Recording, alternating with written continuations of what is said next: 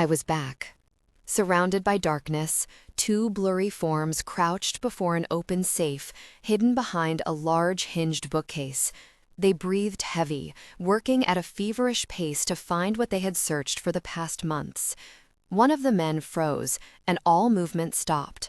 He leaned further into the safe, using both hands to pull out a thick, leather-bound book. "That's it. Dear God, that's it," Jack whispered. Every corner of the room held a warning. Lit only by the moonlight filtering through the blinds of a single window, antique swords and axes hung on the walls, bordering hand-painted landscapes of war and death. The air was stale, lacking human lungs to circulate it. I had been there many times before, but my hands still trembled, knowing the panic would begin soon. It was coming, but I couldn't stop it. It would play over and over, like I was stuck in time, in a bad dream or in hell. Jack's fingers ran over the branded seal in the center and looked to his friend. "Are you sure you want to do this, Jack? Are you sure it's her, Gabe?" Jack replied. Gabe nodded slowly, and then Jack continued with a sigh. "Then you know the answer." Hearing what Jack's human ears couldn't, Gabe's head jerked to the side. "It's too late," he said, his eyes twitching back and forth as he listened. "They're here." They shoved the documents, artifacts, and jewels back into the safe, and the fair-haired man effortlessly pressed the heavy bookcase flat against the wall in an attempt to conceal any evidence of their presence. "Don't worry about that now, Gabe. Let's go," Jack growled. "I'm trying to buy us some time." Their shadows glided over the wooden floor as the men fled the room, and I stepped aside, watching them in silence, knowing their fate. Gabe ran ahead, gun in hand, accustomed to Jack falling behind. He waited at the end of the hall for his friend, calculating a way out. "The roof," I whispered in his ear. "You always use the roof." A large, warm hand reached out, and Jack was pushed against the wall. "What are you?" Jack began. Gabe lifted his finger to his mouth and then pointed to the upper floor. Jack nodded quickly, pushing his tired body from the wall. They bolted down a corridor, tightly rounded a corner, and then launched themselves up the stairs. Both men took 2 steps at a time, their hands gripping the banister to pull themselves along with each leap. "The roof," Gabe called, as many voices echoed below them, none of them human. Jack's eyes widened when a terrifying shriek came from below. His stride grew longer as he streaked through another door, climbing a second stairway. He heaved a breath of relief. The narrow walls of crumbling concrete meant the roof was just a few steps away. Already at the top of the stairway, Gabe shouldered through an outer door and ran across the roof to the edge. He looked down, 4 stories to the road below, and then at his friend. "We've still got 2 minutes, Jack. Are you sure?" "Do I look ambivalent to you?" he shouted, tightly grasping the book to his chest. "I have to find a way to stop it." I frowned. In the past, I had begged my father to leave the book behind. Dozens of trips to this place taught me that Jack and Gabe's plight would replay exactly the same. Each time I attempted to change the outcome, it just made the end harder to watch. Gabe sighed, in submission, and then jerked his head to the north, gauging the distance of their escape. Then it begins. The shrieking grew louder, and Jack closed his eyes. "I have to save her," he said, in a low, grieved voice. Jack's body jerked forward. His tie slapped against his neck, and the wind howled past his ears as he flew through the night sky. It seemed as if the second he had taken flight, he had landed on another roof, 4 buildings away. Jack lurched forward with a sudden stop, bending at the waist, making a loud grunting noise as the air was forced from him with the sudden impact. Gabe released him then. "I'll never get used to that," Jack smiled, smoothing out his jacket and tie. "I could have let you take the fire escape, brother, but with those beasts on your tail, only parts of you would have made it to the street," Gabe said with a smirk. His grin quickly faded when he looked up. "They are drawn to it. We need more distance." Jack nodded. A door identical to the one they had escaped from was a few yards away. He yanked open the door, and then Gabe followed him down the stairs. After 3 flights, Jack slowed his pace, and his chest heaved. "Come on," Gabe growled. I'm coming, Jack snapped, taking another deep breath before descending the last 2 flights. Just as their exit came into view, the shrieking and snarling grew louder. Jack looked over his shoulder and saw that Gabe had stayed behind, his firearm held closely to his face. "We're not going to make it. They're too close," Gabe breathed. "Gabriel!" An animalistic hiss cried above them. It was one voice, but it was also many. Gabe cocked his gun and narrowed his eyes. "Go, Jack. I'll hold them off." "Gabe, if you want to save your daughter, then go," Gabe yelled. Jack clutched the book to his chest and made his way outside. He burst from the door and then grasped his knees, unable to catch his breath. He leaned against the door and lifted his face to the heavens, closing his eyes. "God help me," he whispered. The shrieking stopped momentarily before piercing the air again. For the first time, Jack looked into my eyes. He was afraid, something I'd never seen before. It felt strange at first, as though he shouldn't have been able to see me. I watched a familiar look of resolve paint his face. "I'm going to save you, Nina." As if he'd never spoken to me, Jack's eyes darted in every direction to determine the best route of escape. Just as he had made his decision to flee, the wood splintered behind him and dozens of long clawed hands exploded through the door. Jack's eyes widened in terror as demons grabbed at his chest, his legs, his neck, and face. The sharp nails shredded his shirt and sunk into his skin, blood spilling from his open wounds. "Nina!" he screamed. His flesh ripped under the pressure of the long talons grating across it. His arms and legs were thrust forward, and then his body bent in half and disappeared, sucked into the hell that awaited him inside. "Daddy!" I screamed into the darkness. Hands held my outreached arms and I slapped them away. "No, no! Daddy!" I wailed, trying to get away. I wasn't strong enough. "Nina, stop. It's me." As reality sank in, I stopped fighting. Jared sat next to me in our bed, holding my wrists against his chest. "Nina," he said, leaning over to flip on the lamp. My eyes squeezed shut, rejecting the light. Sweat soaked my cotton gown, and damp hair matted against my forehead. With trembling fingers, I wiped the wet strands from my face. It always took a few moments to calm myself, but it wasn't fear this time. I was angry. "They're getting worse," Jared said, concerned. I had to clear my throat. "They're so real," I whispered. I could still smell my father's cologne, and the screeching still rang in my ears. Returning to the same place almost every night to watch my father die felt like torture. Resentment replaced the fear, and that was a good thing. I felt better equipped to handle anger than the overwhelming helplessness that normally woke me. "Nina?" I licked the salt from my lips. "I'm okay." "That's the 3rd one this week." "I don't think you're okay," Jared said, his face tense. "Same one?" Reluctant, I nodded. Jared worried obsessively each time he had to wake me from a nightmare. He was tormented by the screaming, the trembling, and the inability to stop it. He watched me for a moment before pulling me onto his lap. "Maybe you should talk to someone." "I don't need a shrink, Jared. They're just dreams," I said, more to myself than to him. He pulled me with him, resting his back against the headboard. I worked to relax. My days without him the previous spring had been good practice when I didn't want to bother him with my ridiculous human fears and feelings. But I struggled after the nightmares, even after months of perfecting my talent. I tried to think of anything but the terrifying image of my father being torn to shreds so that I could settle down and fall asleep. Jared's feverish chest against my cheek was comforting, and I breathed in his amazing scent. Any other time, I would have instantly felt at ease, but after the three-peat of the worst nightmare I'd ever had, it didn't work. "I'm going to take a shower," I said, abruptly peeling off the blankets tucked around me. "It's 3 o'clock in the morning, Nina. You have to get up in 3 hours anyway for work. Why don't you just try to sleep?" I scooted to the edge of the bed and planted my feet on the floor with my back to Jared.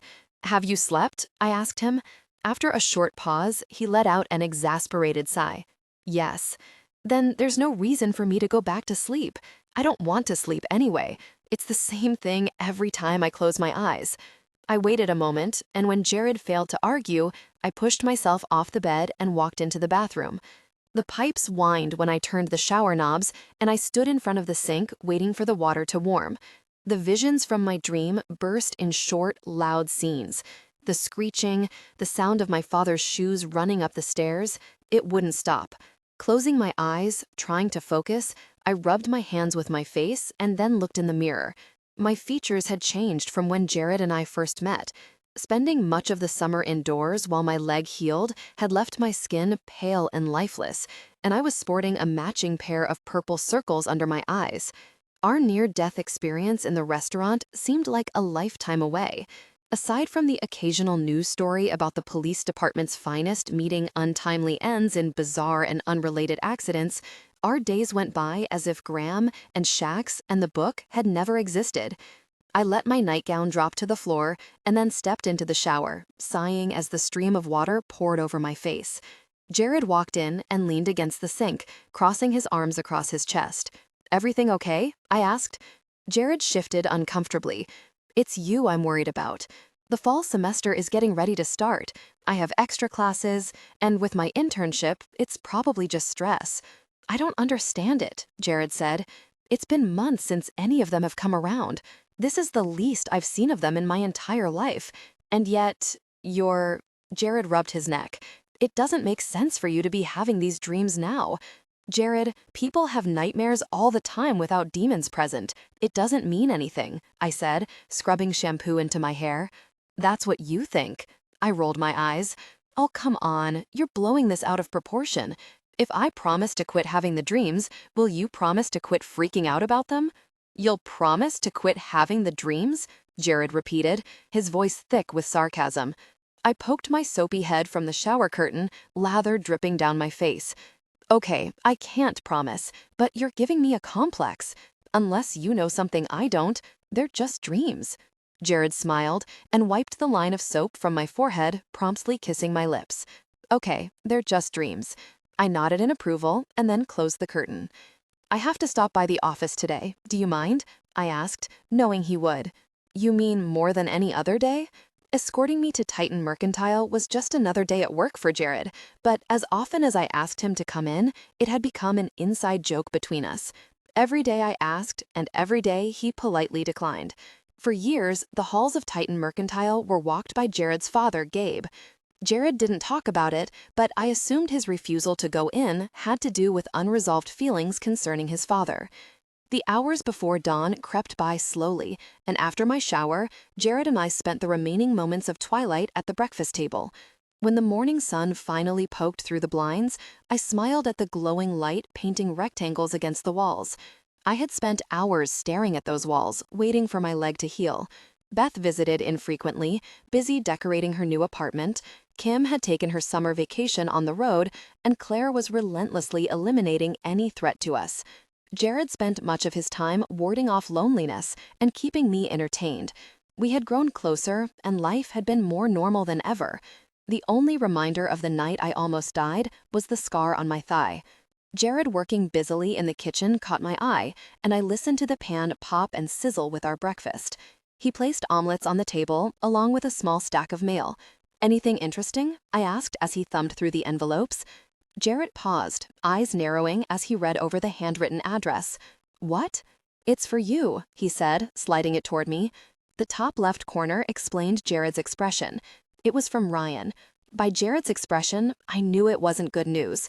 "You already know, don't you?" I said, pulling out a single sheet of notebook paper.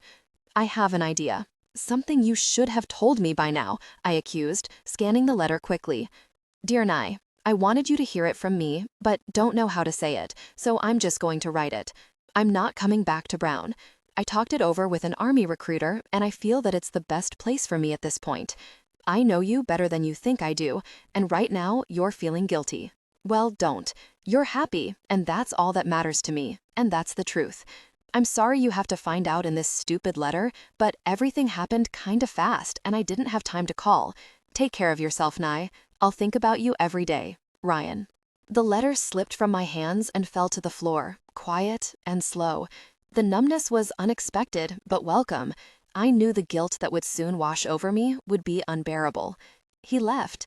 Jared touched my hand. Claire called. He's doing well. Claire's gone? I wailed, standing up from my seat. Anger was always preferable to pain. Jared took a step toward me, but I stepped away from him. You didn't even let me say goodbye to her, to either of them. Jared's eyebrows moved in. He wanted to do this, Nina. You couldn't have stopped him anyway. But you knew it was happening, I said softly. You should have told me. The lack of sleep was already wearing on me, and my body felt heavy. I didn't have the energy to be angry. My eyes drifted to the letter on the floor. This is my fault. Nina, no. I nodded. I did this. I broke his heart, and he couldn't stay here. I shook my head. I should have left him alone. He's going to die out there. Ryan made his choice, Jared said. His dry tone was hardly convincing. He had a right to be angry, watching his fiancé anguish over the man she was meant to be with.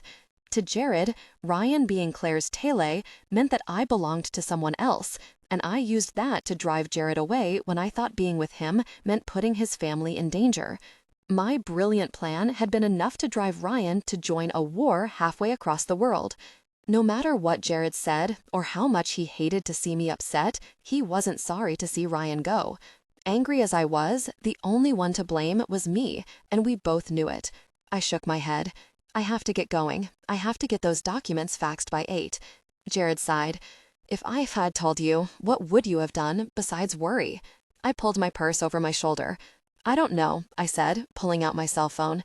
I scrolled through the address book until I found Ryan's number and then held the phone to my ear. As I expected, his voicemail immediately answered. The sound of his voice made my insides wrench, but when the beep cued me to speak, my temper kicked in. I need you to call me. Call me right now. I mean it. I just got your letter, and you can't do this. You just can't. You've got to call me so we can figure this out. Please. Jared took the phone from my hand and let it slowly close. He's not going to get that message, sweetheart. I had to try, I said, opening my purse for him to drop the phone inside. Someone had to. Jared touched my arm. He's the safest enlisted man in the army, Nina. He has Claire. And how is that going to work exactly? Has Claire joined the army? Jared smiled. No, we've talked about this. She keeps an eye on Ryan the same way we were allowed to train. We have connections. That's not the point.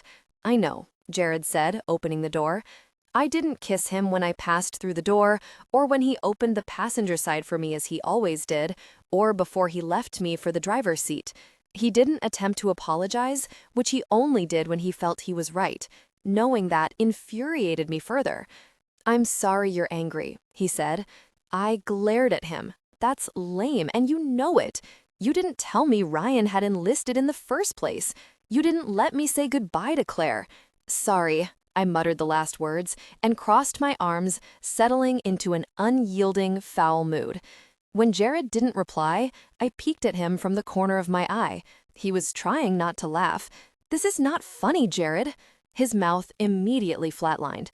I didn't say it was. You're just... He shook his head as he pulled to the curb of Titan Mercantile, trying to be angry, with a series of annoyed expressions on your beautiful face. It's amusing. I'm sorry. Stop being sorry and start being, I don't know, sorry. A corner of Jared's mouth rebelled and turned up slightly before he straightened it again. Have a good day. I slammed the door, beyond trying to have an argument with him. At times, it was maddening how in love with me he was. I took a few steps toward the building and then stopped. I returned to the Escalade and sighed.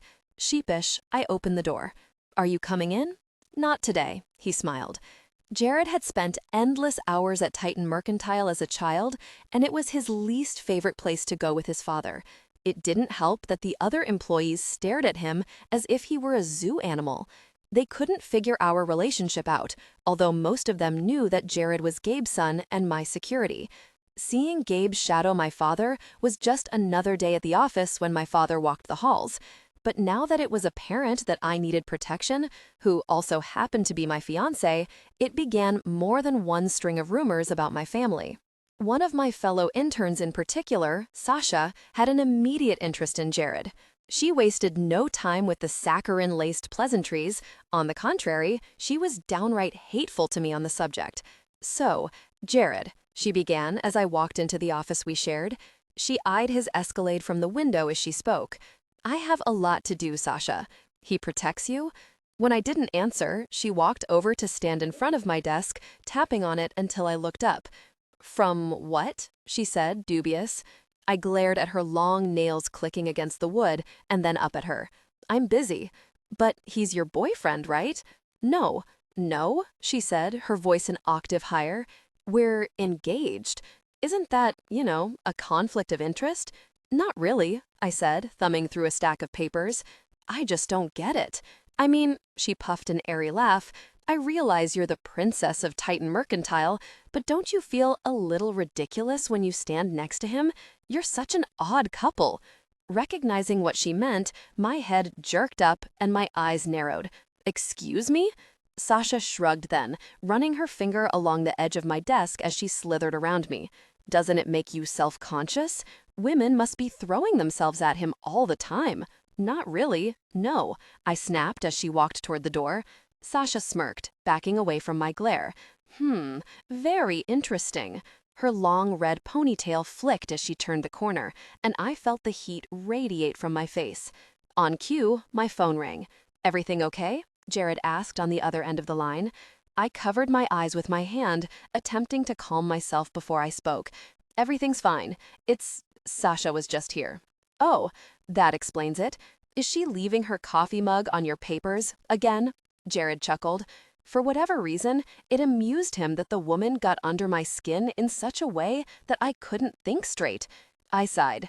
No, I can't say what I want to, so I just won't. You do own the company, you know. You don't have to work with her. Right now, I'm an intern, Jared, and I sighed again, watching her flirt with the human resources manager. Don't tempt me. Think you could slip away a bit early today? Jared asked. Probably. Why?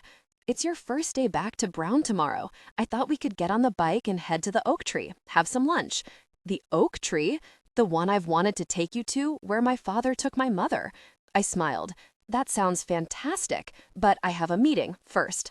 Right, Jared said, pretending he'd forgotten. I straightened my skirt at the waist and then pressed the button for the third floor. My entire last day of freedom could have been spent with Jared, but Mr. Pataka asked that the interns come in for one last meeting before school began. Some of them were leaving, and he needed to redistribute responsibilities. I had looked forward to this meeting all week, only because it was Sasha's last day. That alone was cause to celebrate. Interns, Mr. Pataka began, looking through the papers in his hand. He always said interns as if it left a bad taste in his mouth. Anna, Brad, and Evan will be leaving us, leaving Shannon, John, Nina, and Sasha with new responsibilities. I would like to say... Mr. Pataka's words blurred together after I realized he'd put Sasha in the wrong category. I'm sorry, Mr. Pataka. Yes, Miss Gray, he said, obviously irritated. I was well aware that had any other intern interrupted him, they would have been promptly asked to leave the meeting. But everyone knew, including Mr. Pataka, that I wasn't just an intern. I think you've made a mistake. Sasha isn't staying, I said as professionally as I could manage. Still not paying attention to your briefs, Sasha snapped. I'm staying on through the school year. What? I said, my tone more disgusted than I'd meant. I looked to Mr. Pataka, who nodded while looking incredibly bored with the turn the conversation had taken. I stumbled over my words, trying to think of a way to save face after I'd made it so clear that I was shocked and dismayed at the news. It's okay, Nina. We still get to be office mates, Sasha purred. Her smile was that of a cat being polite to the bird just before she ate it. Moving on, Mr. Pataka continued. Sasha, you'll be taking over Brad's duties. Shannon, you'll be taking over Anna's duties. And John will be taking over Evan's. I expect those departing to make sure those staying behind have exact instructions. What about Nina? Sasha said, glaring back at me over her shoulder. Mr. Pataka sighed. Nina will be training with Grant during the school year, Sasha. Try not to make me feel as though I'm babysitting more than I already do, please. With Grant, Sasha groused. Grant was second in command at Titan. When Jack died, he assumed the management responsibilities until I was ready to take over. Working with him was not something I looked forward to. I had spent my teenage years watching Grant suck up to my father and, to Jack's amusement, shamelessly flirt with me. Jack saw something in Grant that I couldn't or wouldn't see. Not only did he give Grant promotion after promotion, he tirelessly tried to persuade me to go out with his up-and-coming, incredibly intelligent star employee. While being within 5 feet of Grant usually made me a bit nauseous, Sasha had been scheming to land a job as his assistant since her first day. Mr. Pataka's decision to place me in the very position she'd been working for all summer would no doubt push her beyond any irritation she'd had for me before. I smiled at the thought. This would mean an all-out war? Is there a problem, Sasha? I asked, trying to preserve a bit of respect from my future employees.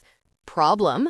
Not at all, Sasha said with the sickeningly sweet laugh that liberated her from most awkward situations she'd created for herself. I apologize, Nina. I didn't realize you were so sensitive, she smiled. I looked to Mr. Patoka. Are we finished here? I'm finished with the meeting, but I need you to come to Grant's office with me, Nina. He needs to brief you on a few things before you start back next week. The other interns filed out of the room, shaking hands and saying their goodbyes. I nodded to each of them as they made a beeline to the elevator, but not before meeting Sasha's cheap grin with one of my own. Mr. Patoka escorted me down the hall and into the elevator, punching button 4, where my father's office still resided. Grant's office was on the opposite side of the floor, parallel to Jack's. Half of his walls were covered in degrees and pictures of polo ponies, and the other half allowing the sunshine to pour in from large windows that overlooked Fleet Rink. Mr. Patoka knocked on Grant's half-open door. Mr. Bristol, Nina's here to see you. Bring her in. I walked into his office, sitting in a puffy green chair, feeling amiable for a change. Grant had worked for my father for 10 years, and like every cliché rise to the top story, Grant started at entry level. The only thing that would have made his story any more boring would be if he'd began in the mail sorting trenches, had we kept a mailroom. But Grant didn't begin his days at Titan as a mailboy. He began as an intern. Nina, Grant greeted me over his thin, square glasses. Grant, I acknowledged with a nod. Grant looked at Mr. Patoka and smiled politely. Thank you, Eugene. Mr. Patoka ducked from the door and shut it behind him. Even though I saw Grant as somewhat of a weasel, the rest of the employees regarded him as their personal savior. Okay, what's with all the formalities, Grant? I said, crossing my arms. Give me a break, Peanut, he smiled. He sat in his chair, leisurely crossing his ankles on top of his desk. I frowned at his ridiculous Argyle socks. They resembled the very thing I hated about Grant Bristol. He was handsome in an annoying, maddening way. His light brown hair and clean-shaven baby face made most women at our office swoon. He was well-dressed and well-spoken, and I suppose he was even funny at times, all of which made me want to plant my fist straight into his square chin. He reminded me of the token soap opera star. His words were fake, his smile was fake, and his very presence affected me like nails on a chalkboard. Ugh, you know I hate it when you call me that, I groaned. If we're going to work together, you're going to have to stop that, Grant. I mean it. Anything you say, he smiled with his 2 straight, 2 white teeth. I want you here when you're not in class. If I could do it, you can do it. No excuses. Attempting to keep my temper in check, I stood and offered a small grin. See you tomorrow. One more thing, Grant said. I turned and waited. Nice skirt, Peanut. I stomped out of Grant's office, trying not to kick anything on my way out. When I pushed through the front door, I saw Jared's Escalade parked against the curb across the street as usual. Only this time, he stood against his door looking extremely uncomfortable, while Sasha leaned against his car on her shoulder, not 6 inches from him. I could see that he was trying to be polite as he kept his arms crossed, careful not to react to her flirtation. But my eyes zeroed in on Sasha giggling and touching his shirt, chest, and arms with every other word. Nina, hi, sweetheart, Jared said, my interruption a relief. He pulled me into his arms and made a show of planting a kiss on my lips. Hey, Nina, Sasha gushed. I was just telling Jared that we should double date sometime. No, I snapped, my patience far beyond its limit. Jared walked me to the passenger side and opened the door. "I can get into the car on my own," I said acerbically. "Nina," Jared smiled, amused at my mood. "Don't Nina me," I said, looking straight ahead. "Well," Sasha called from the other side of the SUV, raising her eyebrows, "I guess I'll see you on Monday. It was nice to finally have a chance to talk, Jared." Ignoring Sasha's final attempt for his attention, Jared watched me for a moment, trying to decipher my emotions. Finally, he walked around to his side and slid in beside me. He watched Sasha trot across the street and then shook his head. "You don't honestly think I was—" "No, I don't think you were flirting with her," I grumbled. Jared pulled away from the curb and nodded. "Good, because that is completely ridiculous. Not only am I madly in love with you, she's—" Jared shook his head, making a series of disgusted faces as he tried to think of the correct description. "She's something else. That's a word for it," I said, crossing my arms. "How was your meeting?" he asked. "You mean you don't know?" I kept tabs, but it was difficult to get the details with Sasha 2 inches from my face. "Is Grant still a jerk?" "Yes," I nodded. "What's wrong?" Jared paused a moment and then his eyebrows shot up. "Oh, what is that supposed to mean?" "Nothing. I didn't mean anything," Jared said, trying not to smile. I shook my head, watching the trees pass by the window. Eli had once told us that when we made a commitment in a physical way, Jared's senses concerning me would be heightened. I still wasn't sure what that entailed. Jared never let on that anything had changed, but when his former urgent curiosity about the motives behind my moods or feelings had all but disappeared, I knew something was different. I cornered him on more than one occasion to explain his new attunement, but he always seemed to maneuver his way out of the conversation with an efficient and irresistible diversion. "Do we still have lunch plans?" I asked, my attention still focused on the passing landscape outside the window. "Absolutely. I have a surprise for you," Jared said, taking my hand and pulling it to his mouth. My mood quickly changed as the warmth from his lips shot up my arm. "I love surprises." "I know," he said against my skin. "Gone. Carved your name? In a tree? That's so sweet," Beth squealed. "Yes, in a tired, done 3 billion times kind of way," Kim droned, unimpressed. I ignored her, smiling at Beth. He brought me to a field that had a lone oak tree in the center. We rolled out a blanket for the picnic lunch he packed. It was perfect. "You're up," Kim said, elbowing me. "Oh," I said, briefly glancing to the menu hanging from the ceiling. "Large coffee, black." The girl behind the counter nodded and punched the buttons on the register, waiting for my check card. I nudged Beth. "Did you want anything?" "No, not today." I rolled my eyes. "She'll have a large, skinny mochaccino, please." "I said I didn't want anything," Beth said, feigning annoyance. "And since when do you drink your coffee black?" "We're not going to have our morning coffee talk on the first day of school without coffee," I said. "I know things are tight for you and Chad right now. Moving is expensive." "It's not a problem. I'm not a mooch." "Southern hospitality, isn't that what you call it?" I winked. "You're a Yankee," Beth muttered. The girl turned to make our drinks, and Beth leaned in. "So, the tree." I smiled.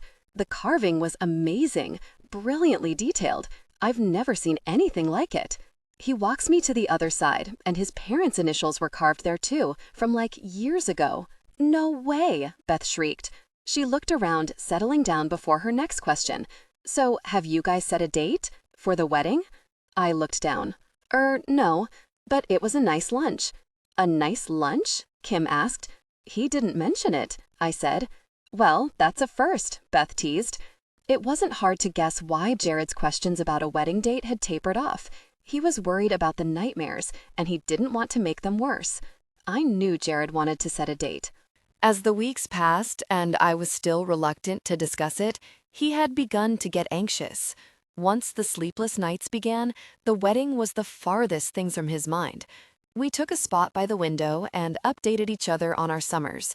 Beth and Chad had cut back on their hours at their jobs because of the fall semester.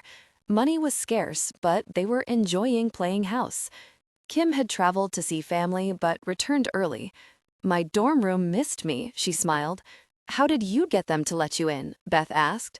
"I have the gift of persuasion," Kim said, rubbing her fingers together. So you traveled most of the summer, didn't work, and you had enough money to bribe the powers that be at Brown University? I asked. Right, Kim shrugged. I robbed 2 banks and a liquor store on the way to Chicago. Nice, I said, taking another sip. So Ryan's in the army? Kim asked. Kim, gosh, Beth said, shaking her head. I nodded. Wrote me a letter and just popped in the mail on his way to war, like it was nothing, like a freaking birthday card.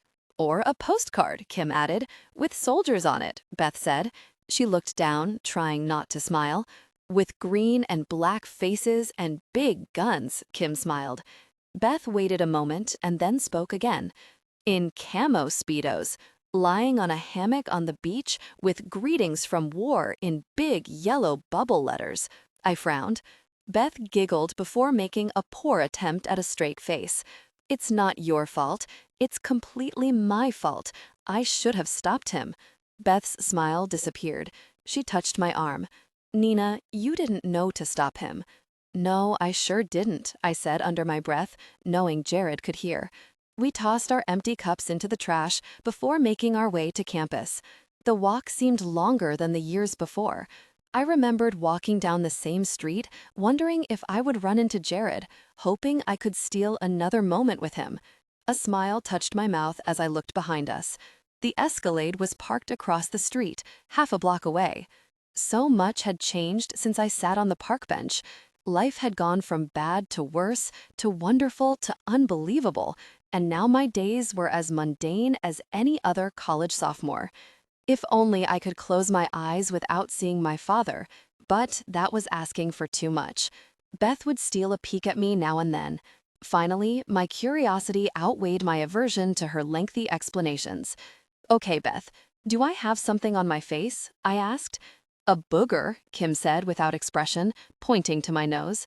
I have a booger on my nose? I gasped, my hand flying up to cover it.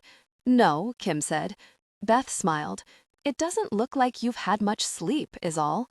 My hand didn't leave my face without wiping my nose a few times, and then I made a face at Kim. I haven't, I guess. You guess? Beth persisted. Bad dreams, Kim said.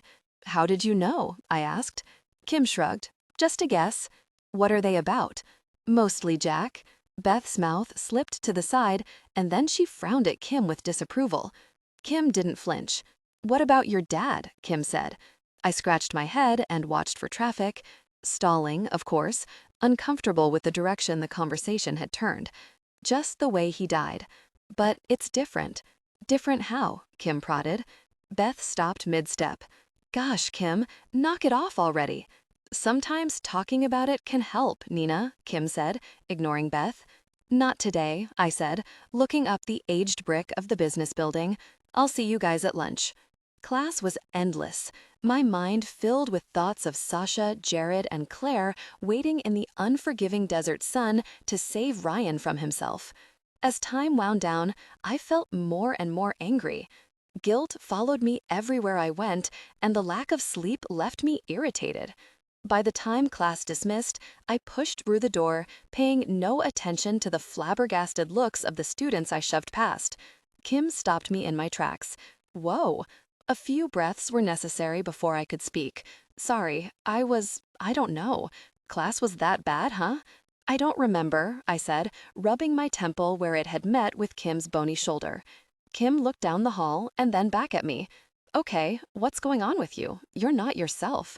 I'm just tired, I said, sliding by her to escape down the stairs. On the greens, the closest bench took the brunt of my anger when I slammed my backpack into it before sitting down in a slump. My next class was in 10 minutes, and I had no motivation to listen to the monotonous rules and itinerary. The students passed, chuckling and chattering with the energy expected on the first day of school. The summer sun was already too warm for the early hour, and with no breeze, I could feel the beads of sweat forming between my clothes and the wood. Campus didn't feel like home anymore. I felt years from the giggles and laughter I shared with my friends, sitting at lunch and coffee shops and the pub. My mood grew worse, and I refused to budge from my bench. And then he sat beside me. Warm day, huh? He asked, without looking in my direction. I guess. Did you miss the bus? He asked, peeking at me from the corner of his eye. I sighed. I let it drive away so the love of my life could save me with a cab ride. He smiled. I'm going to make this okay, baby. Ryan, the dreams, we're going to figure this out. He took me under his arm and then pressed his lips to my forehead.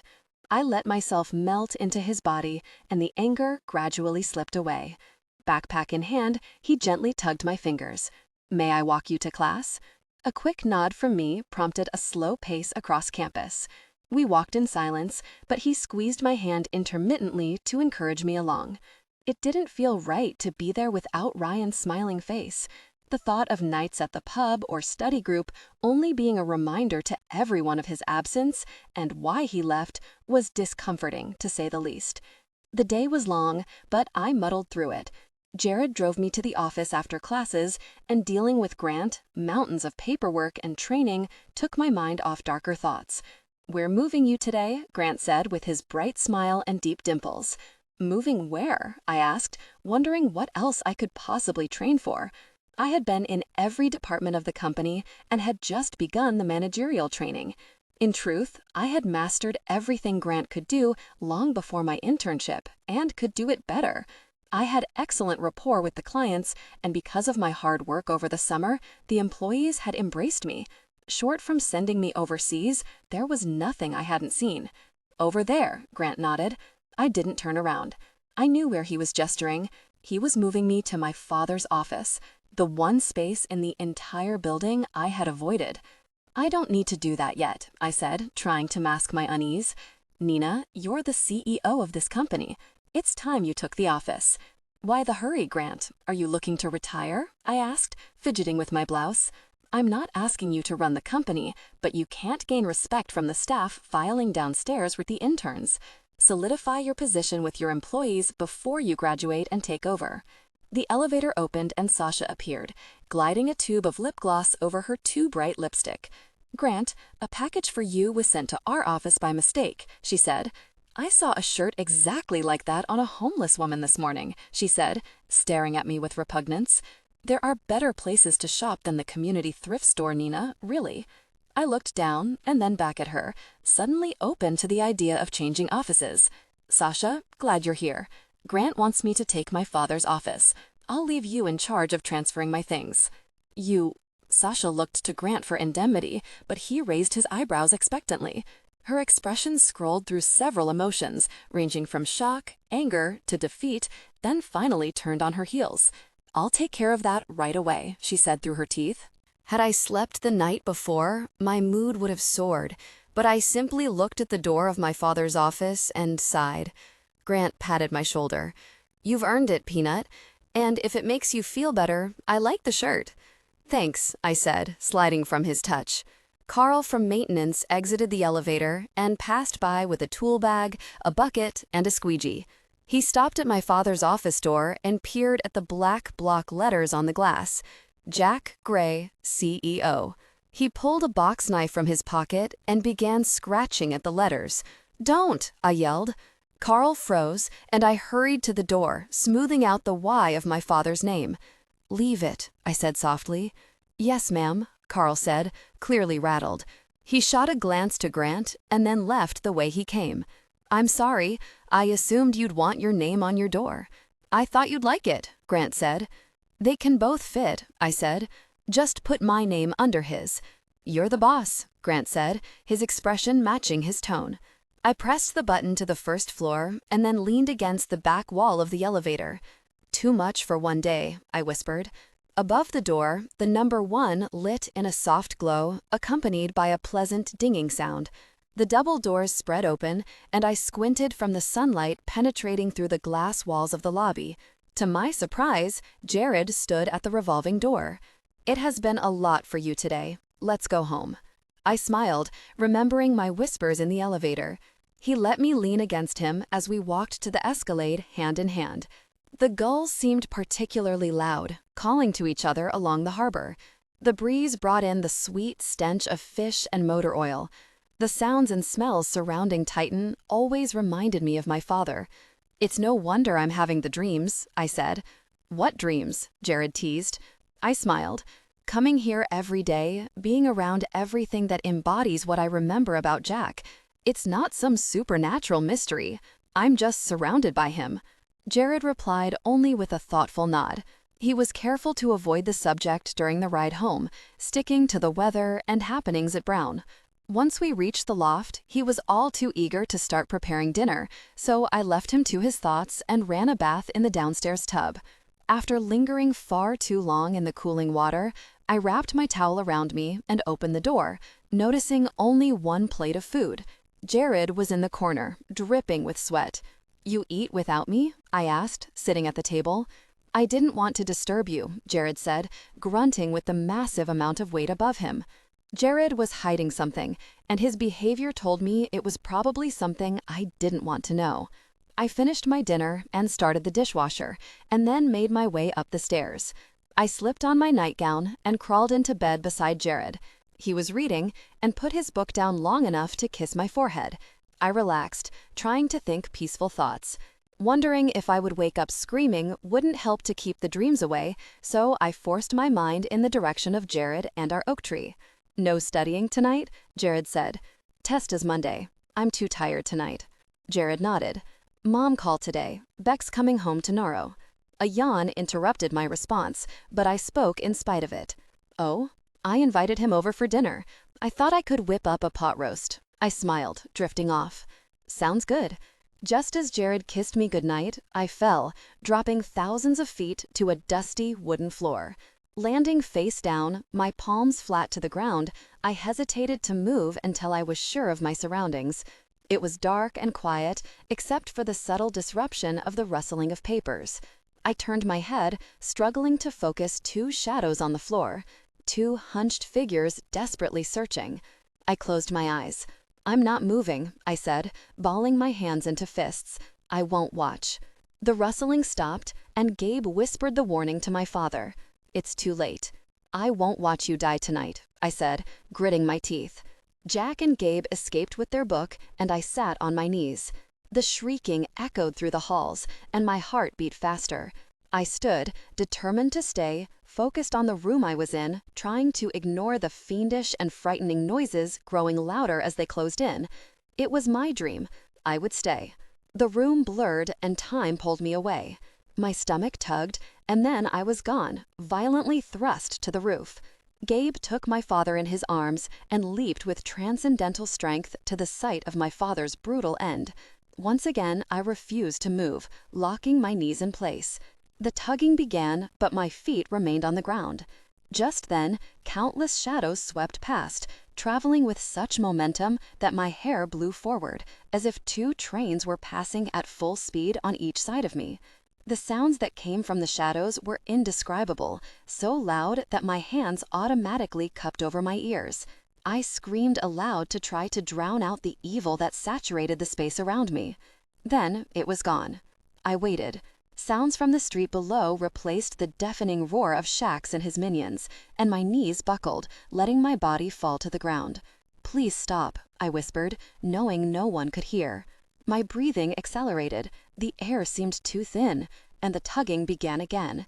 "No," I pleaded, just as a hole opened up beneath me. I fell, landing on the wet cement of the alley. A pair of familiar shoes stood before me, and I followed the tailored suit with my eyes to the face of my frightened father. His hands were wrapped around the book, his knuckles white. I closed my eyes, waiting for what would come next. The sounds of hands exploding through the door and the audible shredding of Jack's clothing and skin were much more vivid when I refused to watch. The bones of his spine snapped as demons yanked him through the hole in the door and into the building to his brutal death. I cried out, not so much a scream as a low, guttural moaning, sobbing for my father.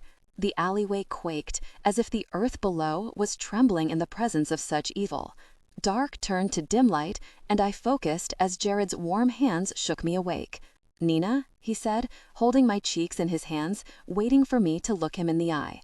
Once again, soaked in my own sweat, I tore my nails from my palms, still clenched from trying to force myself to stay in one place. Jared looked down and then left for only a moment, bringing back 2 rags.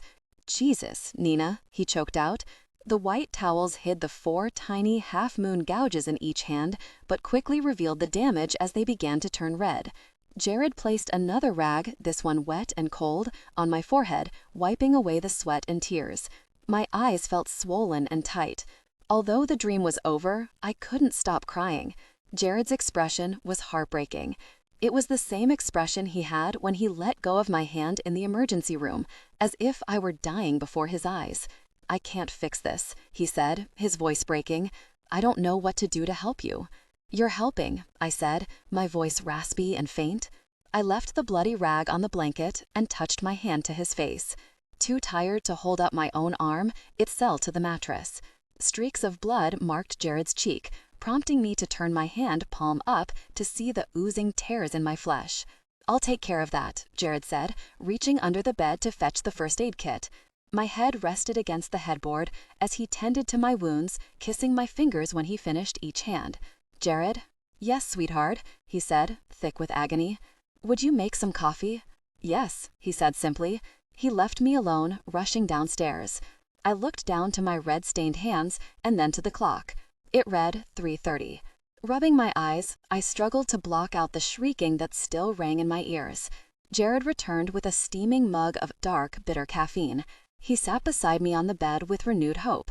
"Okay," he said, carefully passing the cup to me. "Let's talk about this." "No." No? My answer caught him off guard. It took him a moment to recoup. "Nina, there has to be a reason for this." I took a sip and sighed. "I told you, I'm at Titan every day. I'm surrounded by Jack and memories for hours at a time. Think about it. The dreams didn't start long after I started my internship. That doesn't add up, Nina. You should be comfortable being there by now. The dreams should lessen, not get worse." An attempt at rational thought proved futile. My mind was clouded by fatigue, and it didn't take long to grow frustrated and give up. "I don't want to think about it, Jared. You must be exhausted. But let me try. Tell me about the dream." Jared smiled when I conceded with a sigh. "Please?" It was different this time. I tried to control it and let it happen without me being there to watch, but it kept pulling me back. "What pulled you back?" I shrugged. "I don't know. The dream?" I would stand still and concentrate on staying in place, and then I would get pushed to the next scene. But once, I stayed for a while. I saw something I haven't seen before. "Yeah?" he asked, anxious to find answers. Nina," Jared said, firmly interrupting me. Nodding with understanding, I continued. "I stayed behind. Gabe and Jack jumped to the next building like they always do, but this time I stayed on the roof. And the others, they surrounded me. Dozens of them, hundreds of them. I don't know. They surged past me." Jared nodded, still waiting for an epiphany. "And then I fell through a hole, and I landed in the alley. I didn't watch this time. I kept my eyes shut. Did that help?" The noises were just as bad. He waited for something to come to him. Thoughts were clearly racing through his mind as he methodically checked off each scenario, each possible explanation, and then went on to the next. Frustration scrolled across his face, and he stood, walking to the railing that ran along the edge of our bedroom. He looked down to the lower level, squeezing the metal bar so tightly it complained as he twisted his hands back and forth.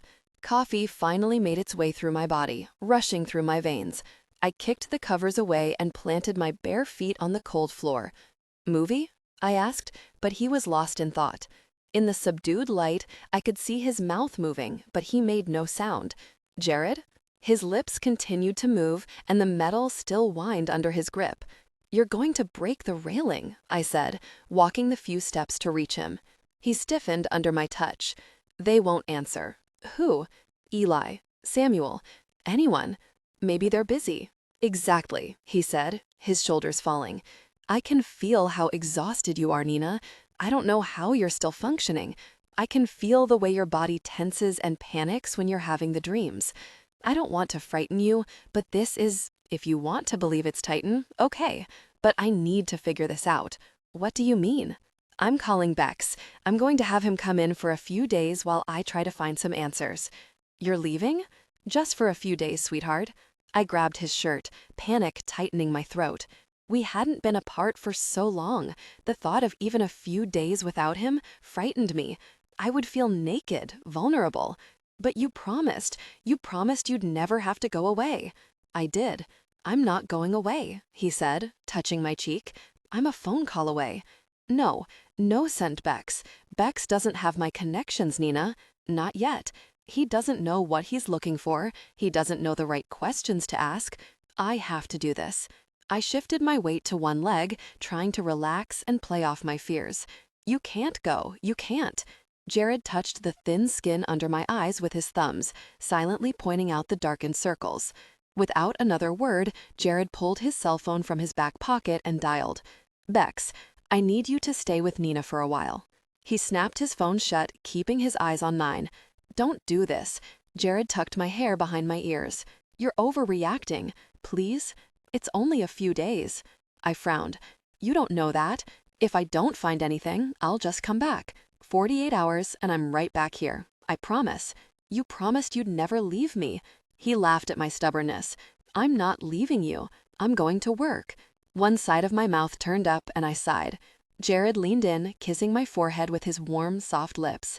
The engine of a speeding motorcycle grew closer to the loft, stopping just outside. Within seconds of its silence, a quiet knock came from the door. My smile melted away, and Jared threw a few things in a duffel bag as Bex sprawled out on the couch downstairs. Mom wants you to call, Bex said, holding the remote in front of him, flipping on the television. Keep it down, Bex. Nina's going to try to sleep. I crossed my arms, angry that he refused to compromise. I can't sleep without you. You think I'm exhausted now? 48 hours from now, I'm going to lapse into a coma. His arms encircled me, kissing me once more. At least you'll get some sleep. He was trying to keep the mood of his departure light. Jared didn't enjoy leaving me any more than I, but he felt strongly enough about my recurring nightmares to break a promise. That realization only left me more unsettled. Jared gently pulled each of my fingers from his shirt. Imprints of where I had crumpled it between my fingers remained in the fabric, and I hastily ironed it out with the palm of my hands. Come home soon, I whispered, trying to keep my voice from breaking. Jared touched his lips to mine and then looked to his brother. Bex? Got this, Bex said, lifting his thumb in the air. Before my eyes finished blinking, he was down the stairs and out the door. For a few moments, I felt nothing, but the second air filled my lungs, an overwhelming sense of sadness came over me. Jared hadn't been more than a block away from me since I came to my senses and begged him back last May. The bed seemed miles away, but I slowly made my way to it. The moment my backside sunk into the mattress, I heard purposeful stomping up the stairs. Bex ran at me full speed, jumping up and taking flight, landing precisely 1 inch away. I didn't flinch. Hey, Bex said, elbowing me. Death Jungle is on. Come watch it with me. Where is Jared going? I don't know. Come on, he said. His voice was already deeper, and he had been taller than me for several months. If I didn't know he was still a kid, I would have thought he was a fellow college co-ed. He still hadn't quite filled out the only thing that gave him away. He tugged on me to follow him downstairs, and I reluctantly agreed, resting my head on the arm of the sofa. A ridiculous array of mutilation and mayhem filled the screen. Bex watched with unyielding focus, but my eyes struggled to stay open. Shifting to find a comfortable spot, I settled in and let my mind drift into oblivion. In the darkness, with the screams of dying jungle wanderers in the background, I somehow stayed away from the dark building and my father. 4 feet, please? Bex asked, holding open the passenger side door. I rolled my eyes. Fine. Don't tell your mom. I won't, he said. He took my backpack and threw it in the back as I collapsed into the seat. Within seconds, he was beside me starting the engine. You're so cool, he said with a wide grin. The only reason I'm letting you drive is because you completed your driving course at Cleat. If you can outdrive cops, I'm assuming you won't wreck the only thing I have left of Jack. Bex frowned. Buzzkill. He pulled away from the loft, using his blinker and obeying every traffic law along the way. I watched the trees pass, the reds and oranges signaling the arrival of fall. Jared's whereabouts lingered in the forefront of my mind, but the wall I had learned to form around my feelings had long been routine. I didn't want Jared to make a mistake or get injured because he sensed my anxiety. Coffee shop, 0700, Bex reported, pulling behind Kim's dilapidated Sentra. I shot him a look of disbelief. Seriously? Jared said you were to meet with friends Kim and Beth, to be prompt and keep watch 1 block north with front door in sight. It's me, Bex. Don't act like a military robot. It creeps me out. Bex smiled. I just want to do this right. I returned his smile and gave him a hug. You're doing great, I said, before stepping out onto the sidewalk. Shoving my hands in my pockets to ward off the frosty morning air, I walked toward the front door of our favorite coffee place. The green doors swung open and shut, with patrons coming and going several times before I reached the handle. Just as I walked in, someone ran into me from behind, nearly sending me to the floor. A familiar giggle tittered behind me. "Geez, I'm sorry," Beth said, undoubtedly putting forth every bit of her southern charm. "I was trying to catch you," she breathed. My brows turned in. "Okay, why?" She shoved a piece of notebook paper at me. Josh got this in the mail yesterday and he gave it to Chad. It's from Ryan." I ripped it out of her hand and scanned it. Everything seemed to be fine. He had completed boot camp and was now in specialized training, something about explosives and being a weapons expert. "Great," I said. "But he's doing well. He seems okay, right?" "Yeah," I said, returning the paper. Kim shoved me from behind. "Hey, what is with you two today?" I said. "I saw Beth do it. Looked fun." "Can I kick you later?" Kim said, her expression void of humor. "No, you most certainly cannot." I turned to order, craning my neck once more at Kim to prove I was not in the mood for her antics. We settled in at our usual table, grumbling about upcoming tests and papers. Beth shared Ryan's letter with Kim and complained about cutting back more hours at work, making their cupboards more bare than usual. As Kim and Beth discussed Chad's foul mood due to his feeling that his man-of-the-house status was at risk, I had an epiphany. "What are you getting paid now?" I asked. "Beans," Beth said. "Well, I am the CEO of Titan Mercantile. I need an assistant." Beth immediately perked up. "What are the hours? My classes are at quirky times, you know." "I know," I nodded. "If you can swing at least an hour a day, whenever you can get in, I'll match the pay you were making this summer. You had a little breathing room then, right?" "That's robbery," Beth squeaked. "Oh, shut up," Kim snapped. "Nina has money to burn. She doesn't even get paid to work there, yet," I interceded. Kim continued, "She's your rich friend, Oklahoma. Take advantage." "You have interns for that stuff," Beth said, shaking her head dismissively. "They're busy." After a short moment of thought, Beth's mouth spread into a wide smile. "Really? Really?" She threw herself across the table, wrapping her arms around my neck. "I can't wait to tell Chad. I'm sorry, I have to go." She picked up her things and took a few steps, turning on her heels. "When do I start?" I smiled patiently. "When can you start? Next week? See you Monday." Beth's already broad smile stretched to its limit. She pulled the door open, walking with renewed energy in her step. "Public displays of generosity make me a little queasy," Kim deadpanned. "Why do you think I did it?" I asked. "You're sick," she said, winking. "So what do you think about Ryan's note? He wrote Josh and didn't write me. That's what I think," I sniffed. "Nye, I know," I said, looking out the window. "You don't know. You thought he'd stick around, pine for you for years, until he'd finally move to the mountains, vowing to be a hermit until he died of a broken heart. He was in love with you. He did something drastic. Let it go. I don't want him to pine for me. I don't want him dying because I hurt him either." Kim watched me for a moment, unaffected by my anger. "You don't look as tired today. Did the dreams go away?" "No," I snapped. "But you slept last night?" "Yes. Jared left town, and it's like I fell into a coma or something." "Interesting," Kim said. I turned to look at her, but she was staring out the window as if she were searching for something. "What is it?" I asked. "Nothing," she said, turning to face me.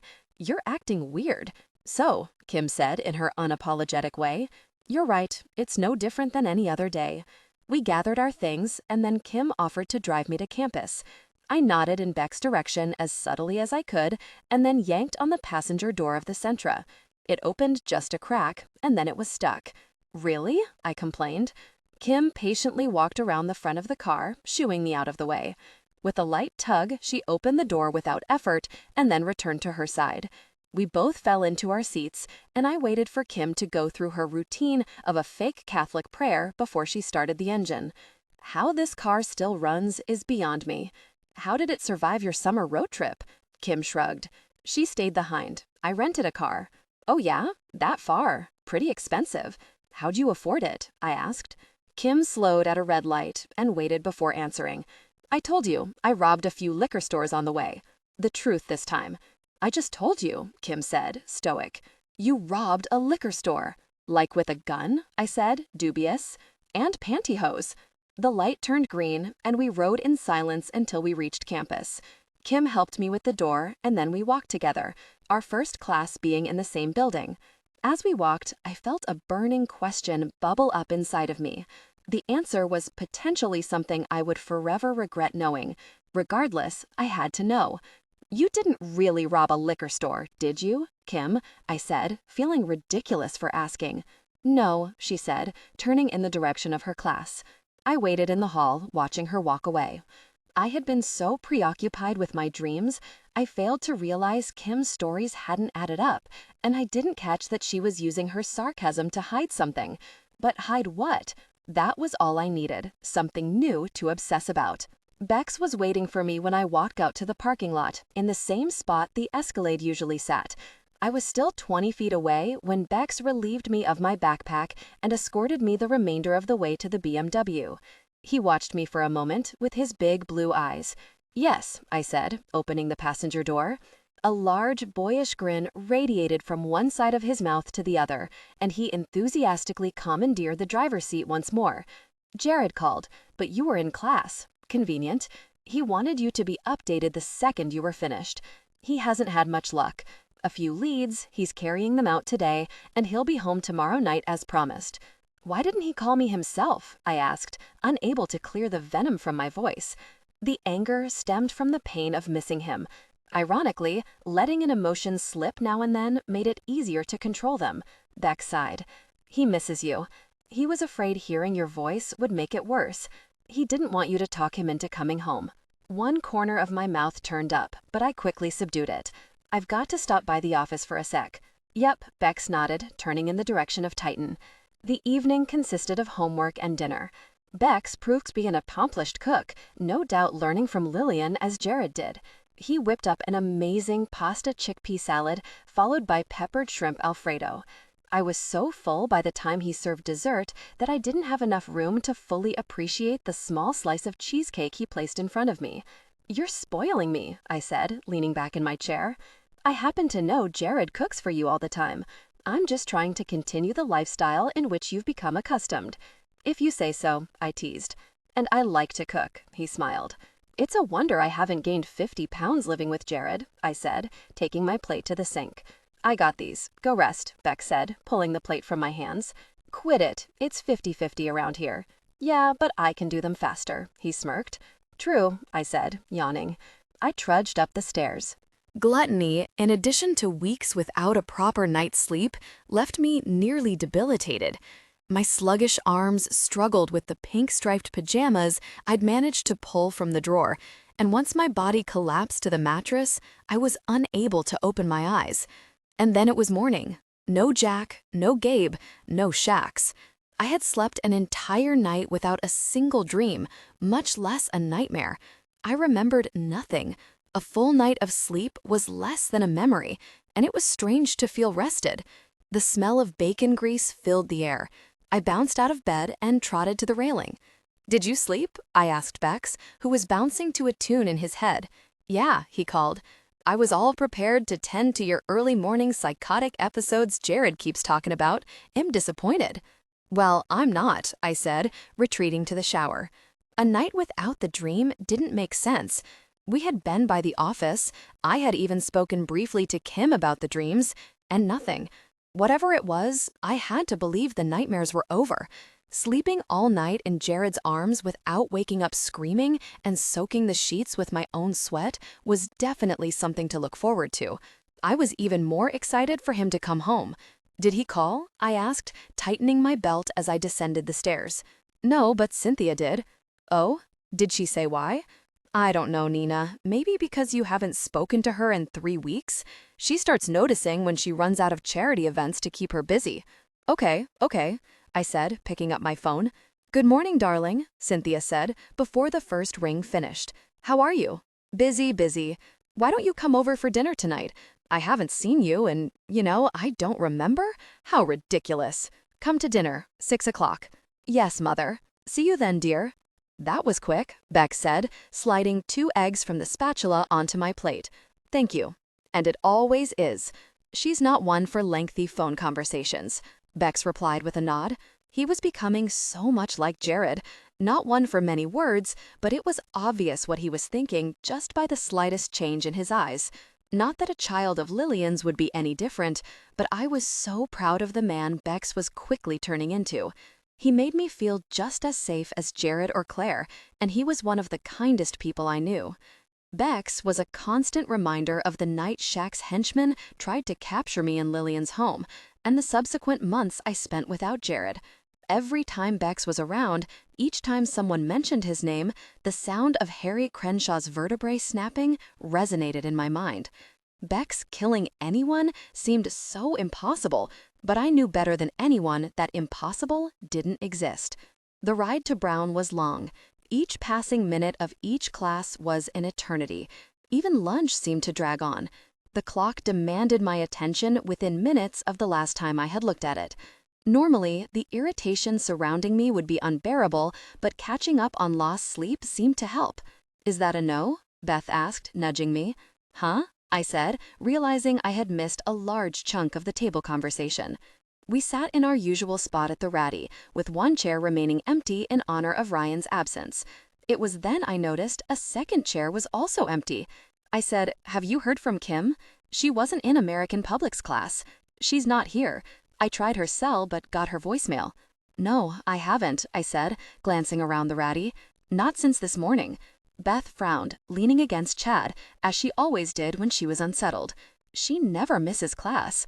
Our lunch table was relatively quiet after that, making the minutes pass even more slowly, if that were possible.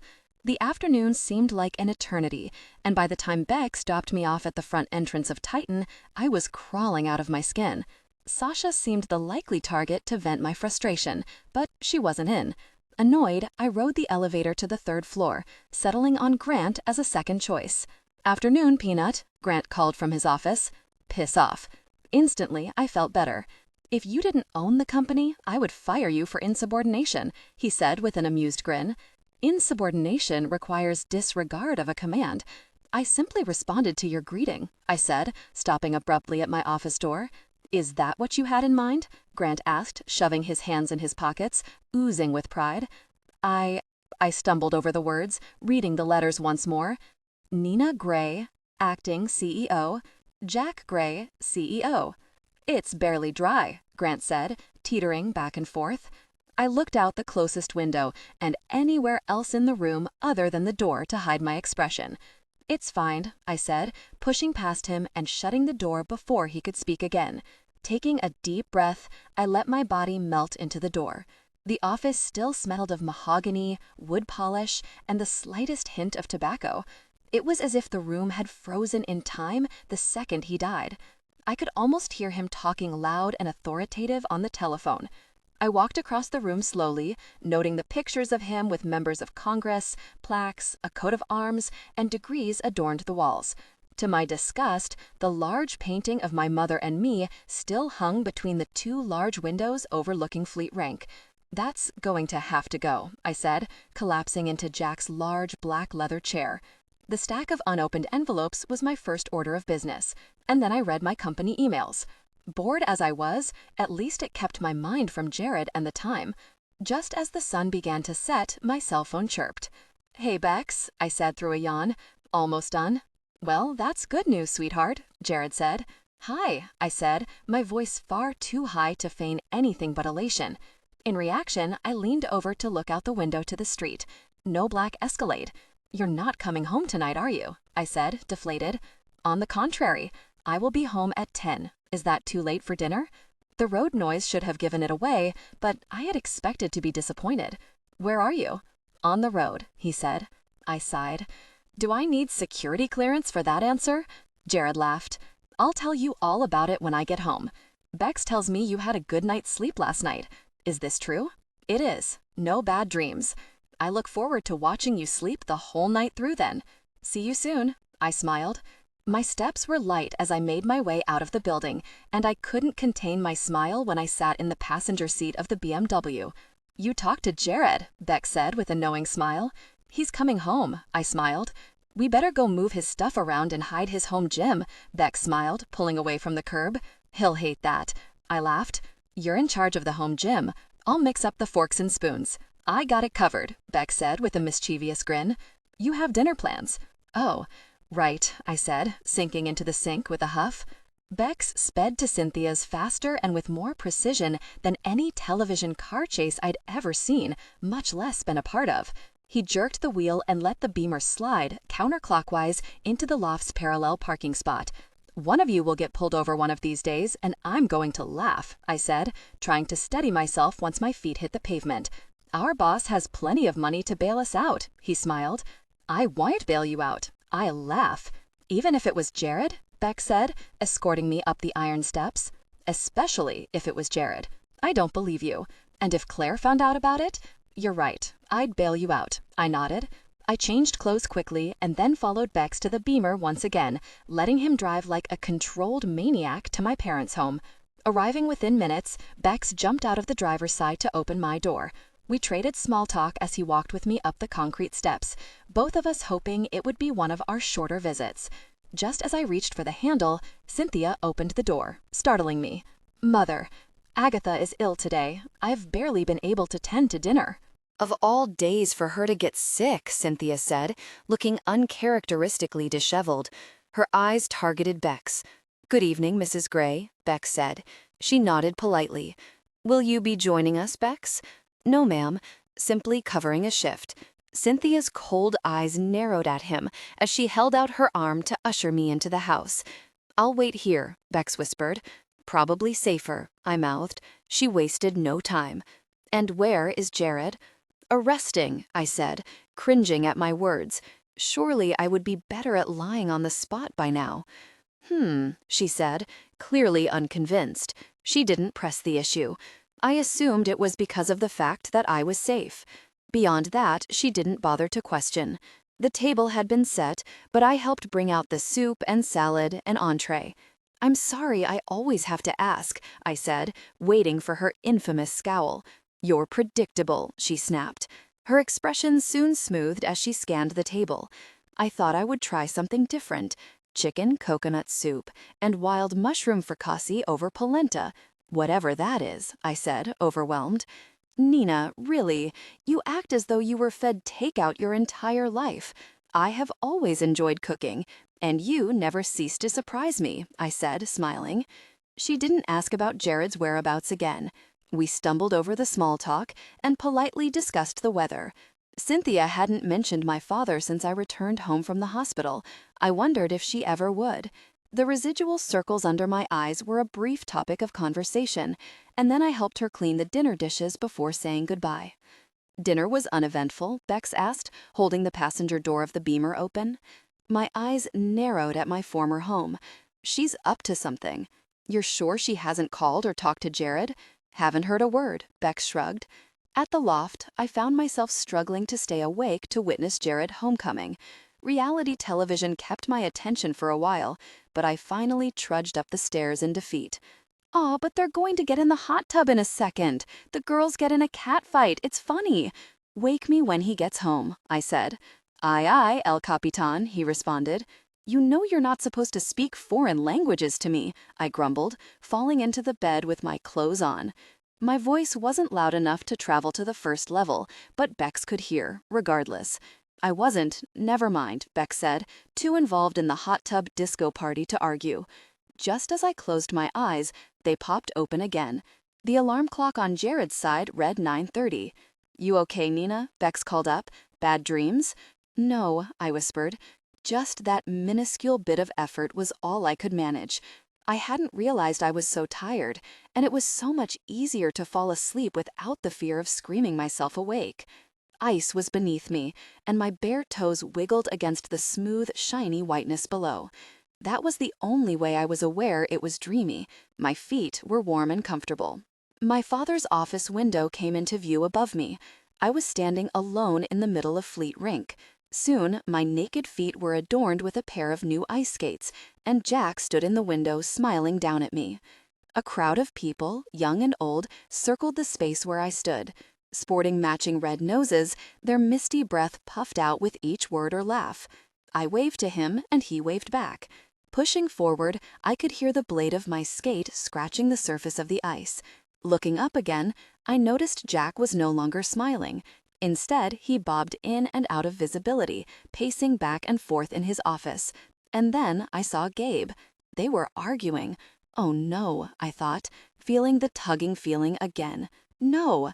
Back in the dusty, stale office, I landed on all fours again. Anger surged through me. My nights were just returning to normal. I wanted to sleep all night in Jared's arms. I wanted him to see that things were getting better, that I was getting better. "I'm not doing this again," I yelled, storming Jack and Gabe. They ignored me, repeating the same scripted dialogue from before. "Stop," I said. "I don't want to do this anymore." "Are you sure you want to do this, Jack?" Gabe asked. My mouth formed around each of Jack's words. "Are you sure it's her, Gabe?" He paused for Gabe's answer, and then continued. "Then you know the answer." I shook my head from side to side as I spoke along with him, copying him like a toddler, angry and snide. A ferocious rage overtook me, and I grabbed the book from Jack's hands. Time stopped. Several times before, I had attempted to physically interrupt and failed. Jack, Gabe, and the book were always very real, but when I tried to interfere, they were the consistency of a hologram. This time, the book was in my hands. Gabe's head turned up in quick motion to face me, his eyes a solid black. "Ars notoria," he whispered, in a voice not his own. The change of events frightened me. I stumbled back, away from my father and his friend. They were frozen in time, like everything else in the room. Even the moonlit dust motes were hanging motionless in the air, but I could hear the screeches of the demons as they approached. The dimensions of the room stretched, and the wood groaned and creaked. As I worked to keep my feet beneath me, I gripped the book tighter in my hands. The possibility of taking it back with me crossed my mind. It was the only reason I would be able to take it from Gabe. I looked to the large window and closed my eyes. "It's just a dream," I said softly, confident the fall would wake me up. Opening my eyes with the naissance de démoniaque in my hands wouldn't be the most impossible thing that had ever happened to me. In a full sprint, I bound for the window, bracing myself to leap through the glass and into the night. But before I could, a searing pain spread throughout my hands. I abruptly stopped and threw the book to the ground. Although the leather no longer touched my skin, the parts of my fingers and palms that had been in direct contact with the binding were charred and smoldering. My hands shook violently as the burns traveled at my arms, and I wailed at the intense heat spreading throughout my body. It was as if I were on fire. The sensation was unlike anything I had experienced before, but I couldn't imagine anything more excruciating. The sound emanating from my throat didn't sound like my own as I protested the torture consuming me. Any moment the demons would come, and I would beg them for death. A hole opened up beneath me, and I fell. In that instant, the pain was gone, and a soft, cool mattress was beneath me. Jerking to a sitting position, I held my arms in front of me. They were peach and unblemished. Jared and Bex stood next to the bed with terror in their eyes. "She was at least 4 feet above the bed," Bex said, his eyes wide. "Has that happened before?" "No," Jared said, his expression exponentially more intense than the agonized look I had been accustomed to waking up to. He was afraid. "Above the bed?" I asked, confused. Bex sat on the bed and watched me for a moment, then took the sheet and wiped the sweat from my hairline. "You were seriously hovering. It was something straight out of The Exorcist." I hoped for one moment that Bex was being Bex, trying to make light of the situation. Gauging the storms in Jared's eyes, it was true. "How is that even possible? What does that mean?" I said, frightened. Jared looked away. Bex tugged lightly on my shirt. "Same dream?" "No," I said, shaking my head. I was angry, so angry that I took the book from them. It was in my hands. "You've tried that before and your hands went right through it," Jared said, his eyes on the floor. "Not this time." I was so very mad that I screamed at them and then grabbed the book. And then Gabe. He looked at me. Jared knelt beside me then. I touched his face. He was desperate for guidance from his father. It wasn't him, I warned. His eyes were solid black, like Shax. Bex shook his head. "How can that be? If it were them, I would have known." "The whole time you were stretched out, suspended? There were none?" Bex warned. "Not a single one," Bex continued, lost in thought. "They crowd Mom's house more than that." "None?" Jared asked. Bex nodded, and Jared stood up again, and then began to pace. Finally, he spoke. "Something's wrong." "But you can feel them too," I said to Jared. His question to Bex puzzled me. "I can. Bex is more attuned in to their presence, more so than any hybrid. His sensitivity to them rivals Samuel's. Sometimes I can tell when they're even thinking about coming around," Bex added. Bex's frown instantly alarmed me. My mind raced over every second of the dream, trying to think of something that might help. I wasn't sure why they were so disturbed, but for Bex in particular, uncertainty was not something they handled well. "R's notes, something," I said. Jared's face transformed from worry to anger. "What?" I searched my memories again. Gabe said, "R's notary," or "R's notes," something like that. Bex looked to his older brother. "R's notoria. That's it," I said. "What does it mean?" Jared sat on the edge of the bed and tenderly touched the sides of my jaw, looking into my eyes. "It means we're going to have to get a naissance de démoniaque. And not just any Bible, Shax. My father is trying to tell us something." My brows pushed together. "What are you saying?" "It's not demons doing this to you," Bex said, seeming vexed. "That leaves one thing," Jared said. "You think it's Gabe?" I said, horrified. Jared pulled me closer and then leaned his cheek against my hair. "We need that book." Exhaustion. Coffee shop meetings stopped. Attending ball games ceased. My chair at study group had been filled due to my persistent absences. The only friend from school that I kept in contact with was Beth, and that was only because she was my assistant at Titan. Fielding her constant questions about my behavior was exasperating, but her help had become indispensable. The dreams were a nightly event, and the sleep deprivation wore on me so much that half of the time I needed Beth to remind me what day it was. The nightmares were also wearing on Jared, who left me with Bex every day to search for Shax's Bible. It didn't take him long to figure out that the second he closed his eyes, my nightmares would begin, and minutes later, screams would echo throughout the loft. A new semester had begun, and still the dreams came. By spring break, Jared grew desperate. Every day he sought Eli, asked Samuel for help. He'd even taunted Gabriel for an answer, and every time he came home, frustrated and empty-handed. "Coffee?" Jared asked, his voice tired. "Yes, please." Once again, our day began at 3:11 a.m. I worked on a few papers and studied while the coffee still kept my brain functional. Once the heaviness set in, Jared brewed another pot. "At some point, this has got to be bad for you," Jared frowned. "I can't get anyone to tell me anything. I don't know how our fathers found where Shax kept the book in the first place. Word gets around. They must know what we're up to.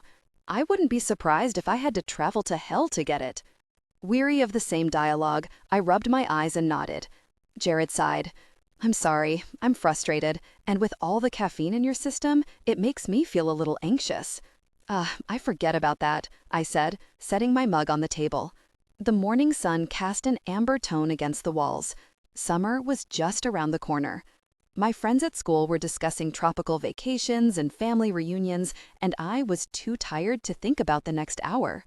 My cell phone rang, and I fished in my purse to answer. "Hey, Beth," I sighed. "What's up?" "Kim and I are meeting for coffee. Again, like we do every morning. And you're invited. Again, like every morning. Are you going to flake out? Again, like you do every morning. Sorry, I've already had a pot of coffee this morning. I'll see you in class." Beth paused. I could hear a muffled, irritated voice in the background. Beth was obviously covering the phone with her hand. Kim says, Kim wants you to come. I have a feeling that's not what she said, I frowned. After the sound of a scuffle, Kim spoke into the phone. We are going to be at the coffee shop in 30 minutes, and you are going to be there too, or me and the Sentra will come get you, and you will ride all the way there strapped to the roof like a freaking Christmas tree. You got me? I held the phone away from my ear as she yelled, and then cautiously held it within talking distance. I got you. Okay then, Kim said, satisfied. Sorry, Beth whispered before ending the call. Sounds like your friends miss you, Jared grinned.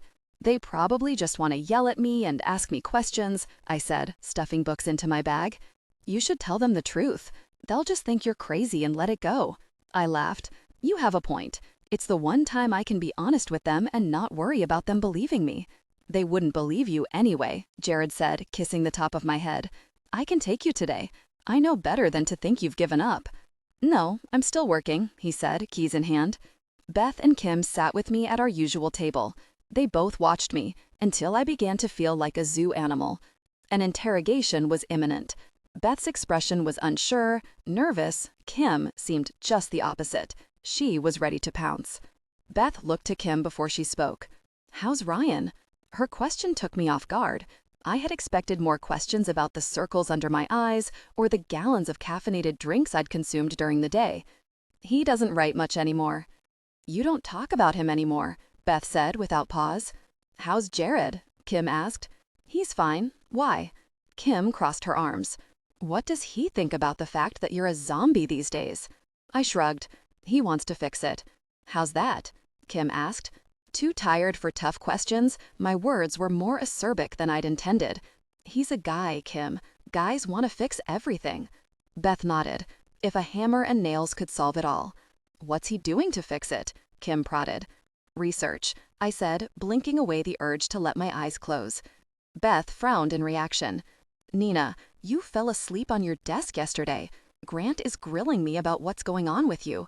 I don't even know what the truth is, so I can keep from telling him. You won't accidentally tell him, I grumbled as I sipped from the plastic lid of my coffee cup. The truth is that far-fetched? Kim asked. My stomach began to complain from both the amount of hot liquid swirling inside it and the irritating predicament I was in. Being impatient and upset so often due to the lack of sleep took a toll on my appetite, and the overabundance of coffee in my system made me feel ill on a regular basis. I stood. We're going to be late. Are you sick, Nina? Beth asked.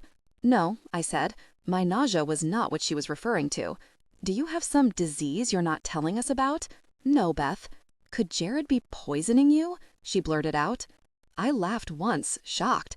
Is that why you two brought me here? Are you two into something we don't know about? Voodoo, witchcraft, Satanist crap? Kim asked. What would even make you say that? I said, my patience thin. Just answer the question, Kim said flatly. No, I'm not being haunted by demons if that's what you're getting at, Kim. A part of me wondered if that's what she was asking.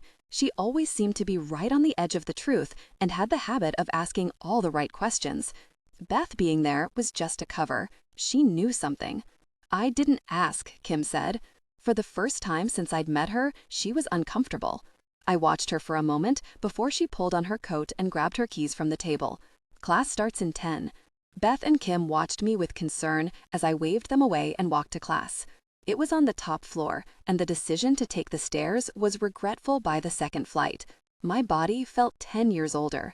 2 or 3 hours of sleep a night had begun to wear on my muscles, my train of thought, and my patience. My reflection in a trophy case in the hallway caught my eye, and I stood there, amazed. The purplish circles had deepened under my eyes, and my skin was too tired to stay in place. The corners of my mouth hung lazily, and the light in my eyes was gone. Class was just a few steps away, but my body felt too drained to make the trip. I leaned against the wall. The professor had already begun class, and I listened as intently as I could from the hallway. His words blurred together as he went over the last week's test and then lectured for what seemed like an eternity. The reading assignment was discussed in brief before class let out early. Even as the other students passed, I let the wall support my weight. The walk to campus from the coffee shop, coupled with the energy I'd exerted taking the stairs, had taken everything out of me. Standing upright was the only thing I was capable of. After watching the last of my classmates leave for other venues, I focused on the elevator. It was halfway down the hall, but would take less effort than taking the stairs. I took a deep breath and pushed myself away from the wall. My feet felt like they had been soaking in cement and towing 50-pound blocks with each step. My knees began to wobble, and I could feel beads of sweat form on my forehead. Stopping to rest was not an option. If I paused for even a moment, I would have passed out in the hallway. Finally reaching the elevator, I pushed the button and took a deep, ragged breath. Even breathing took effort. The door opened, and Jared stood before me. Knowing better than to pretend everything was normal, I reached for his arm and let him support my weight as I took the few steps to stand next to him. "Nina," he said quietly into my ear, "I think it's time." "I know," I said. "We have to find someone." He walked with me for a while, but once we were in the parking lot, my legs gave way. Jarrett lifted me into his arms and carried me the remaining distance to the Escalade. My eyes shut and would not open. I didn't wake when Jared carried me inside the loft, nor did I feel the mattress beneath me when he lowered me into it and covered me with blankets. It wasn't until the sun broke through the blinds that I realized I had been tucked in and slept 16 hours straight. "Jared?" I called, my voice raspy. "Nope, it's just me," Bex said. He sat on the bed, seeming vexed. "What's wrong? And where's Jared? He's been gone since yesterday evening. He caught a break. What's with the face? You slept. Isn't that a good thing?" I asked, sitting up against the headboard. "Not for Jared. This makes the third time you've slept solid when he's been gone all night. Can't be a coincidence." I laughed once. "Are you saying he's causing the dreams?" "I'm saying it's a possibility that dreams go away when he's not around." "That's ridiculous," I sneered. "I'm probably right," Bex said, his teenage confidence overriding his usual politeness. In that moment, he was more Claire than Jared. And Jared's going to take it hard. "No, he's not, because you're not going to tell him," I said firmly. "Nina, I have to tell him, you know that." My sleep was interrupted by my annoying, incessant screaming at 3:11 a.m., just like every other morning. That's the story. You don't think he'll know? He's been distracted. It could work. It won't. Bex, at least try. Bex stood up and crossed his arms. "He'll know, and then he won't trust me ever again because I helped you lie to him. Do you know how imperative it is that we trust each other? You really have gone crazy." He walked down the stairs in a huff, and I blew my bangs from my face, aggravated. Even in his disgust, Bex began making breakfast, and after a shower, I joined him at the table. "Something came for you yesterday," Bex said, tossing an envelope on the table. It was from Ryan. I tore it open and scanned it over for signs of sadness or danger, and then I reread his words more slowly. I went over them again in disbelief. "What?" Bex asked. "He's been accepted into the Special Forces." Bex laughed. "Are you serious? That little butt nugget? It's not funny, Bex. This is... Did you know? Has Claire called?" "No and no," Bex said matter-of-factly. "Did Jared say anything?" I said, grabbing for my cell. "Nina," Bex said, holding my wrists gently, "I'm sure it's a miscommunication. Ryan hasn't been in the Army long enough to get into the Special Forces. That's unheard of. I don't see him cutting it anyway. If my sister can incapacitate him, I'm guessing he's a big weenie. Claire is a hybrid, Bex. That's an unfair basis for comparison, and you know it." Bex giggled. The little boy in him was showing. "You're much more fun when you've had some sleep. I can't pass up a chance to give you a hard time when you're coherent." "Not a good time, Bex," I said, staring at my plate. The one day I could have eaten, and Ryan's letter eliminated any appetite I might have had. "You really think it's a mistake?" "Yeah," Bex said. "No way could that happen. It would take at least 3 years for someone like him. No education, no connections." Jared opened the door with an apologetic smile. "Hi, baby." "Not even a note?" I asked, wadding up the letter in my hand and tossing it in his general direction. He playfully ducked, as if it were possible that I could have hit him. "Bex was here. What's up? I'm 3 blocks away, and I'm getting all this irritation from you." "Did you know about Ryan?" I asked. He's still alive, I know that, Jared said, peeling off his coat. He hung it on the rack and then walked to me, kneeling beside me on the floor. You read the letter? He said he's going into the Special Forces. Jared thought for a moment and then shook his head. No, the shortest time anyone has been accepted is 18 months in. That can't be right. That's what I told her, but she doesn't believe me, Beck said, rolling his eyes. He walked over to the wadded letter and reopened it, scanning the words. But that's what it says. Maybe he's trying to impress her. Jared immediately pulled out his phone and dialed Claire's number. Her angry tone carried into the room. He's a maniac, Claire yelled. He has zero respect for his limited lifespan and tries to throw himself on grenades for his buddies every other day, she huffed. Claire, keep your voice down, Jared chuckled nervously. He noticed my horrified expression and turned his head. You're not serious? I'm exaggerating, but not by much. The grenade part is true, but that was just once. I wrapped my arms around my waist and walked over to Bex, waiting for more bad news. Bex put his arm around me with a light hug. He's saved every man in his company in one way or another. He walks around with explosives on his back while the enemy is shooting at us. You thought your detail was bad? This is impossible. Great, I said, throwing my arms up and letting them slap to my sides. It still doesn't explain how he made sergeant in an impossible amount of time, Jared said. The other end of the phone was silent, and Jared nodded, whispering something so quickly I could barely discern his reply at all. Okay, watch your six, Jared said, flipping his phone shut. He watched me for a moment and then sighed. He still has Claire, Nina. You know her. It's like he's in military daycare. How did he get sergeant so quickly? I asked. Jared peered at Bex for a moment before speaking. It appears Colonel Brandt pulled some strings. The Special Forces guys are more familiar with how we do things, and it made it easier for Claire to protect him. Sending Ryan on more dangerous missions will protect him, I deadpanned. Well, since everyone has bad news, Bex said. Bex, don't, I said through my teeth, but it was too late. What is it? Jared asked, his eyes bouncing between the two of us. Nina slept all night. She didn't budge until 7 this morning. Jared let his words sink in. It was several moments before he moved, and then nodded. His hand searched for the closest chair to pull beneath him. He fell into it and stared at the floor. So that's it. Jared, that doesn't mean anything, I said, reaching for him. He looked to his younger brother.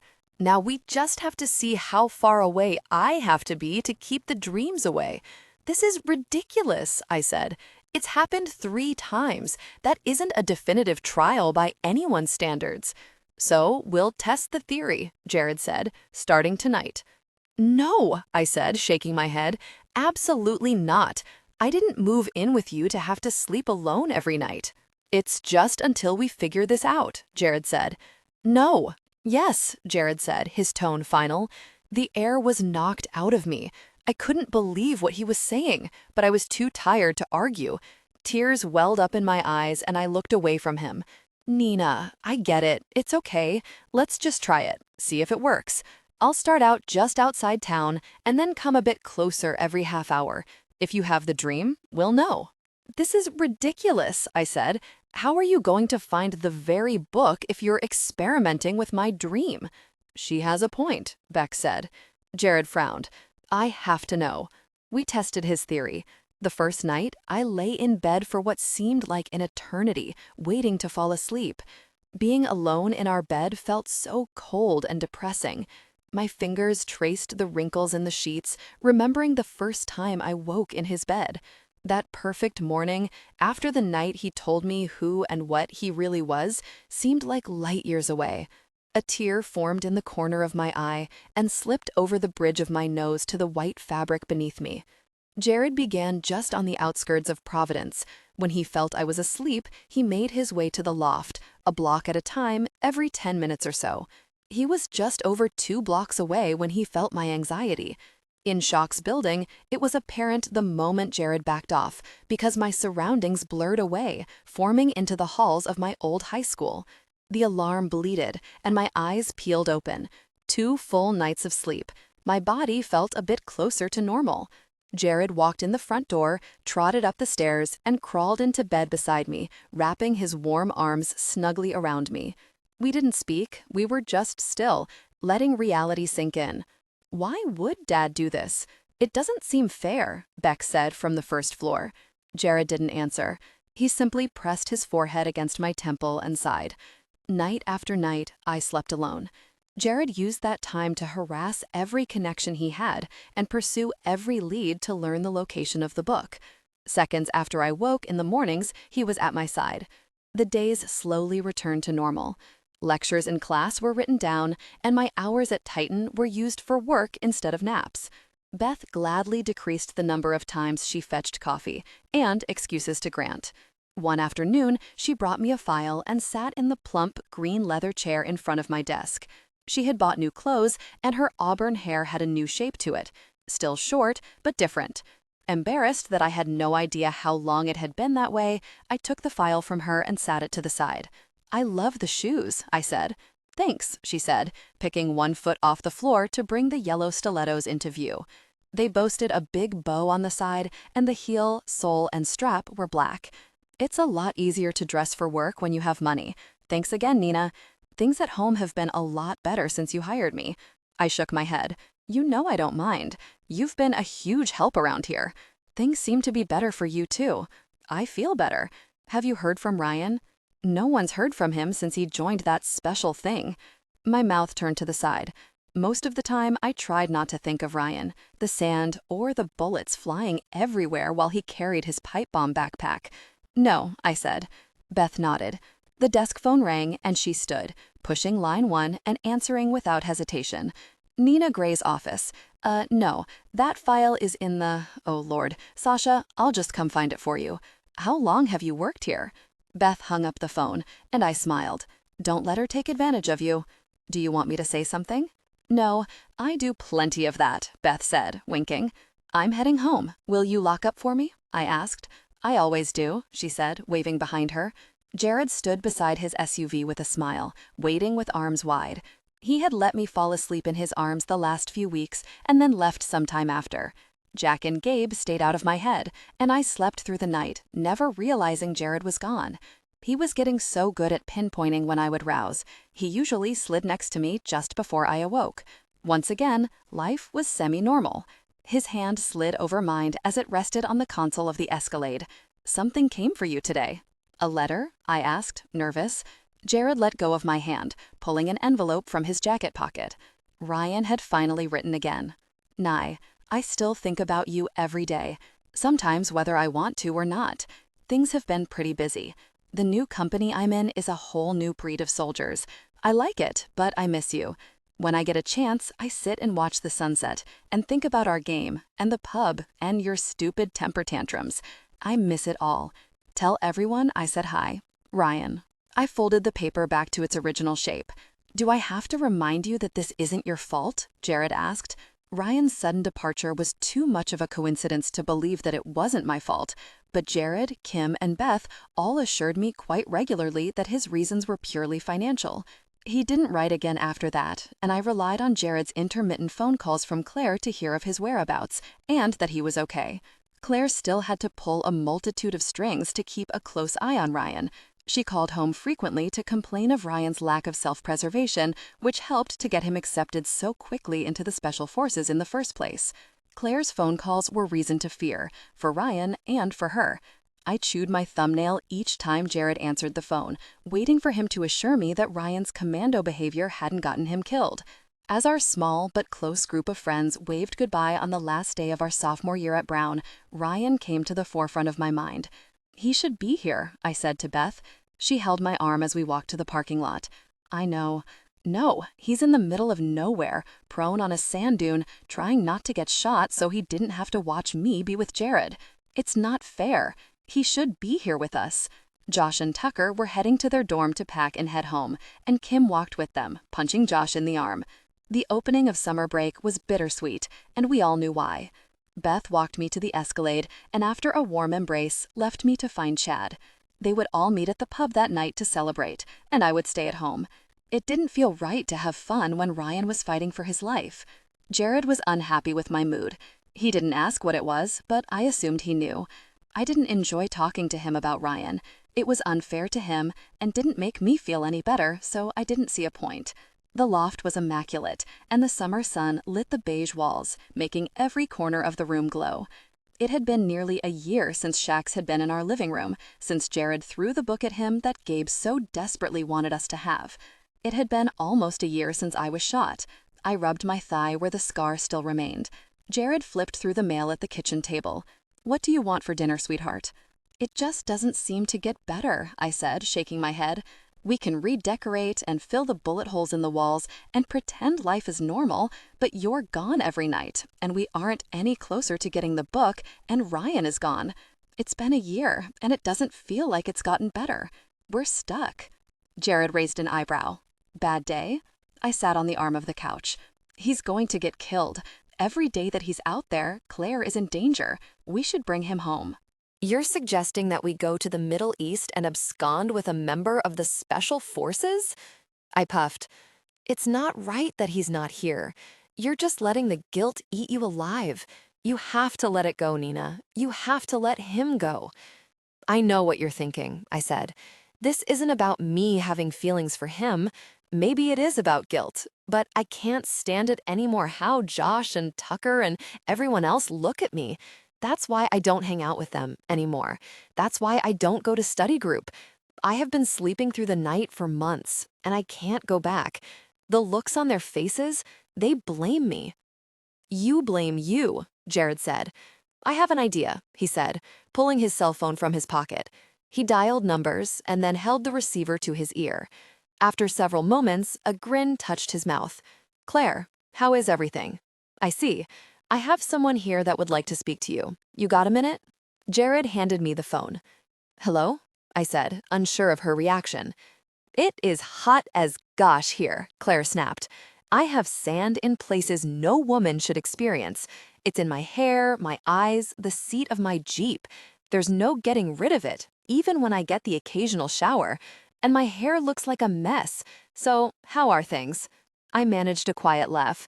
"I miss you." "I miss you too," she sighed. "Don't worry, Nina. I'm taking care of him.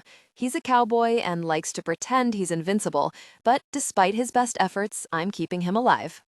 "Thank you." I could hear the wind whipping against the phone, and she spoke loudly to compensate.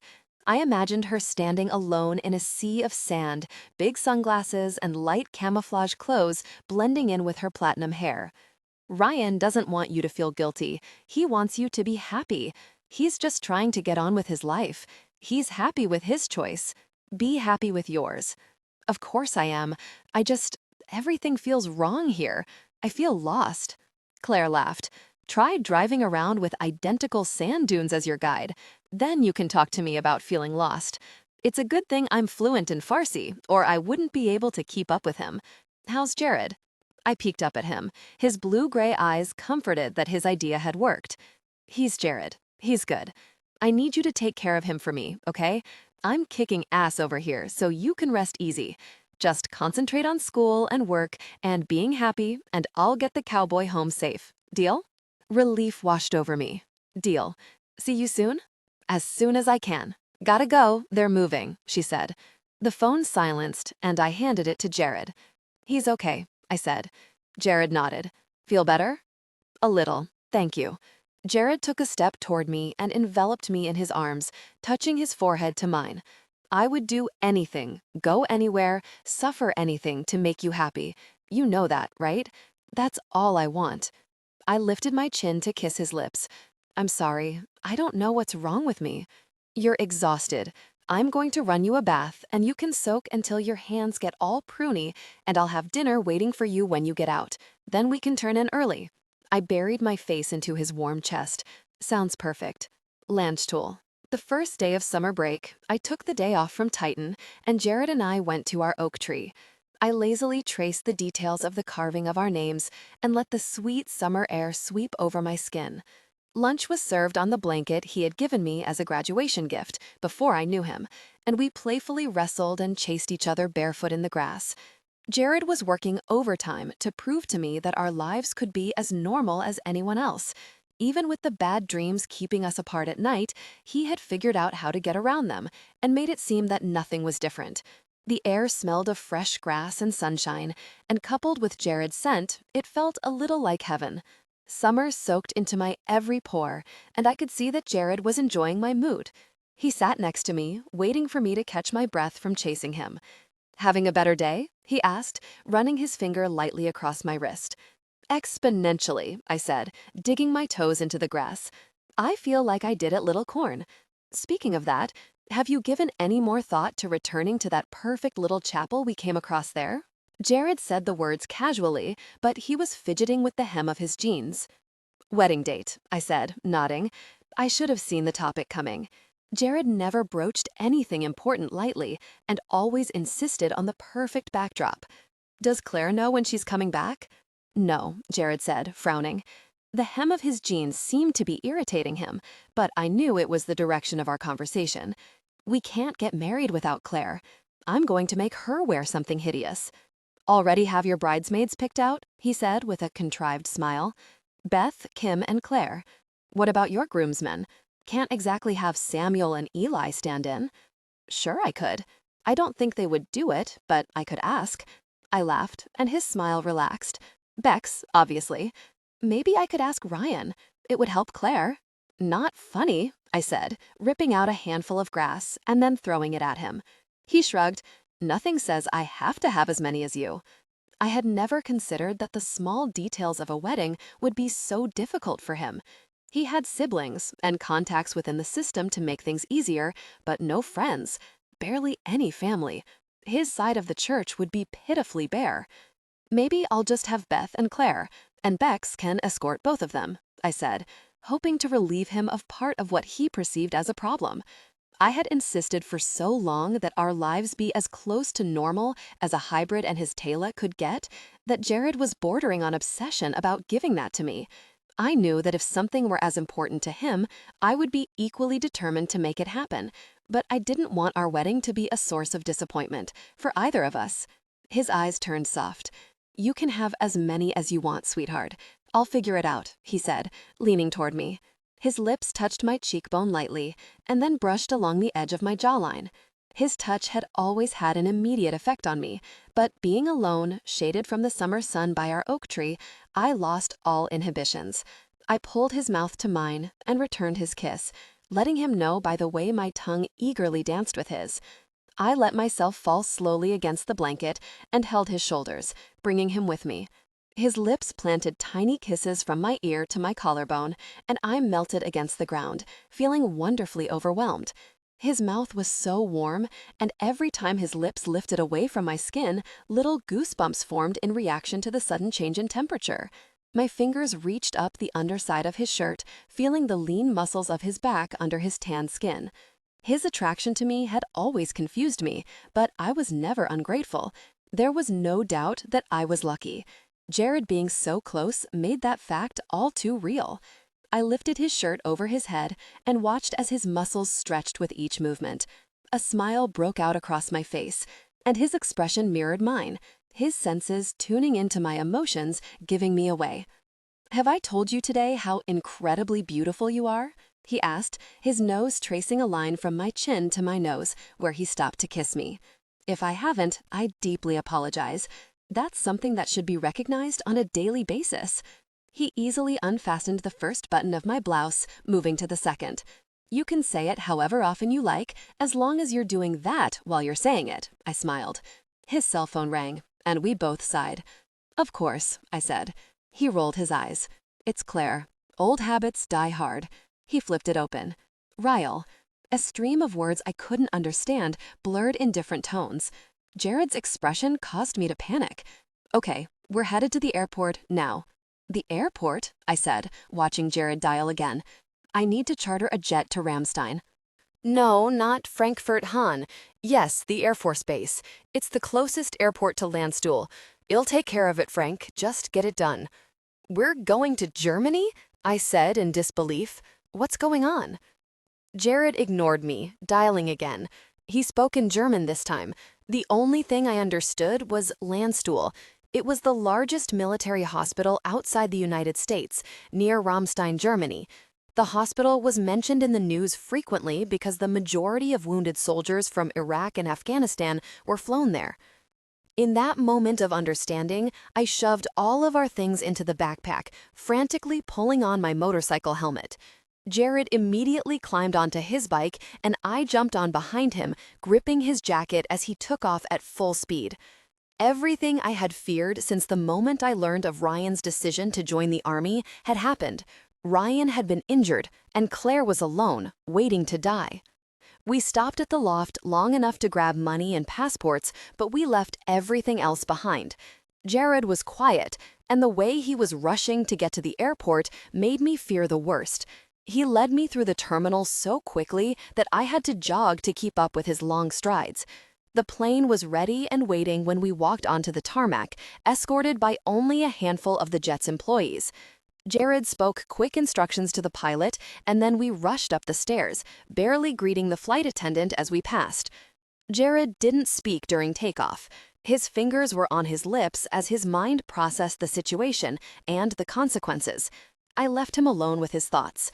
Just as worried as he was, I wondered about calling Beth, or Kim, or even Josh. Telling them what I knew would only welcome questions, and explaining how I knew before Ryan's mother or his best friends would be far beyond my lion capabilities. 2 hours into the flight, I fought with my eyelids to stay open. After the 4th time of jerking myself awake, I finally broke the silence. This is ridiculous. How could I possibly be sleepy right now? Maybe you should try to sleep, Jared said without looking at me. I nodded, settling into my seat. My leg jerked and my eyes popped open again. Dreaming? Jared asked with an amused smile. I think I was riding a bike to Germany, I mumbled, leaning against his shoulder. Sinking back into oblivion, my breaths grew even. It didn't take long to let the airplane noise fade into the background. The lights were dim in the fuselage. My eyes were blurry, and with the poor light it was hard to focus. Jared had left his seat. I wondered how long we had been en route and looked behind me to the restrooms. Jared? I called back. Nothing. I stumbled to the back of the plane and knocked on the lavatory door. When he didn't answer, I opened it. Empty. My eyes strained to see in the darkness, but I could vaguely make out the top of Jared's head. He was back in his seat, patiently waiting for me. 30,000 feet in the air with nowhere to hide, and you still keep me guessing, I said, falling into my chair. But it wasn't Jared. Sitting next to me was Gabe Ryle. I recoiled, the armrest digging into my back as I leaned away from him. What are you doing here? It's been a while, Nina. I'm dreaming, aren't I? I said, perturbed. Knowing Gabe was behind my sleepless nights and the reason why Jared could no longer be within 2 blocks while I slept mustered up suppressed resentment, resulting in a bit more guts than I usually had. Talk Jared into turning back, Nina. We don't have time for this. Time for what? Why do you insist on being so theatrical? Just tell me what we need to do and we'll do it. Gabe didn't react. Turn back, Nina. His eyes were black again. It made me more than just uncomfortable. His ice blue eyes replaced by glass balls in his sockets was downright disturbing. No, Claire needs us. Gabe didn't react to my insolence. He simply looked down at his intertwined fingers sitting atop his lap. He wore an expensive suit, the same I remembered when seeing him shadow my father, but his fingers were dirty and worn, as if he'd been digging in soil. Find the book. How? Jared has talked to Eli, Samuel. No one will tell us anything. This fight is not Jared's. It's yours. Great. More riddles, I said, crossing my arms. My muscles relaxed, thinking about the situation at hand. I looked to Gabe. Even with his shark eyes, he was still someone from my childhood that I loved. Is Claire going to die? The plane hit turbulence, and a bit of bouncing evolved into what felt like a several 100-foot drop. As I gripped the armrest, Gabe turned to me once again. Listen. I can't listen if there's nothing to hear. Listen, he repeated. The plane fell again, causing the overhead storage bins to vomit various items, and the already dim lights flickered violently until they surrendered and the fuselage turned dark. I jerked awake, and Jared sat where Gabe had been. The lights were on, and the floors were clear of debris. It's you, I said, relieved. Yes, he said with a confused smile. Who did you think it would be? After a short pause, I shook my head. No one, just forgot where I was for a second. Jared nodded and then rested his hand on my knee. We'll be there in 2 hours. He spent the remainder of our flight on his cell phone. He made arrangements for a car to pick us up at the airport and for a friend, Colonel Jason Brandt, to meet us at Landstuhl with visitor identification. Upon arrival, the pace accelerated. The second the plane came to a stop, Jared had the few things we brought with us in hand, and he held out my jacket. "It's chilly," he said, helping me twist into the sleeves. Descending the stairs of the plane, it was clear why Jared had to make so many phone calls. Pilots walked to and from their jets, crew chiefs were parking and marshalling out jets, while others were busy with flight inspections. Jet engines screamed as they prepared for takeoff. We had landed at Ramstein Air Base. Jared's connections spanned farther than I had imagined. We rushed off the tarmac to the waiting car. The driver was a stranger to me. He spoke fluent German to Jared, so I was unsure if he was just a local or someone Jared had met before. He looked about Jared's age. Light blonde hair peeked from his dark green ball cap, but his eyes were hidden behind dark sunglasses. "Warum gehen Sie nach Landstuhl?" the driver said. "Claire's Talle ist verletzt worden," Jared said. The driver's eyebrows pulled in. He was a friend. Jared mentioning Claire's Talle could even mean that he was a hybrid, and by the features I could see, he was. "Gutes Glück zu Ihnen, Freund," he said. "Danke." Jared frowned. He leaned toward me then. He was asking why we're here. I told him, and he wished us luck, he whispered against my cheek. Nodding, I hugged Jared's arm to me. Landstuhl was just 3 miles from the west gate of the base. The soldier guarding the gate seemed to know the driver, and after checking out his identification, let us through quickly. An officer in a blue decorated dress uniform waited at the front entrance of the hospital. "Colonel," Jared said, shaking his hand. He was definitely not a hybrid, with his dark hair and eyes. "Nina, this is Colonel Jason Brand," he said. I shook his hand. "Thank you," I said. "Not at all. Claire's pretty famous around here." "We've all trained with her at some point," Jason said with a small grin. "Jared, we've got good news coming from the surgeon," he said as we followed him inside. His voice was firm and no nonsense. It reminded me of the way my father spoke. "Claire is in the waiting room on the 3rd floor. They know you're coming." Jared nodded. He kept me by his side as we walked to the elevator. The space was quiet, and despite Jason's positive comment earlier, Jared was on edge. He rubbed his thumb compulsively against the top of my hand as he held it a bit too tight in his. "What can I do?" I asked, touching his arm with my free hand. One corner of Jared's mouth turned up in an appreciative half smile. "You're here with me. That's all I need." The door opened to a bustling hallway. The walls were devoid of anything but white paint, and the halls were full of equipment and people. Medical personnel attended to the wounded wearing either utility attire or green scrubs. Soldiers passed by in wheelchairs, accompanied by their attentive wives or mothers. A few were trying on their new prostheses and learning to walk again. My stomach instantly felt sick, wondering what was waiting for us in Ryan's room. Jared pushed through a set of double doors and stopped. Claire, tiny and alone, stood at the end of the hall. She was looking down an adjacent hall, but the second she felt Jared's presence, she slowly turned to face him.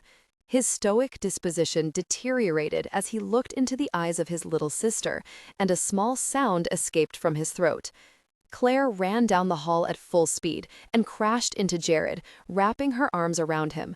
She had run so hard and hit him with such force, it made a clapping sound that echoed through the halls as if a door had slammed. Even with Claire's incredible strength, Jared didn't budge.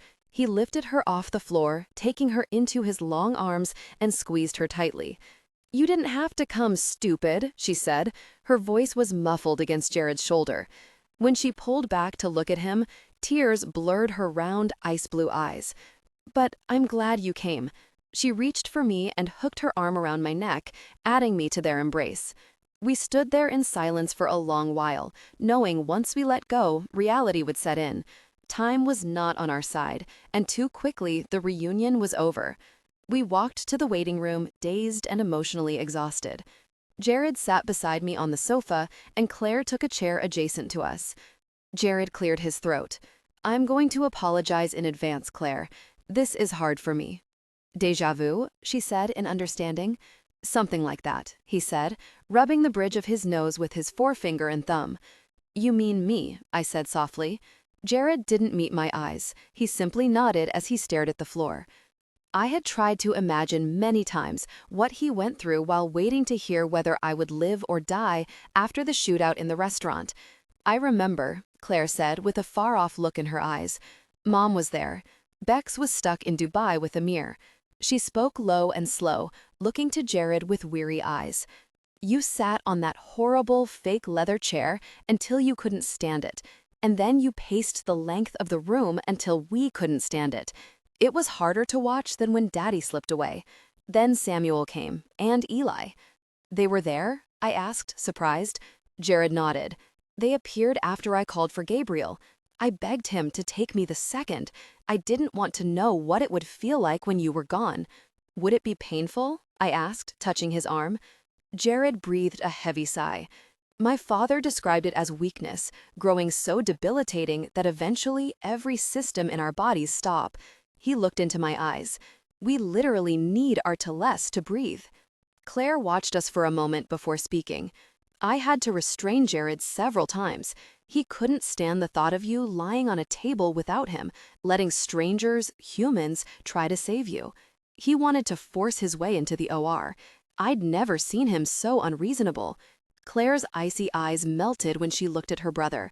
Seeing Jared feel so helpless and desperate, Mom waiting to hear if she would lose you and her son, the collective pain in that room will be burned into my memory forever, just like yesterday will. I grabbed her hand. And I'm okay, just like Ryan will be. Claire wore what used to be a white tank top, now more of a gray-brown, and khaki utility pants with heavy lace-up boots. A blood-stained hijab sat bunched up in the chair next to her. Her moist eyes and smeared mascara had mixed with the desert sand, but only around her eyes. Did Ryan recognize you? I asked. Claire shook her head. I should have pulled us out earlier. He looked up at me, but he was pretty out of it. And with the hijab, he could only see my eyes. Jared placed his hand on ours. It doesn't matter. What matters is that you're both alive. Ryan's company was conducting a raid to extract 2 contractors that had been missing for a few days. I made a lot of mistakes today, Jared. They were ambushed. I should have seen it coming. I should have heard the snipers get into position, but my mind was full of complaints and resentment. She stared at the floor, deep in thought. They always raid at night. Everything was off, and I missed it. Jared grabbed Claire's jaw in his hands. You know better than to beat yourself up about this. What were you telling me in the waiting room in Providence? He's alive, Claire.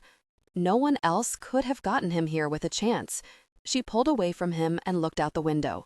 In her mind, she was still on that street corner, watching the extermination of Ryan's company in real time.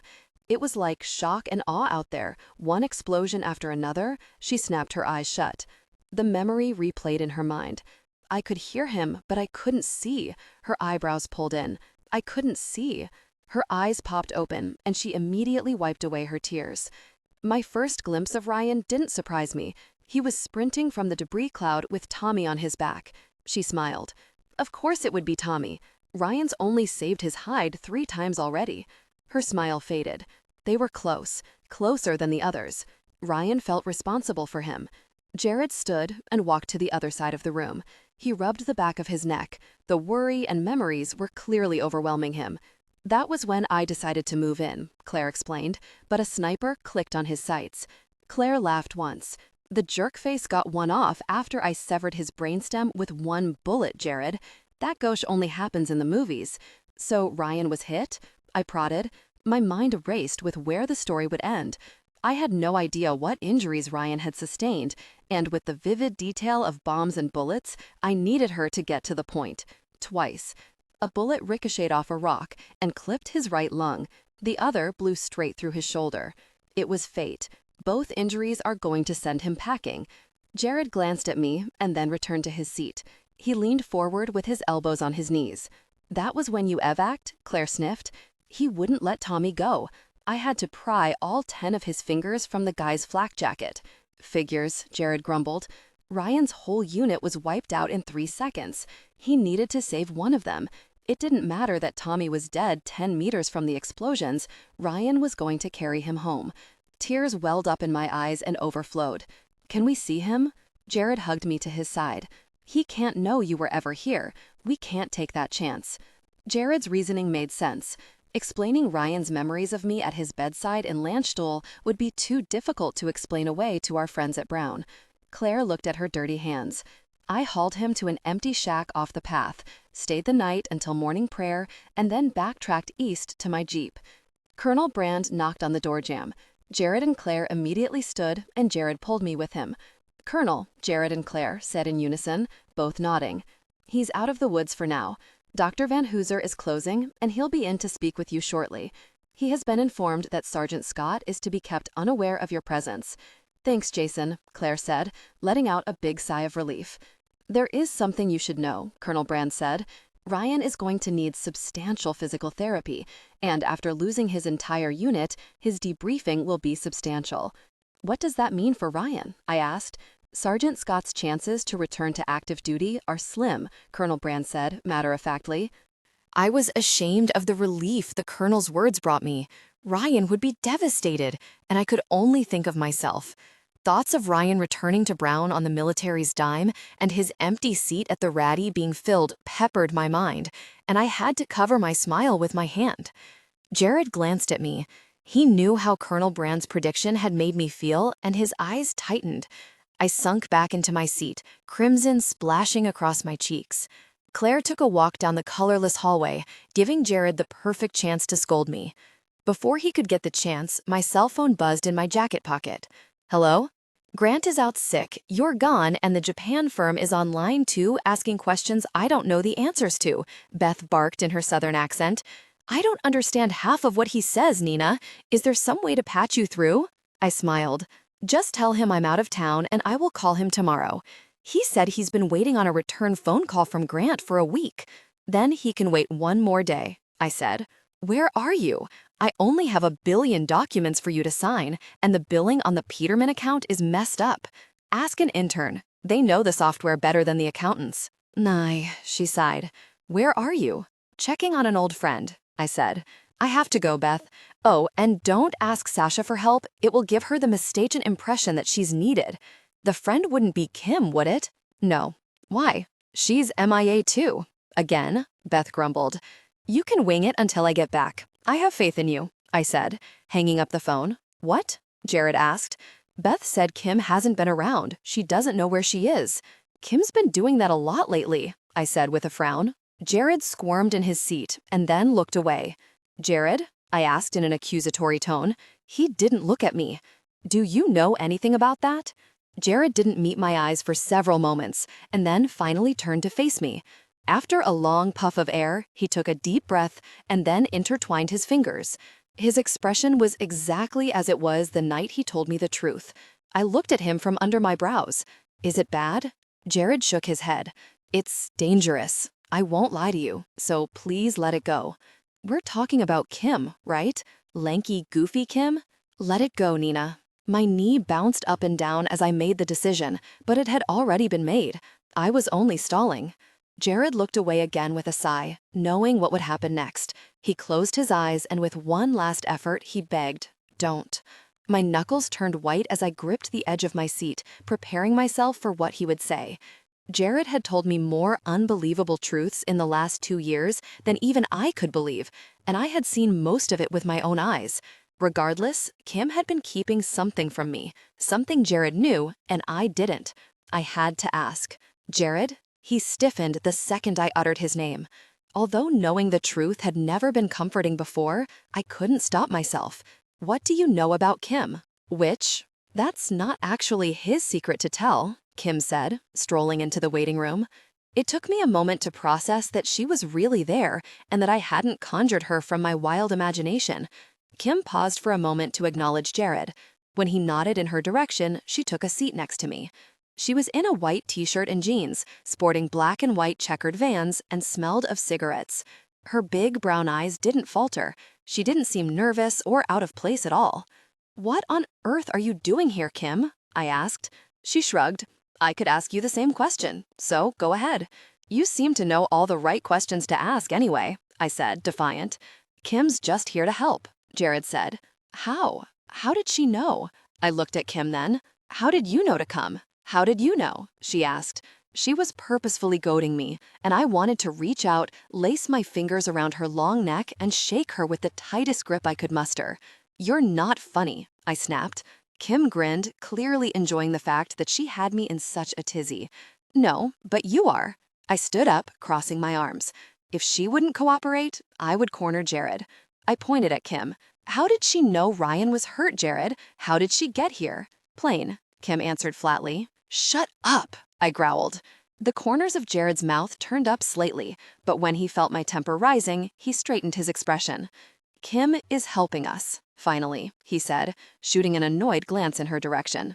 Bite me, Kim said without emotion, chewing her thumbnail. His jaws flitted under his skin. She has been keeping an eye on our situation. What? He said, frowning. I stared at him. I'm just waiting for you to make sense. Jared returned my expression, and Kim laughed once. Welcome to my world. He's one big riddle book, isn't he? He just does it to make himself feel important. He wants you to drag it out of him. Claire walked in and stopped in her tracks. What is the witch doing here? She said with venom in her voice. Kim smiled slightly, but her eyes were devoid of emotion. Blessed be. Heard about what happened. Good job, G.I. Barbie.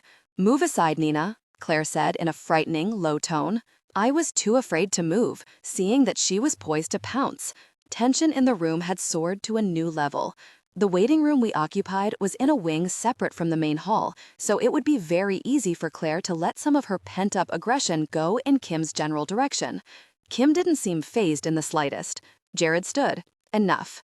Claire glanced at her brother. Does she have to be here? The longer they spoke as if I knew what was going on, the angrier I became. What in the gosh is going on? I yelled. Shh, Claire hissed. Are you human? I asked Kim. Kim paused in thought. Some days it doesn't feel like it, but yes. Jared sat, pulling me to the sofa with him. Claire sat in the seat next to us, fidgeting with her hijab. Kim looked at her watch and then settled into her chair.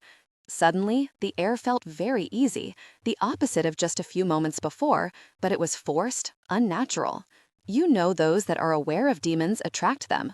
Kim said this matter-of-factly, making my reality feel twisted. Jared told me a few specifics about the others during the talk we had on our first date, the moment we affectionately dubbed the conversation that changed everything. Kim was the other side, someone I couldn't tell. I hadn't shared our secrets from that night with anyone, and Kim repeating part of it verbatim disconcerted me. Stay calm, Nina, Jared said, quiet and smooth. He placed his hand on mine. They feed on aggression and fear. Kim's body language was casual, but deliberately so. What we're talking about is going to bring them here, Nye. The more upset you are, the more access they will have to this situation, so just take it all in. Don't try to analyze it, just listen and accept. Listen and accept, I said, taking a deep breath. I looked to Jared, who offered a small, comforting grin. I returned my attention to Kim. Okay, let's hear it. Kim's mouth turned up infinitesimally. When I was 16, I was possessed by a demon. It was hard to concentrate. Months of perfecting the art of keeping my emotions under control was the only advantage I had, and I was determined to keep my cool. You're kidding, Kim continued. I'm going to make this short if you don't mind. I nodded, and Kim rolled her eyes. The story bores me, so to get to the point, the Pollocks, Rye family, descend from Crusade knights. Those Crusade knights used the Holy Sepulchre as an endpoint of their pilgrimages. You okay? Kim asked, pausing. Yeah, I said casually. Because I don't know what the hell you're talking about, I yelled. Jared held my hands in my lap and lowered his chin, looking directly into my eyes.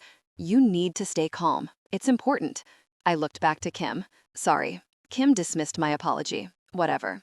You remember learning about the Crusades, Nye? English knights, Robin Hood, King Richard? I nodded.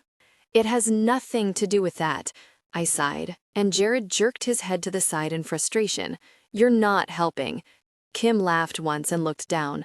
I'm sorry, I just can't describe to you how much I hate telling this story. Try, Jared seethed. Kim looked to me. Templar knights took their crusades to a very holy place in Jerusalem. It's called the Church of the Holy Sepulchre. It was once the Temple of Aphrodite. Christians refer to it as Golgotha, the place where Christ was crucified.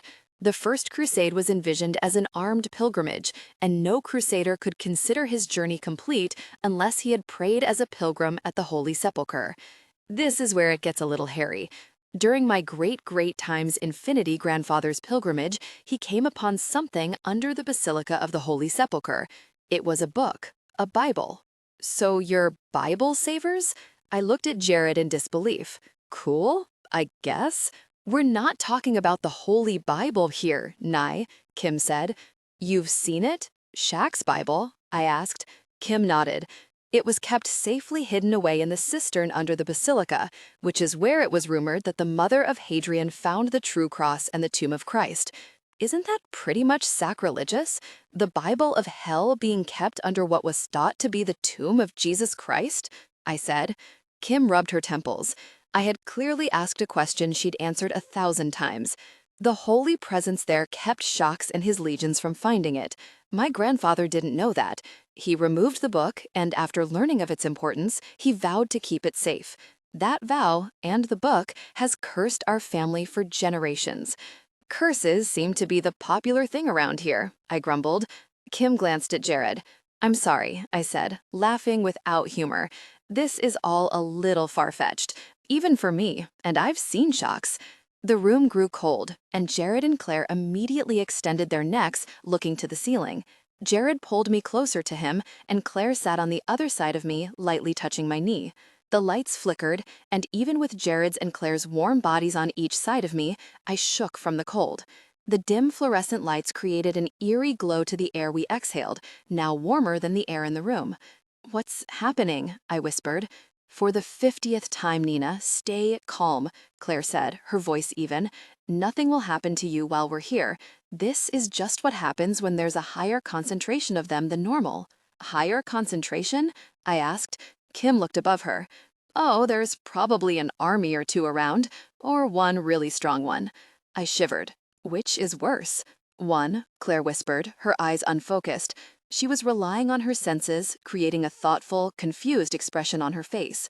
Kim returned her attention to me. Her demeanor was baffling.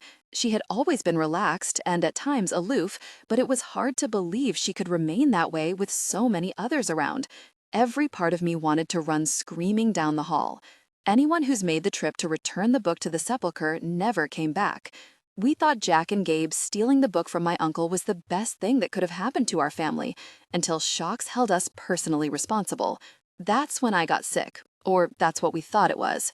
Even with the drop in temperature and the knowledge that 1,000,000 demons might have been hovering over us, I sat hunched over, with my chin resting on my fist, suddenly unimpressed.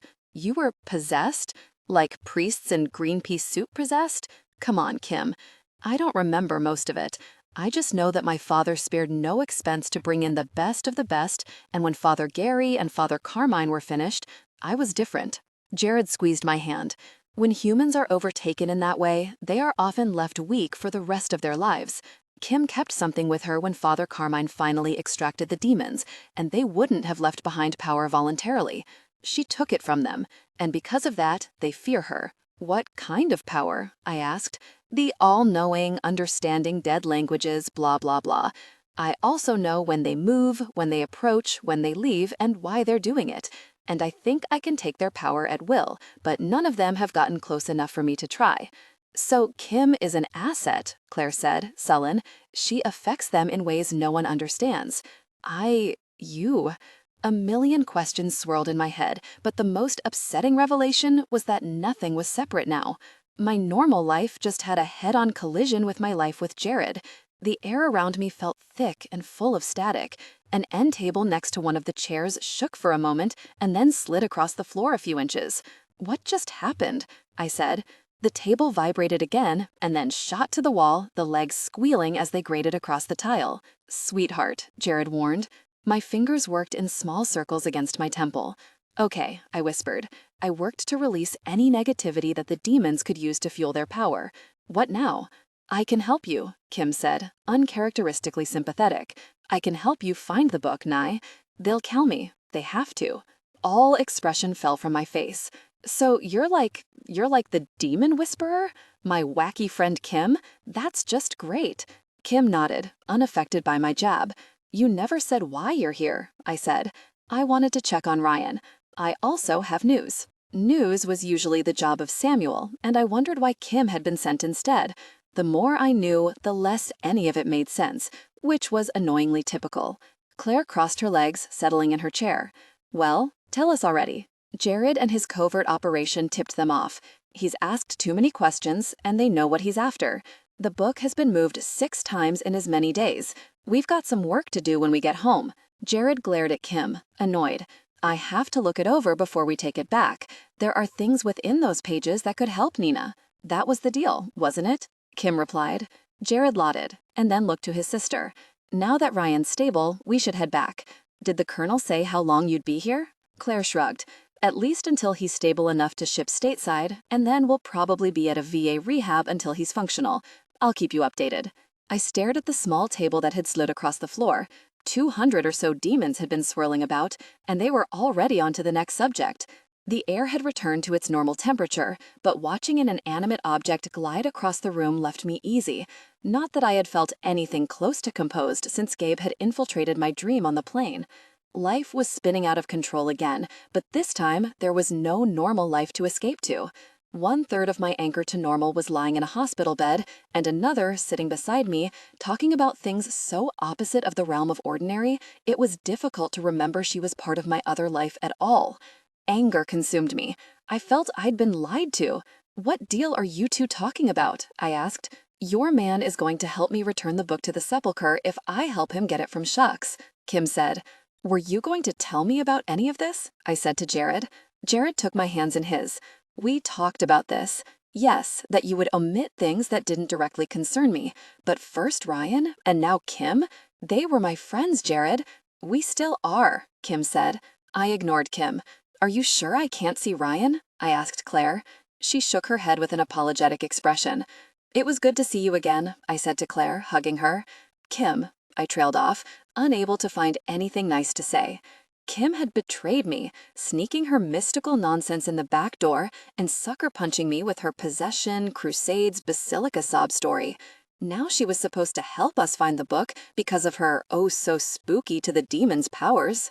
I didn't care. She was supposed to be my normal, and she had ripped it right out from under me. Gabe had wanted us to turn back, and I couldn't help but wonder if I wasn't supposed to know about Kim. Could Gabe's appearance be mundane as a paternal need to protect me again, or was it something different? Maybe Kim wasn't supposed to help us. Maybe she was working for the other side. I had almost reached the elevator when Jared called my name. Soon his hand was in mine. He stopped mid-step, causing me to jerk backward. We have to go, I said, tugging him down the hall. Jared stopped me again. Would you please tell me what's going on? No, I snapped, smacking the button to the elevator. That would require me telling you the whole truth, and that's not really how our relationship works. The door opened, and I pulled Jared inside. We were alone, and for the first time I felt I could breathe. I leaned against the wall and sighed. This isn't happening. What isn't happening? Nina, talk to me, Jared said, putting his hands on the wall at each side of my head. She's my friend, Jared. She was on the other side, the side that kept me grounded, sometimes kept me sane, and now it's gone. It's all gone. Jared cupped my face. She's still your friend. Your life at Brown is no different. It's not different. It's disappeared. He frowned. Let's think of this as a positive thing. You have someone to talk to about this now, someone on the other side that understands. I crossed my arms. I needed them, Jared, so I wouldn't get lost in all of the heaven-hell fiasco. She's human, Nina. She may handle it differently, but she knows how you feel. She knows what it's like to know things and be different because of it. Embrace it. Embrace it, I grumbled. You don't understand. Jared took my hand and kissed my fingers. This is a good thing. With her help, we can find the book. Great, I said as the doors opened to the main floor. Let's find the very thing and get rid of it. Take it back to the church. I'll stop having the dreams. Kim can be Kim again, and I can get my life back. Colonel Brand waited next to the car that would take us to the base. Jared and I remained silent during the trip, but once the plane took off from the runway, he began again. Nina, we can't just take the book back. We have to read it, find out why Jack stole it from Kim's uncle in the first place. Because Jack was crazy, that's why, I snapped. Jared sighed with frustration. They've been telling us why. In your dreams. I thought for a moment, recalling Jack's words on the roof. He had to save her. I could think of only 2 women in the world my father would risk his life for.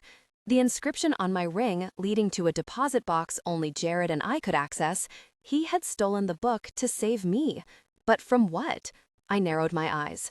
Are you insinuating that I'm keeping something from you? Because that would be just totally and completely hypocritical. Jared frowned. No, but we need to find someone that can interpret what your dreams mean.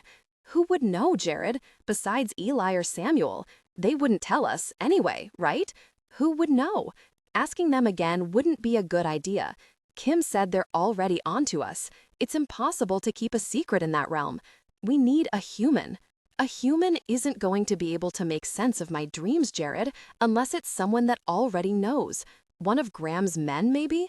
Jared shook his head, deep in thought. Claire didn't leave any of them alive. Anyone that might have known anything about it is long gone. An idea popped into my head, instantly creating a sinking feeling in my stomach. What is it? Asked, concerned. My mind instantly searched for other options. I was desperate to make the name stuck in my throat a last resort, but she was our only choice. My mother, I whispered. Cynthia would know. Jared's brows pulled in for a moment. Jack left her in the dark. You don't really believe that, do you? I asked, incredulously. He peeked over at me and then relaxed. You're right. How to get her to tell us anything is the question. She'll tell us, I said, determined. The perfect storm. Isn't this a surprise? Cynthia said, fussing with her hair. I'm on my way to the Komen fundraiser, Nina dear. We'll have lunch tomorrow. I sidestepped, guarding the front door. This is important. Cynthia laughed once, unamused. Not more important than breast cancer, I assure you. When I didn't move, she cocked her head. The expression she used for immediate intimidation lit her face.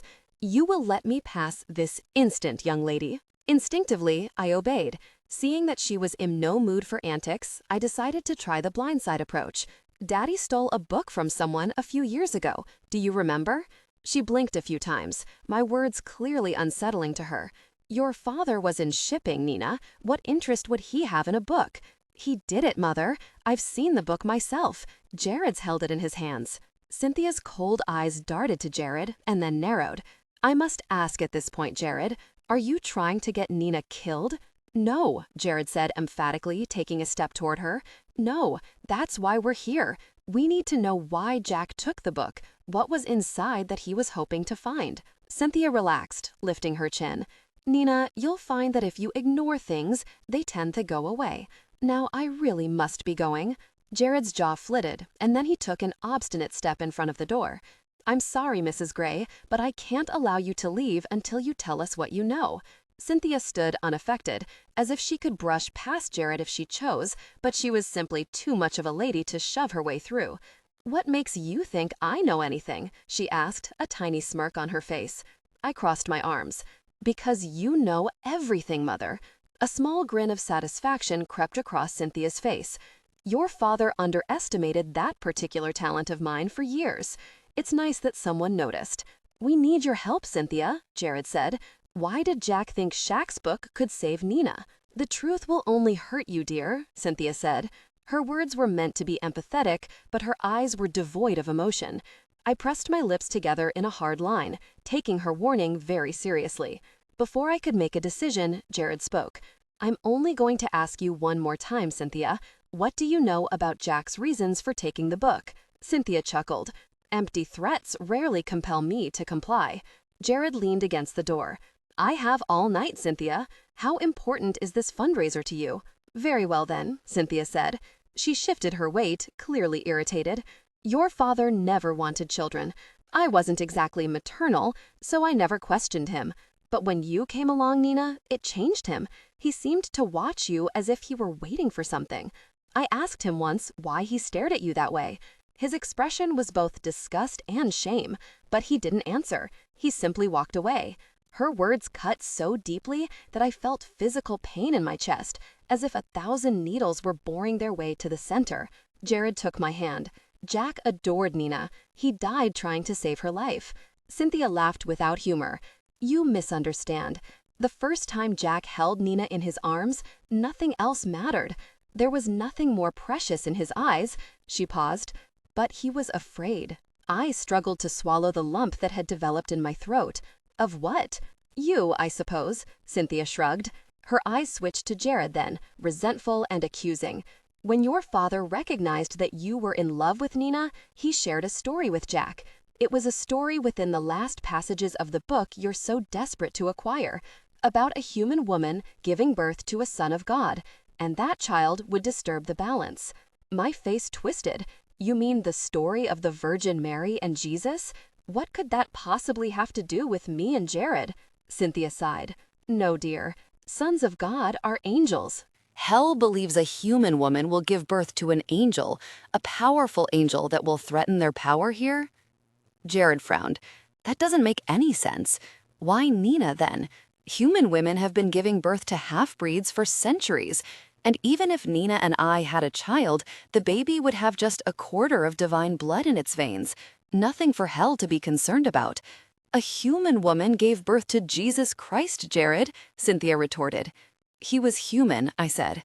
Cynthia raised an eyebrow. A mortal man who performs miracles and rises from the dead? That's some human. Now, if you'll excuse me. Jared didn't budge, still unsatisfied. Gabe and Jack believed Nina to be the woman in the prophecy, and they stole the book to try to figure out a way to stop it. They stole it twice, Cynthia corrected. First, from a family, the Pollocks. They had spent lifetimes protecting it. Shax and his men alerted the Pollocks somehow, and your fathers were detected. While they and the Pollock men were distracted with one another, Shax absconded with his book. It was several months before Gabe located the book again and was able to successfully retrieve it. That's when it all began. Mother, I said, impatient. When what began? Her eyes widened a bit, and she raised her hands, her fingers flared. This, Nina, this. When protecting you and your father became difficult for the Riles, when dark things began surrounding our home on a daily basis. His death. Honestly, Nina, what else could I mean? She said, exasperated. Okay, I'm sorry, I said to calm her. She relaxed and then smoothed her expression. Now, if you don't mind, I really must be going, she said, brushing past Jared. Jared's features tightened, instantly metamorphosizing to anger. I'm trying to save Nina's life, and you're worried about being on time for a party? Cynthia looked back at me with a sad expression. It's a mother's duty to protect her child, but sometimes we must let them save themselves. Her words stung me. Our relationship was never what one may call close, but when the occasion called for it, she extended some emotion. She had never been cruel or unkind, but at that moment, I felt like an orphan. My mother walked to the waiting car quickly, disappearing when Robert closed the door behind her. Jared pulled me into his arms, and I let my cheek burn against his chest. I can't imagine how you must feel right now, Jared whispered against the top of my hair. But I want you to remember two things. Cynthia feels helpless, and that's not a feeling she deals well with. And I want to remind you that I love you, and that love is unlike anything I've ever felt before. If she makes you feel unworthy or unwanted in any way, know that every breath you take is precious to me. I nodded, unable to thank him for the words I didn't even know myself that I needed to hear. We walked to the large staircase, and I slumped to the first step. I don't want to. I can't think about her anymore. Jared nodded once. So, let's think about what she said. A small laugh escaped my throat. That I'm the woman in Hell's prophecy? I've been told several things in the last 24 hours that are quite frankly ridiculous, and Cynthia's story gets the prize. Jared didn't smile. What if it's true? It's not like Cynthia is the most creative person on the planet. Why would she lie? I craned my neck, looking at him in disbelief. Jared, I can't believe you're falling for her nonsense. My father never wanted children? That's absurd. Jack was the best father anyone could ever hope for. You've said it yourself. He worshipped me. Cynthia didn't say he didn't like children. I took it as he hoped to prevent something. We need to do a little digging in your ancestry. I rolled my eyes. Wild goose chase. You're wasting time even discussing this.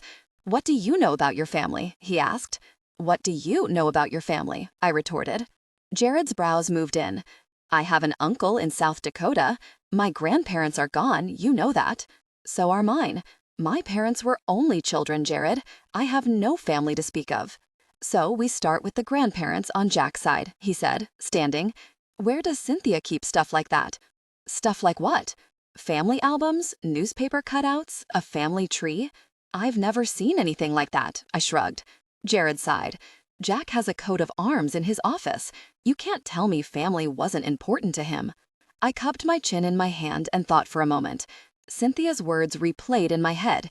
Kim's story and Cynthia's were now meshed together, intertwined because of the prophecy and the book it came from. Somehow, life was even less normal than when a demon stood in my apartment. I felt like a freak. My father's office, I trailed off. You thought of something? Jared said, pulling me to my feet. My eyes widened. Last year, when I was in Jack's office for the Port of Providence file, one of his cabinets were locked. I never found the keys to it. When I found the file I was looking for, I sort of forgot about it. Jared pulled me to his feet, quickly climbing the stairs. I tugged on the drawers of the row of file cabinets until I found one that wouldn't budge.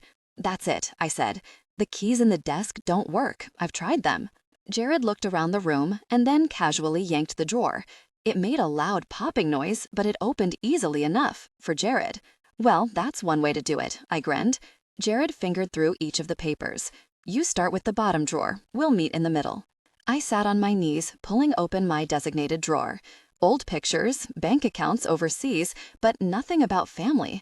The familiar frustration from the last time I had spent rummaging through his office for clues clouded my brain. Jared powered through 3 drawers before I finished one, but when he reached the 4th, he stopped. He held a paper in front of his face and then looked beyond it to the adjacent wall. What is it? I asked. Before he could answer, I noted that it was a drawing of a coat of arms, similar to the one hanging from the wall. Does the Franks mean anything to you, Nina? He asked. I shook my head, pushing myself to my feet. No, should it? You're Irish, aren't you? Yeah. So, some days I had patience for his step-by-step approach of getting to the truth. This was not one of those days. It's a common misconception. Surely Jack wouldn't display something that didn't specifically belong to him. You lost me, I said, hoping he would get to the point. Coats of arms were designed to designate a knight whose face would have been covered during battle. They are inherited from father to son, so it wouldn't make sense to have a gray coat of arms for an entire family or last name.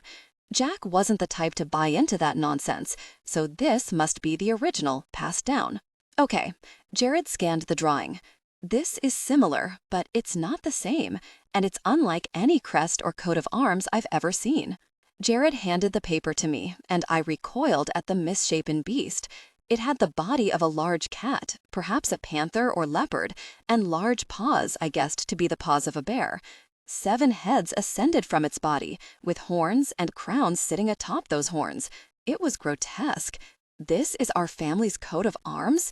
Sick, I said, handing the drawing back to Jared. No wonder Jack changed it. He couldn't hang something that monstrous on the wall.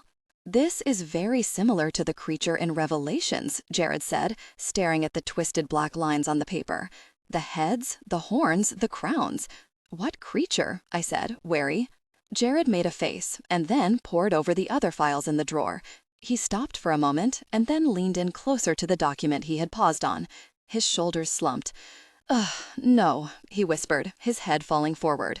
What is it? I said, afraid of what he might say. He nervously rubbed the back of his neck, pulling the paper from the drawer. He looked once more and then shut his eyes tight. I fidgeted. It's bad, isn't it? His eyes slowly opened, and the twin storms of his irises sent panic throughout my body. He glanced at the coat of arms on the wall. I promise you, Nina, you don't want to know. I think I have to know at this point, I said, pulling the paper from his hand. Jared shook his head. I can still figure out how to save you without you knowing everything. We've talked about that before. Trust me when I say that you don't want to know this. I lowered my eyes to the paper. It was a list of names, similar to a family tree, but it only followed one line. My name was at the bottom. Higher on the list, names like Dagobert III and Clovis I. The name at the top, Merovius, had two fathers, King Clodion. The other name caused my legs to disappear, and I dropped the paper to the floor. Jared supported my weight.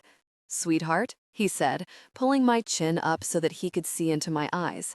He lifted me into his arms and carried me to Jack's desk chair, kneeling before me. What does that mean? What the hell is a beast of the sea?" I wailed. Jared shook his head. "It's just a story, Nina, nothing more." "Tell me," I whispered. Jared's jaws fluttered. "I don't want to. What am I?" A small smile touched Jared's mouth. "You're human. You just have some pretty potent blood running through your veins." "I need to know," I said, touching his cheek with my fingertips.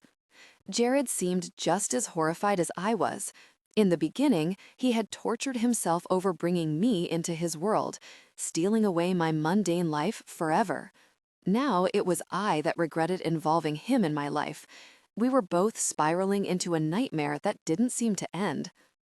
Jared sighed.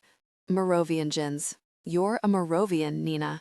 A very long time ago, your family ruled with divine power, under the belief that they are direct descendants of Jesus Christ." "Jesus didn't have children," I scoffed. "The myth is that Jesus and Mary Magdalene were married, and their children are the ancestors of the Merovian bloodline. It's known in less human circles that the story was perpetuated to keep the Merovians in power. There are people even today that believe it. So you're saying it's not true? That's a relief. I'm at least somewhat less of a freak." Jared looked away, cautiously choosing his next words. "Have you heard of the Nephilim, Nina?" I shook my head, dreading where his story would go. "Okay," he said. "Have you heard of the story of David and Goliath?" "Yeah," I sniffed. "The skinny kid that threw a rock at a giant's head and killed him?" "Goliath was not one of a kind. He had family, people, antediluvian giants. Some called them Anakim, others refer to them as Nephilim. They had many tribes, and their remains have been found, measuring anywhere from 9.5 feet to 14 feet. Some have 2 full rows of teeth. They were different, not completely human. The Holy Bible acknowledges their origin in Genesis, that the sons of God saw the daughters of men were fair, and they took them wives of all which they chose. The Nephilim were on the earth in those days, and also after, when the sons of God came in unto the daughters of men, and they bore children unto them." "Sons of God? Like the ones Cynthia was talking about?" I asked. "Yes, angels." "Do you know the whole Bible by heart?" I asked, attempting to detour the frightening thoughts swirling in my mind. "Most of it," he said, a corner of his mouth slightly turning up. It vanished as quickly as it appeared. God wiped out the Nephilim with the Great Flood because their blood was contaminated. He needed a direct line from Adam to Abraham because that is the bloodline that was prophesied to bring the Messiah.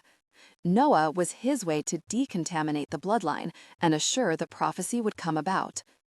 "My brain hurts," I complained, rubbing her head. Jared kissed my hair, wrapping his arms around me. "Do you understand what I'm telling you?" he whispered softly. Jack didn't want children because he knew he carried Nephilim blood, and the Merovians are part of the prophecy in the Naissance de Demoniac. He knew when I fell in love with you that you and I would meet all of the requirements. "What requirements?" My voice was muffled from pushing my face into his chest. "A prophecy requires certain elements to come together in order to come to fruition, Nina. A descendant of the Nephilim procreating with a hybrid, it's the perfect storm. Remember when Eli told us that only 7 other human hybrid cases had happened since the dawn of time? How many of those humans do you think were Merovian? Jack knew you were the woman in the book because he knew what he was and what I was. Once he knew I was in love with you, he made the decision to steal Shax's book to try to find a way to protect you." "From what?" I cringed. I kept asking questions I didn't want the answers to. He lifted my chin to face him. "That's why we need the book. I need to find out what interest they might have in a child we might have. I don't know if they want it to happen or they will fight to prevent it. It depends on what that scenario means for hell. Wait, I said, my mind finally focusing enough to form coherent thoughts. You said the Nephilim were wiped out in the big flood, so how can I be related to them? Jared raised his eyebrows once, sighing. That was a tactic used to keep Jesus' bloodline pure. That doesn't mean fallen angels taking human women didn't happen after that. Oh, I said, deflated. I'm 5'4", Jared. How is it even possible I could have even an ounce of giant blood in me? Jared chuckled. You're Irish, too. Makes me wonder how you're Moravian. They were leaders of the Franks, early German and French.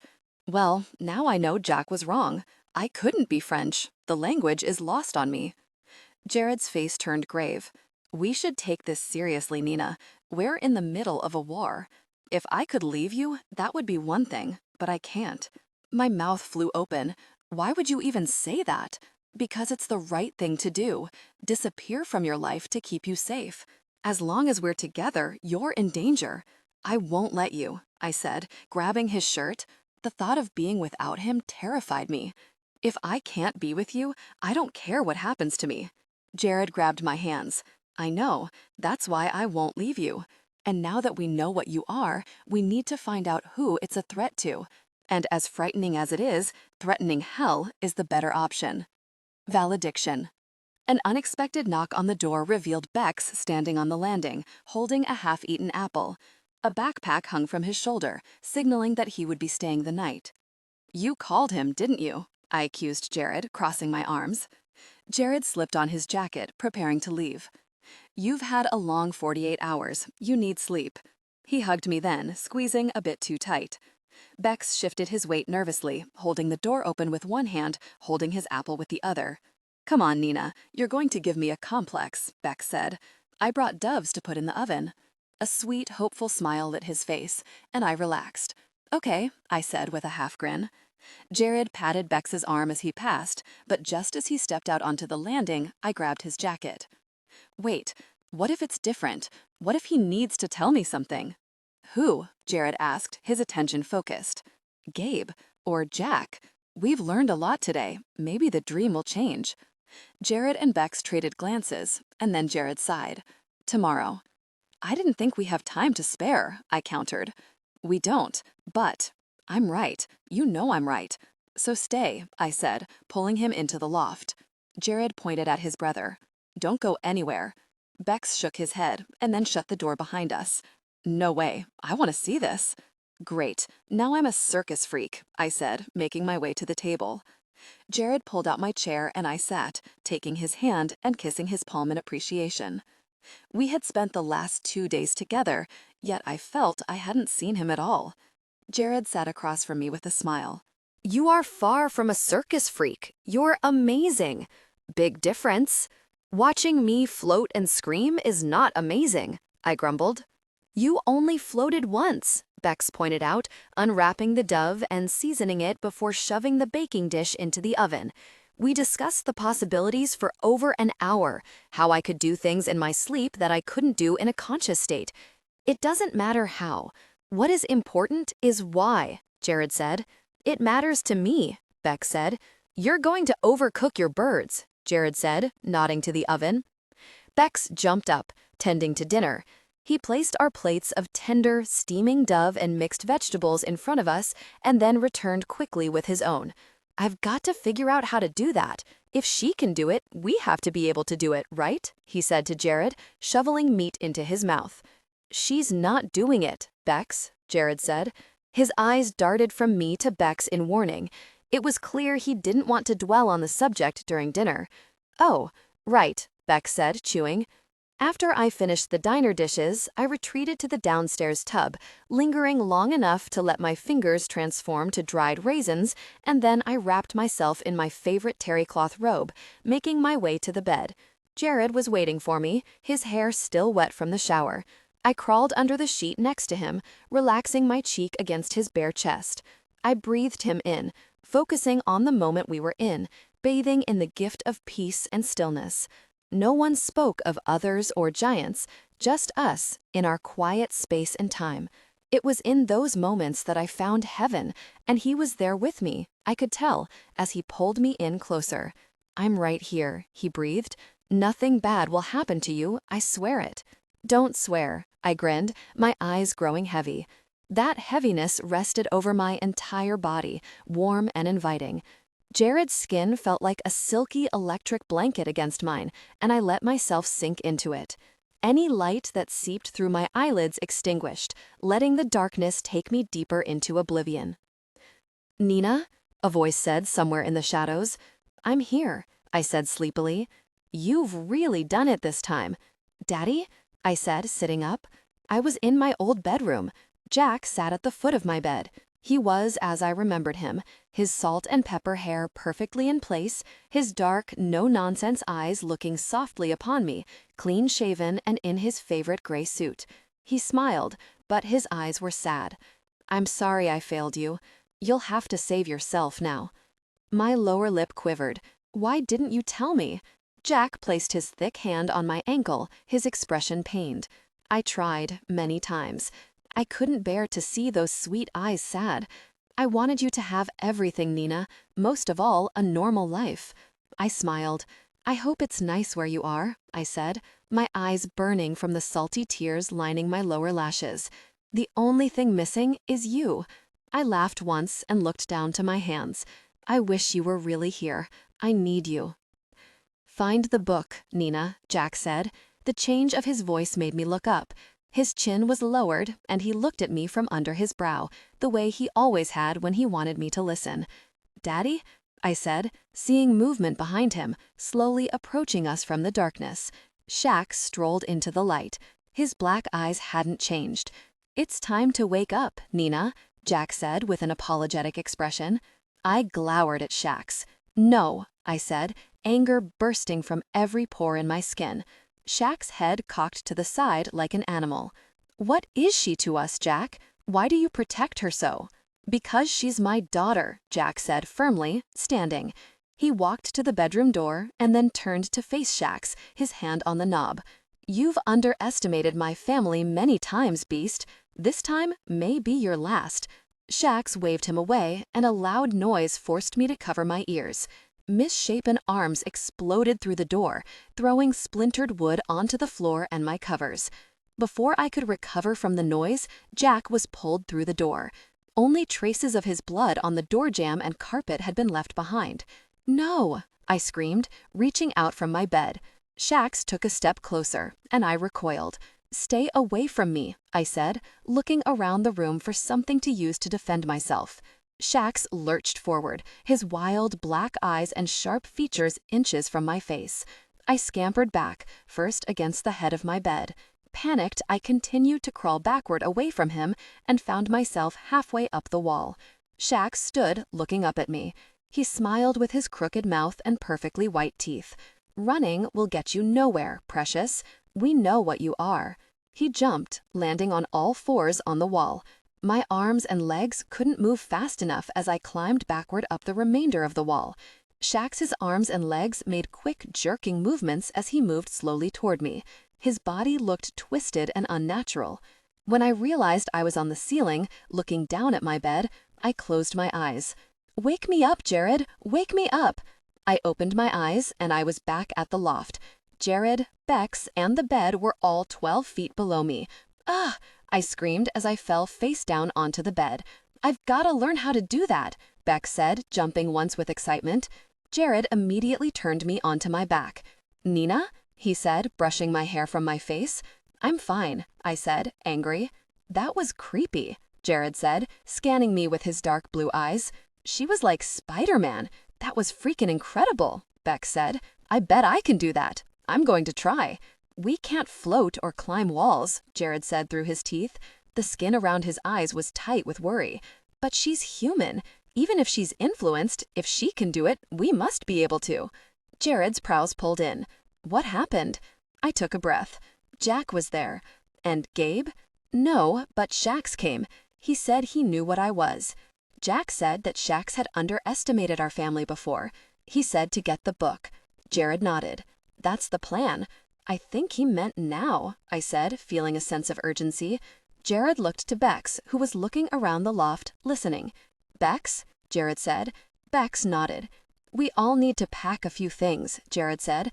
"We're going to be gone for a couple of days. I want to be in the car and ready to go in 5 minutes." Jared's and Bex's forms turned obscure as they raced around the room at impossible speed, and I immediately pulled on a hooded sweatshirt and jeans and then shoved my bare feet into sneakers. Jared held the door open for me as I pulled my hair back into a ponytail. The iron steps knocked and echoed with my footsteps alone, although Bex was in front of me, with Jared following behind. Bex threw our bags into the back of the Escalade and then froze. He looked into the air, waiting for something. "Are they coming?" I whispered. Jared paused and then took a step toward the loft. "No," he whispered. Bex shook his head. "They're here." Jared left me then. My eyes barely kept up with his blurry form sprinting into the loft. "What?" I said. Bex moved in front of me in a protective stance and then gasped. The building exploded.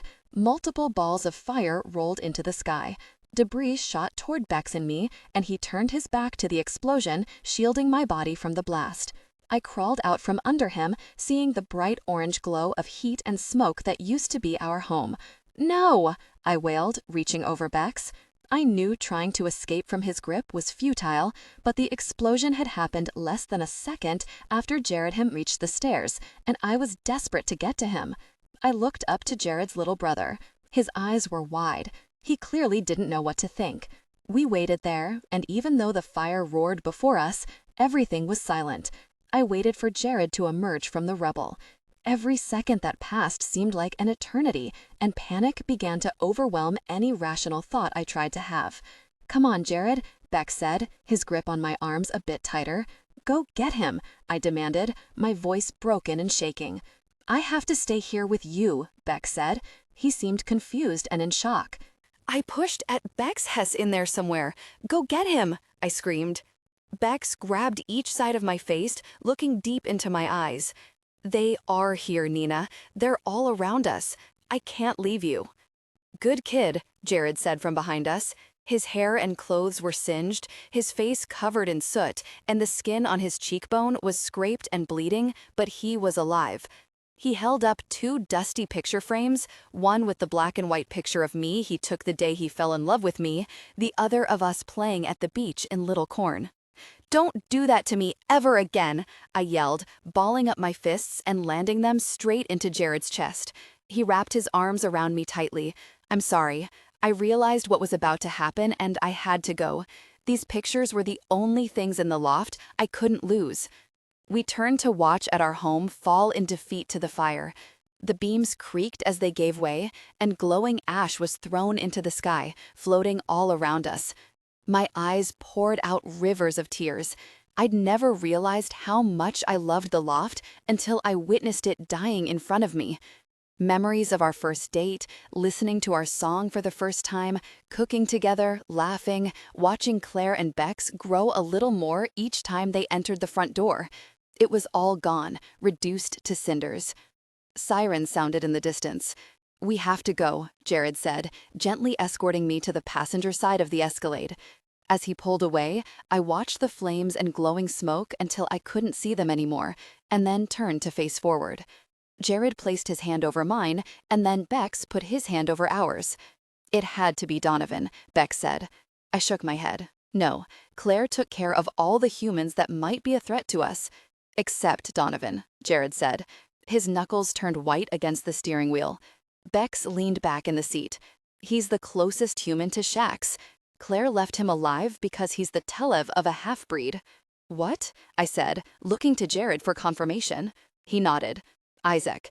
Very fast, very strong, but emotional. He's been known to make mistakes, but he's still dangerous." I blinked, processing what Jared had said. "So to kill Donovan, we'd have to kill a hybrid." "Not just any hybrid," Beck said. "The son of Michael, an angel in the Holy Army, a warrior of God. At his word, they would exterminate entire bloodlines, entire kingdoms." I laughed once. "You're joking." "No," Jared said, pulling the Escalade down a road leading us out of town. "Michael belongs to a family of angels that embodies God's wrath, and if harm came to his son, that would be an act of war against heaven. That is the only reason Donovan is still alive. The Escalade bounced over the uneven gravel road, and Jared came to a stop just outside a familiar chain-link fence. We walked hand in hand to the warehouse where I met Eli. Jared pushed the button, and we waited. Nothing. "I thought you said he wouldn't speak to you?" I asked. Jared stood silent, patient, and calm. 20 long minutes passed, and then we were finally buzzed in. The breath Jared had silently held, he released. "Thank you," he whispered. Bex led the way through the dusty cement hall. My footsteps echoed throughout the capacious room the hall opened up to, encased by 100 dirty windows. As before, we waited in the center. Jared's and Bex's faces were marked by soot from the fire. Their expressions were composed, waiting for Eli to decide to show himself. An hour passed, and still we waited. Jared slid his arms from his jacket and hung it on my shoulders. I hadn't even noticed the cold, but once the added heat was around me, I shivered. "Patience," Jared said. His words could have been directed at me or at Bex, I wasn't sure. After another hour, the columns of glass were ignited by the rising sun. Rays of white pierced through, illuminating the elegantly floating dust motes in its path. Glowing yellow squares infringed upon the shadows, and soon the entire floor glowed and warmed with the glorious grace of morning light. "Nina," a voice called from across the room. Eli walked toward us, his eyes focused only on me. He was dressed in the same attire he wore the last time we met, the crisp white shirt, the jeans and sandals, and the spiky blonde hair. He made a click noise with his tongue. "You aren't getting enough rest." "But you knew that," I smiled sleepily. One corner of his mouth turned up, but it wasn't quite a smile. "I'm sorry, Cupcake. I haven't been much help." "Can you help us now?" Jared asked. "We would love to, Jared." "We've been instructed to," Eli said. Compassion was in his eyes, but not apology. "But why?" Bex asked, genuinely confused. Jared watched Eli for a moment and then frowned. "They won't intervene unless the balance is disturbed." Eli reached his hand to me, and I took it. He pulled me into him gently. He towered over me, and I felt like a child wrapped in his arms. Emotion overwhelmed me, and I let myself tremble and weep unreservedly in the quiet sanctuary of his embrace. Jared's hand touched my shoulder, Bex's smaller hand touched my back. A sob that had been hiding somewhere deep within me found its way to the surface. It felt good to cry. I had just seen my father for the first time since his death. The pressure and horror of being the center of a story hell took very seriously, and now hearing that heaven was unwilling to help, hope was dwindling. Crying was a sweet release, and in Eli's arms it was natural, much like a tearful moment in my father's lap when I was hurt or frightened. Eli released me and tenderly grasped a lock of my hair. "You have grieved for your former life, Nina Gray. It is time to rise up as the woman you are. Strong, determined," he smiled, "and stubborn." He walked away from us, looking at the sky through the windows. Humans see life as so precious when it's fleeting. Add in the defensive instincts of a mother, and you're nearly unstoppable, even in your fragile shell. It's more inspiring each time I see it. "You know she's not pregnant," Jared said. "Yet," Eli said, turning with a knowing smile. "Let us visit again when the time is right.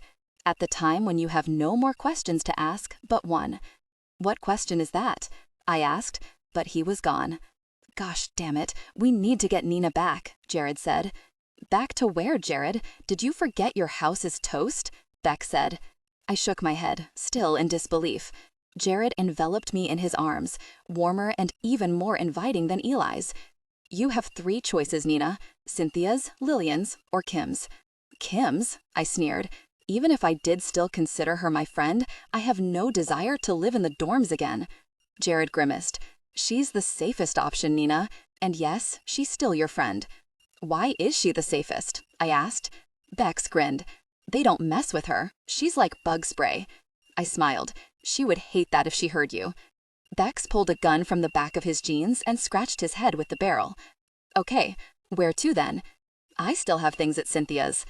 "Well, go there," I said, taking in a deep breath. Luckily, Cynthia was consistently busy with charities, so she would be out and about more often than not. "You'll go there," Jared said. My mouth fell open. "I'm not going anywhere without you. You told me once you couldn't go back to that. Again. What happened to that?" "It's not my first choice, I assure you," he said, an uncomfortable grin twisting his mouth. It's my house, Jared. You're coming, I said. I looked at Bex then, and there's a room for you, too. I have a room, thanks, Bex said. Nina, Jared began. I held up my hand. If you make me go to that house alone, I will spend all of my time in Jack's office. I'll move my bed in there, I swear to God. Jared had once told me that Jack's office was the only room in my parents' home that wasn't wired with microphones or cameras. Jared could still hear me, of course, but having to guess what I was doing drove him crazy. Jared smiled. Don't swear at him. We need him on our side. I frowned. You know what I mean. He sighed. Cynthia's it is then. Killing the messenger, nothing goes as planned. People say goodbye, buildings burn, and the impossibility of moving back in with Cynthia Gray after the age of 18 can actually happen. As I stood before the colossal home my father left to me after his death, I felt a bit nauseous at the prospect of walking its halls every day again. Some of my best and worst memories happened within those walls. Jack chasing me down the halls, cooking my first meal, my father dying before my eyes, and everything I thought he was slipping away as I read a hidden file on the second floor. But it was still home. The gravel crunched beneath my feet as Jared walked me up the steps to the front door.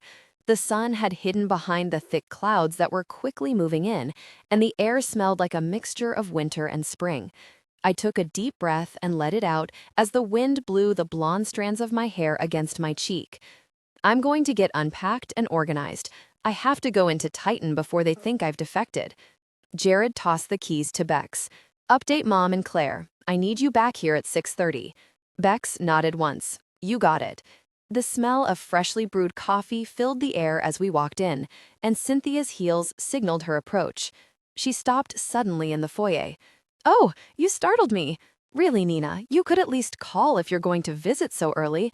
We're not visiting, we're moving in, I said, making my way up the stairs. Cynthia rushed to the first step, looking up at us. What on earth are you talking about? Jared turned to face her. Donovan set explosives in the loft.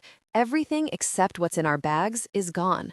Cynthia paused for a moment, a common tactic of hers to calm her voice before she spoke when she was angry or taken off guard. Well, I'm glad Nina's safe. How long will you be staying? Indefinitely, I said. I had reached the top before she spoke again. You're filthy, she snapped, her heels clicking to the kitchen. I smiled. She was always snippy when she didn't want to show emotion, the soft sort. Trying to find a professional ensemble from my high school wardrobe was nothing short of frustrating. It was then that it hit me that all of my belongings were gone. Everything Jared and I had purchased together, the bed we shared, the downstairs tub. Different items in the loft flickered through my mind. It was strange how each of them, however insignificant they used to seem, were attached to a memory. Tears pooled in my eyes and escaped down my cheek. I wiped them away and groaned. I have nothing to wear. What was I thinking buying this crap? I yelled.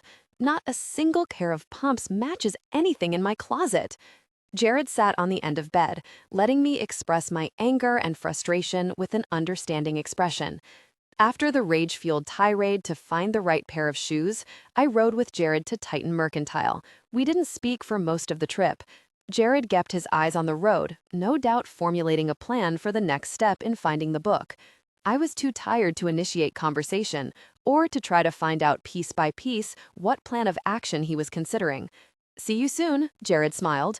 I kissed his cheek and then stepped out onto the curb, looking back once more before pushing through the entrance doors. Beth waited me in my office, already organizing my call list in order of importance. And don't forget the conference with the Japanese firm at 9, she said, her head down. I've told you a million times, Beth. Yawatama. It's not that hard if you practice. Beth raised her hands in frustration and then dropped them, letting the papers in her hands slap her thighs. I sound ridiculous, she said. Sasha laughs at me every time I try. Oh, to hell with Sasha. Ask her to say something German. She sounds like a bloated mule. Beth laughed out loud, surprised at my mood. You're not sleeping again, are you? 2 quick knocks, and then Grant opened my office door wide, keeping his hand on the knob. The prodigal daughter returns. How was your trip? Great, Grant. I'm busy. What do you need? I said, putting the phone to my ear. His expression screwed, his nose wrinkling in disgust. The Bainbridge group will be here in 20 minutes, Nina. Why didn't you just wear pajamas? From collarbone to scalp, the burn of infuriation ignited my face in what I was sure was a beautiful shade of tomato red. My outstretched arm, with a rigid, pointed finger at the end, silently warned Grant to leave. Back away slowly, Mr. Bristol. No sudden movements, Beth said. Grant nodded, stepping backward until he was out of sight. Beth placed a small bag on my desk. Foundation, blush, mascara, and gloss. Get it on. I'll meet you downstairs in 15. She closed the door softly behind her, and I took a deep breath. Just get through the day, I thought. My cell phone rang once. Not now, Jared, I said aloud, knowing he could hear. The second ring cut short. Thank you, I whispered. I opened the compact from Beth's bag and looked at myself in the mirror. Holy banshee, Nina, get yourself together, I said to myself. Sasha stood next to the coffee maker in the meeting room. Miss Gray, she said, handing me a fresh, steaming mug. Thanks, I said, frowning with confusion at her polar disposition. Wondering what she was up to was not on my agenda for the morning, not to mention I didn't have the time or patience for it. That wouldn't stop me from finding out, however. The meeting went smoothly, and then I returned to my office, opening the door long enough for Beth to follow me through. I turned to see Grant and Sasha just behind her, but I shut the door. Not now, I said flatly. Okay, Nina. Totally unprofessional, Sasha said, half laughing, half surprised. Beth watched the door for a moment in shock, and then turned to me. What the heck's going on with you? She asked. And what's that smell? Have you been camping? She said, sniffing once. I puffed, blowing my bangs from my face. No, the loft is gone, burned to the ground.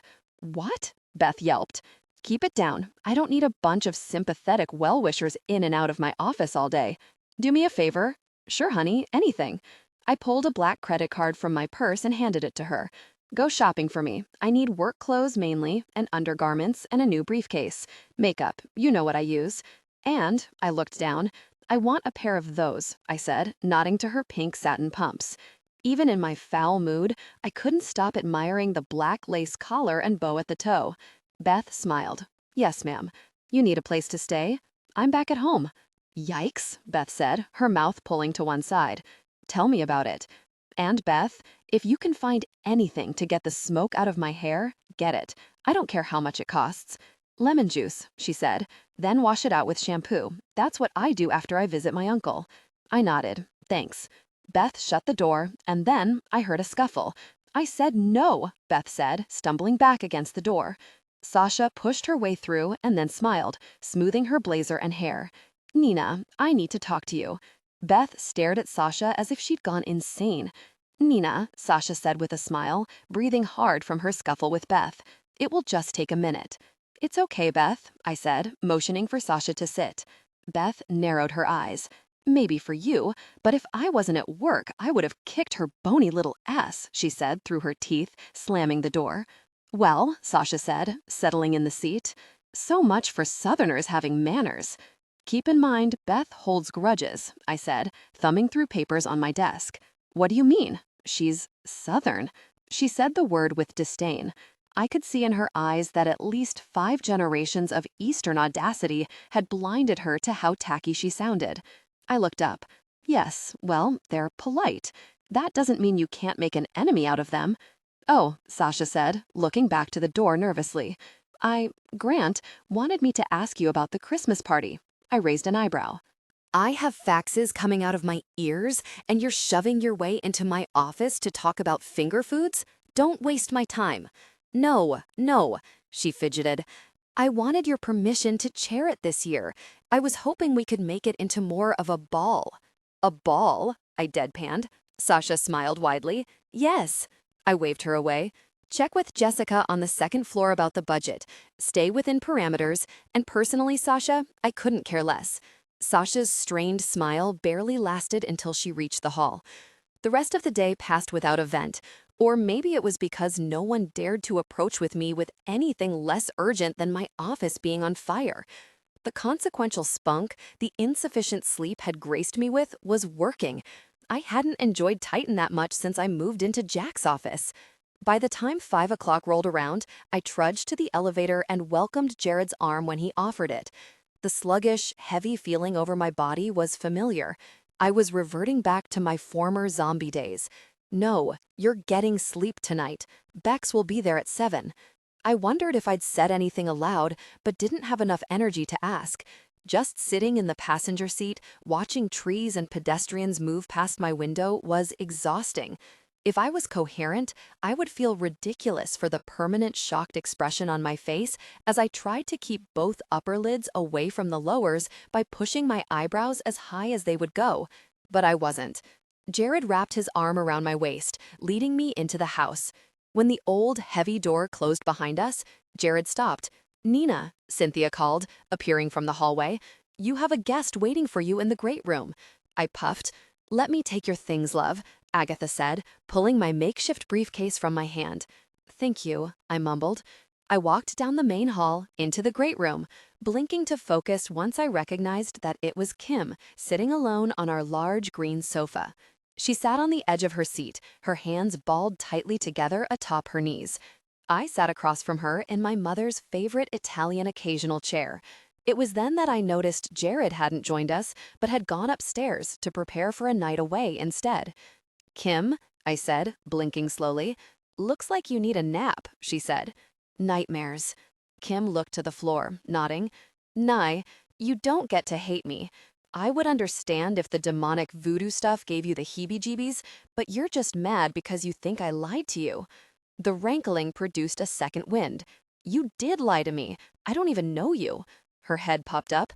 "And I know you? Jared's half angel, and you're not exactly your run-of-the-mill brown co-ed yourself, Miss Merovingian. Have they told you what that means?" "They told me," I grumbled. "So I just came to tell you that we're still friends, and you can like it and let me piss you off like I used to without worrying if you're really pissed. Got it?" "Whatever, I'm pooped," I said, pushing myself from the chair. "Really? We're good?" she asked. I turned, and seeing her expectant eyes, I smiled. "Yeah, Kim, we're good." Kim stood and then held out both of her arms, jutting her lip out. "Hugs? Quit it." She let her hands fall to her thighs with a slap. "Well, thought I'd try." I walked her to the door, and she leaned close to my ear. "I'm going with Jared tonight. I'll try not to be too affectionate with him while we're hunting down your book." "You're a good friend," I said. "Kiss noise," Kim said, jogging down the drive to her Sentra. How had I missed that horrid thing? I was more tired than I thought. Jared met me at the bottom of the staircase. He held my arm for a few steps and then gave up, lifting me in his arms and carrying me up the stairs. "Shower," I said. Jared lowered me to the overstuffed mattress in my room. "In the morning. Bex is here. Sleep." I'm not sure when I fell asleep or how long Jared stayed because I was unconscious the moment my head hit the pillow. The nightmares stayed away, even after my previous nightmare of Shax being in that very room. I was so tired and slept so hard that I didn't dream at all. I peeled my eyes open to see Bex standing at the end of the bed. "Just so you know, that's creepy," I said, rubbing the sleep from my eyes. "Not as scary as your hair," he frowned. "Wow, you're grumpy this morning." Cynthia doesn't trust me in the kitchen. 3 knocks at the door, and Cynthia backed into my room, a tray in her hands. "Good morning. I thought I would bring you breakfast." "Does Agatha have the day off?" I asked. "No, she's downstairs. Why?" Cynthia asked. I watched my mother for a moment in disbelief, and then shook my head. "Nothing, thank you." Cynthia left as quickly as she came in. "Mind the coffee, dear. It's hot," she called back as her heels clicked down the hall. Bex's eyebrows were nearly touching as his frown deepened. He had never been to my parents' home, to my knowledge, and he wasn't enjoying it at all. "She warms up," I said. "That's not what I've heard," he grumbled. "I'm going to hop in the shower. Has Jared called?" "No," he said, picking up the remote control, switching on the television. "But he's on his way." I thought about that for a moment and decided I already knew the answer. They could sense each other, and Bex was the most in tune out of the 3 hybrid siblings. My morning routine finished without event, including Jared's return home. "I thought you said he was coming," I said, tightening my robe. "He is," Bex said, his eyes stationary on the screen. "Nina, love," Agatha called from the hall. "Yes," I said, opening the door. Agatha was holding several bags, and Beth stood behind her, her arms full of bags as well. "You said you lost everything," Beth said, brushing past me to the closet. She disappeared into my walk-in, hanging the plastic-covered clothing on the nearly empty iron rods. I opened the door, watching her pull shoes boxes from one of the large sacks. Once she was finished, she looked at her watch. Crap, I gotta go. Beth, yes, she said, whipping around. Thank you. She smiled. Don't thank me. That was so fun. I think I went a little overboard. She waved and then rushed back the way she came, her legs moving 1,000 miles per hour. I shut the closet door behind me and pulled the first outfit I touched off its hanger. When I walked out into the bedroom, I froze in my tracks. Jared stood in the center of my room, covered in dirt, blood, and his face scraped and blotchy. Oh my God, I yelled, rushing over to him. What happened? Kim walked in behind Jared untouched. I told him not to go without me, but he's faster than I am. I touched Jared's face. What did you do? He grimaced. The book was in my hand. I had it. Where were you? I said, helping him pull off his jacket. He was stiff and cringed with pain. Kim's usually stoic expression twitched as she watched me pull his t-shirt up and over his head. Warwick, she said. We got the book, but Donovan was there. 6 raw, bloody, and swollen bullet holes dotted different areas of Jared's torso, accompanied by a large gash along his shoulder blade. Jared! I screamed. Bex left without a word. Where are you going? I called after him. He's going to find something to pull the fragments out. I helped him to the bed and then took a deep breath. It didn't help. Tears welled up in my eyes. You're going to be okay, right? Jared managed a smile. Yes, I'll be good as new this time tomorrow. Bex returned with a towel full of different items.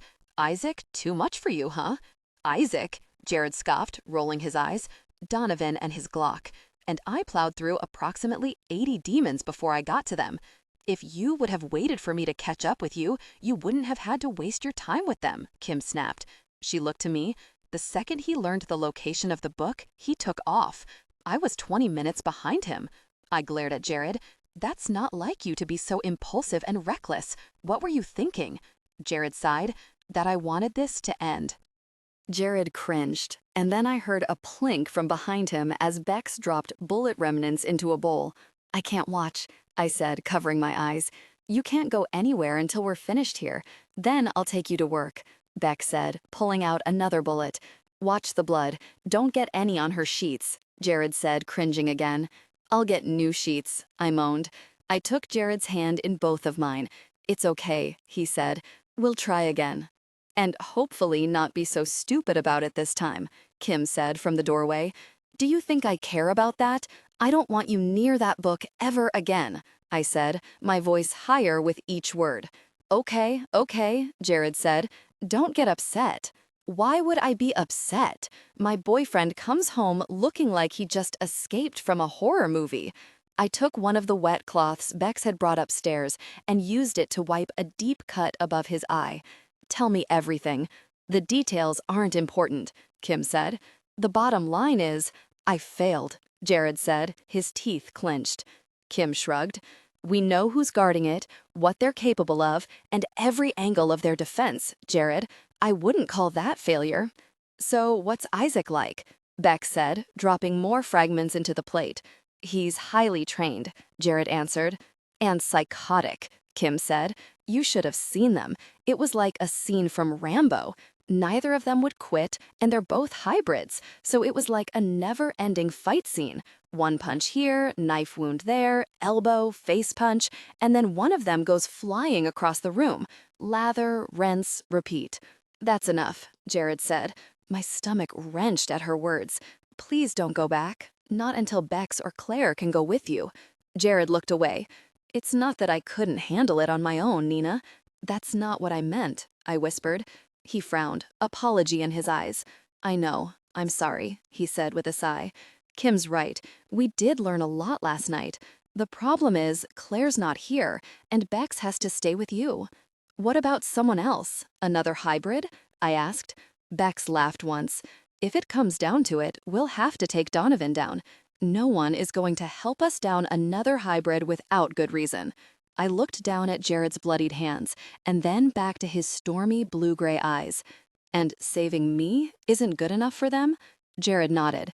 We have to persuade them that something big is coming, and to do that, we need the book. Kim knocked on the door jamb. Now that's irony. Come on, Nye. I'll take you to work. Is that okay? I asked Jared. I'd rather you wait, he said. Don't be ridiculous, Kim said. She pulled up her shirt, revealing a handgun stuffed halfway into her jeans. I'm packing. Demons run when they see me coming. And as Donovan learned last night, my right hook is wicked accurate. The glance Jared and I traded turned into involuntary smiles. Bex will be right behind you, Jared said. I kissed his cheek. Maybe I should stay home today. This is nothing. You should see the other guys, Jared said with a wink. Go on. Kim lifted my briefcase off the floor and held it out. I rushed to the bathroom, washed the blood from my hands, and then followed her down the stairs. Let's take my car, I said. Kim shrugged. Whatever. As promised, the ride to work was safe and uneventful, and Bex pulled into the parking lot on his new, barely street-legal Ducati Street Fighter just as I stepped out of the car. Kim stayed behind as I rushed into Titan, thankful that being the CEO, sort of in training, granted me a spot on the elevator. Good morning, I said to my coworkers as the door slid closed. Riding in close proximity to so many proved not so lucky after all. The thought of everyone breathing in such a confined space made me a bit claustrophobic. When the elevator doors opened, I pushed my way out, taking a deep breath when my heels hit the carpet. Oh, thank God. Grant's door was open, and his ankles were crossed on top of his desk, and he was lazily leaned back in his chair. My momentary relief from the elevator was short-lived, and my face screwed in disgust. I made a beeline from my office, hoping Grant would be too comfortable to get out of his chair. Hey, Peanut, Grant said, just as I sat down. Nina, Beth said, walking in with her head down. She was biting on the end of her pencil, concentrating on her notebook planner. The meeting with Yao Yao, the Japanese, is on Thursday, but the Wellingtons will be in town and hoped to squeeze in some time. Make time. I'd love to steal them away from Donaldson, I said, tapping a pen against my desk. Sounds like it's a better day, Grant said, nodding. He bowed out without another word. Now it is, I said, noting Beth's smile as she stifled a giggle. So, she said, forcing her smile to fade, Chad's been asking, have you heard from Ryan lately, or at all? I no longer had to fight a smile. My face immediately fell. No, nothing. Beth nodded. I hope he's okay. If he wasn't, we would find out, right? I said to reassure her. She took a deep breath and nodded. Right. I've got to make some copies. You want coffee? No thanks. Once Beth was off doing other things, Grant returned. I actually had a point to coming in here. I needed to talk to you about Beth. Oh? Grant flashed his $1,000,000 smile, and I had to physically restrain myself from recoiling. Peanut, I realize she's your friend, but it's not exactly cost-efficient to keep her on board during the school year. Are you suggesting I fire her? I said, raising an eyebrow. Grant sighed. You're not looking at this objectively. You're in the office, yes, but technically you're still an intern until you graduate. Why would I pay someone to assist an intern? Because I told you to.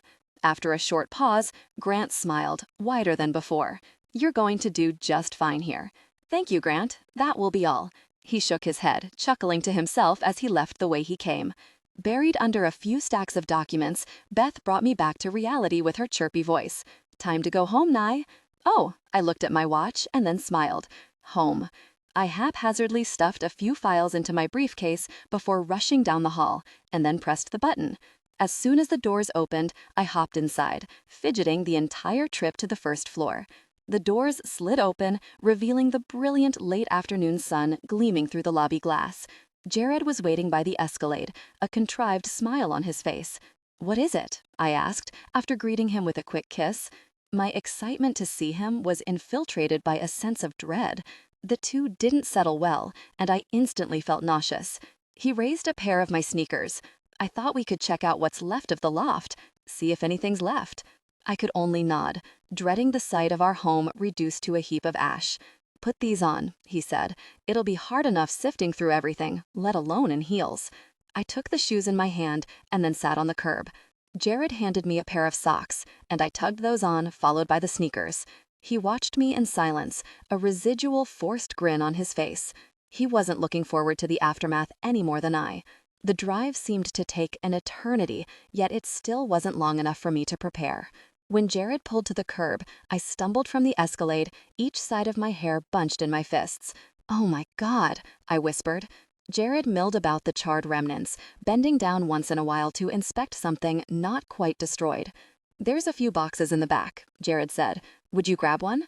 I took wide steps and hopped until I was clear of the debris, and then went to the Escalade, opening the back door. I brought back a large cardboard box. There were 2 more, but it was overly optimistic to bother with them. We couldn't fill up the first one. Silverware, a few brittle-edged pictures, and the monitor of my laptop were among partially intact documents and a set of throwing knives.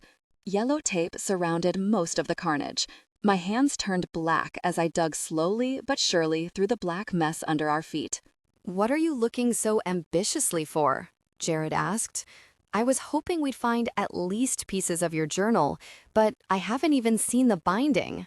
"Have you come across it?" He smiled. "I keep it in the Escalade. It's safe and sound." "Good," I said, overwhelmed at the mountain of rubble. "We should go. The fire marshal has already interviewed me twice. If anyone sees us poking around, it's going to attract attention." "I guess." I stood up from my squatted position, throwing down a charred piece of the frame that the last picture of my father was in. "I'm sorry about that," Jared said. "I should have tried to get that out too." "It's not your fault. They did this to get a reaction, to see if we'd retaliate or if it would cause dissension between us. The last thing I'm going to do is give them what they want. It's just stuff." Jared walked over to me, tenderly wiping my face. "You're covered in soot. Let's go home." "That's not home, Jared.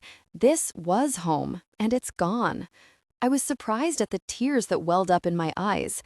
Crying hadn't crossed my mind until that very moment. "Maybe we should start looking for a place," he smiled. "So they can torch it again? No, thank you." Jared's expression was pained.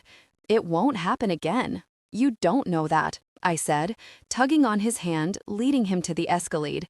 "We have no idea what they'll do next." New summer wound down, and Beth and I undertook the process of delegation. Our schedule at Brown would make it impossible to maintain the hours we'd been keeping at Titan. Jared made frequent calls to Claire to check on Ryan's progress, which steadily improved. At times, faster than Claire would have liked. To all of our surprise, Ryan wasn't fighting the decision to decommission him. He was focused on getting well and getting back to the States, something none of us had anticipated. As promised, Jared didn't try another ambush on Shax or Donovan and Isaac. Instead, he became obsessed with constructing a fail-safe plan, one that included a plan B and help. He refused to let the book get away from him a second time.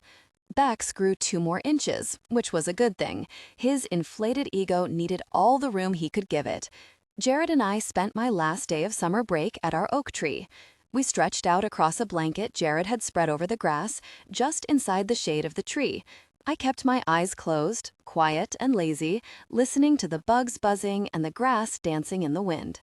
"You're officially a college junior tomorrow," he said with a proud smile, brushing the petals of a wildflower down the line of my jaw. "I am," I said. "Another summer gone by. Just 1 more left before I graduate." Jared squeezed his hand, turning his attention to the carving above us. Where do you see yourself this time next year?" I breathed out a laugh. "I have no idea." "Why don't we make this an annual event? We spend the day at our oak tree the last day of summer break next year, too." Jared grimaced, and my expression mimicked his. "What?" He worked to smooth out the deepening line between his brows. "Nothing." "Jared," I warned. I became impatient very quickly when he kept things from me, and he seemed to be taking that risk more frequently. He sighed. "I was hoping your answer would be different, that's all." "Different how?" I asked. "I was hoping that you would say you saw yourself married this time next year," he said quietly. "Oh," I said, sheepish. "I'm trying very hard to be patient about this," he said, his voice suddenly strained. "I don't understand why you're putting it off." He chuckled nervously. "I thought we'd be married by now." His eyes were still bright, but I could hear the edge of worry in his voice. "We've discussed this, Jared, a lot. I don't have time to plan a wedding right now." It's not that I'm putting it off. I've just got a lot on my plate is all, I said, twisting my ring around my finger. Jared rested his hand on mine. I know you do, but it doesn't have to be an elaborate event. We're engaged. We're living together. Is there a problem I should be aware of? Of course not, I smiled. I just need a little more time. Jared's contrived smile didn't hide the heavy disappointment in his eyes, but I pretended not to notice. I wanted to marry him more than anything, but I wanted to do it right. I certainly didn't want to feel rushed to get home from our honeymoon because of chapters to study, papers to write, or learning how to run another department of Jack's company. A year is a reasonable engagement. 2 years is... He trailed off, clearly vexed by the idea of waiting another year. We won't have a 2-year engagement, Jared, I assured him. So you're going to settle on a date sometime this year? He asked, hopeful. The look in his eyes made it impossible to say anything but yes. I will. I just have to find time to plan a wedding between 20 hours of school and Titan. I felt my expression compress as I thought about the ramifications of my statement. Jared looked ahead, his eyes tightening with focus. I will find time. I will create time if I have to. Well, you do have divine connections. I'm sure you could make that happen, I teased. I peered up the giant tree, squinting from the sunshine poking through the leaves. The branches swayed with the breeze, and I smiled. I love it here. Good. I do too. It's so amazing that Gabe brought Lillian to this exact spot. My eyes lingered on the rudimentary heart and initials of Jared's parents, and then on the elegant details of the vines and leaves inside the heart with our initials inside. I looked back to Jared's glowing blue-gray eyes. Is there anything you can't do? Just get my fiancé to actually marry me, he said, winking. I pressed my lips together into a tight line. I said I'd set a date. I'll believe it when I see it, Jared said, raising an eyebrow. Is that a challenge? Whatever works, Jared grinned. I promise, I'll set a date. Within the next 10 years? He asked playfully. I'll set a date for this year, I said, stubbornly raising my chin. This year, Jared repeated, dubious. Did you think I was kidding when I said yes? No, I just didn't realize when you said yes that you meant someday. His tone was lighthearted, but I felt a twinge of guilt in my chest. Jared immediately reacted. I'm kidding, sweetheart, he said, tucking my hair behind my ear. Instead of the ends of my hair wrapping around the bottom of my ear like it used to, it brushed against my shoulder. I looked down, picking at my fingernails. I know, but it's true. You didn't expect a long engagement. Well, I assumed maybe a year with everything happening so fast. But when the year came and went, and you never so much mentioned it... Oh, you think it's not important to me? I said, my face feeling hot. I didn't say that, he quickly backpedaled. I looked up at him under my lashes. But that's what you're thinking. Well, he hesitated. You do tend to insinuate that there are other things you'd rather focus on. I understand, but I can't help but be a little disappointed. It was my idea after all, he grinned, kissing my forehead. I slowly crawled into his lap. I love you, Jared Rael. There is nothing I want more than to be your wife. I promise to get right to work on that date, okay? Jared beamed. His lips traveled to mine, but quickly pulled away. You'd better keep this to yourself. I think Mom has finally accepted that no amount of encouragement on her part is going to produce a wedding. It's probably best to let her think you have other things on your mind. Good plan, I said, leaning him back against the blanket. He smiled. Speaking of Lillian, she invited us to dinner. Apparently, she has a surprise. A surprise? I trailed off. Do you know what it is? Jared shook his head. Not a clue. I looked at my watch. We'd better get going if we're going to wash up and make dinner. Jared stood up and brought me with him. We rolled the blanket, and I fastened it to the back of Jared's motorcycle, and then we made a quick stop at the loft, trading the bike for the Escalade. After a quick stop at Cynthia's, Jared drove us to his mother's. We had been to Lillian's more than enough times for me to get past the night of the invasion, but no matter how many times we made a visit, an overwhelming sick feeling still came over me as we pulled into the drive. No need to be nervous, Jared said. I'm not. I'm starting to wonder if it's post-traumatic stress, I said with a half smile. Jared didn't share my humor over the subject. "It's a possibility," he said as he opened the passenger door. We walked to the house, and Jared stopped abruptly. "What?" I asked, scanning his face. He was working far too hard to mask an emotion. "Nothing. Everything is fine." "Jared," I said as we walked, "something's wrong." No, everything's fine." The closer we got to the door, the harder my heart throbbed against my chest. Jared reached out with one finger to press the doorbell. The door swung open, and I gasped. "I don't believe it." "Well, that's a hell of a reception. I missed you too." "Claire," I squealed, wrapping my arms around her neck. She didn't hug me back, but stood with her hands on her hips. "You confuse me." "I'm sorry," I said, breathless. I wasn't expecting you." Lillian walked to Claire's side, casually crossing her arms. "Surprise," she said with her warm, sweet smile. "Wait," I said, my eyes darting to everyone. "Does this mean that Ryan is—" Claire nodded. "He's at the Providence VA hospital to finish his rehabilitation." My hands flew up to my mouth, and then I hugged her again. "I'm so glad you're home," I whispered into her ear. "Me too," Claire smiled. We sat at the table for dinner. The symphony of our laughter filled every inch of the house. I cleared the dessert dishes and listened to them talk and giggle. I waited in the kitchen, smiling to myself as I soaked in the sound of love Bex, Claire, Lillian exchanged, even in their teasing. "Nina?" Jared called. "Coming," I said, starting the dishwasher. "I'm sure Nina wants to hear more about her friend," Lillian said. Jared's expression changed so slightly that I was sure no one at the table noticed but me. The skin around his eyes tightened as the corners of his mouth turned up, something he always did when he tried too hard to cover how he was feeling. I took his hand in mine and squeezed. He seemed to relax an infinitesimal amount, and I shook my head. "Tonight is about Claire," I said. Claire touched the napkins of her mouth and rolled her eyes. "He's a machine. He's been working like crazy trying to get well. His psych analysis wasn't— He told them about me?" "He saw you?" Jared said. An awkward pause sent tension into the air. "He thinks he did," Claire said. My face was covered with the hijab, so he only remembers my eyes, but they're questioning how a woman with the small frame he described could have carried him out. Bex chuckled. "What a pinhead.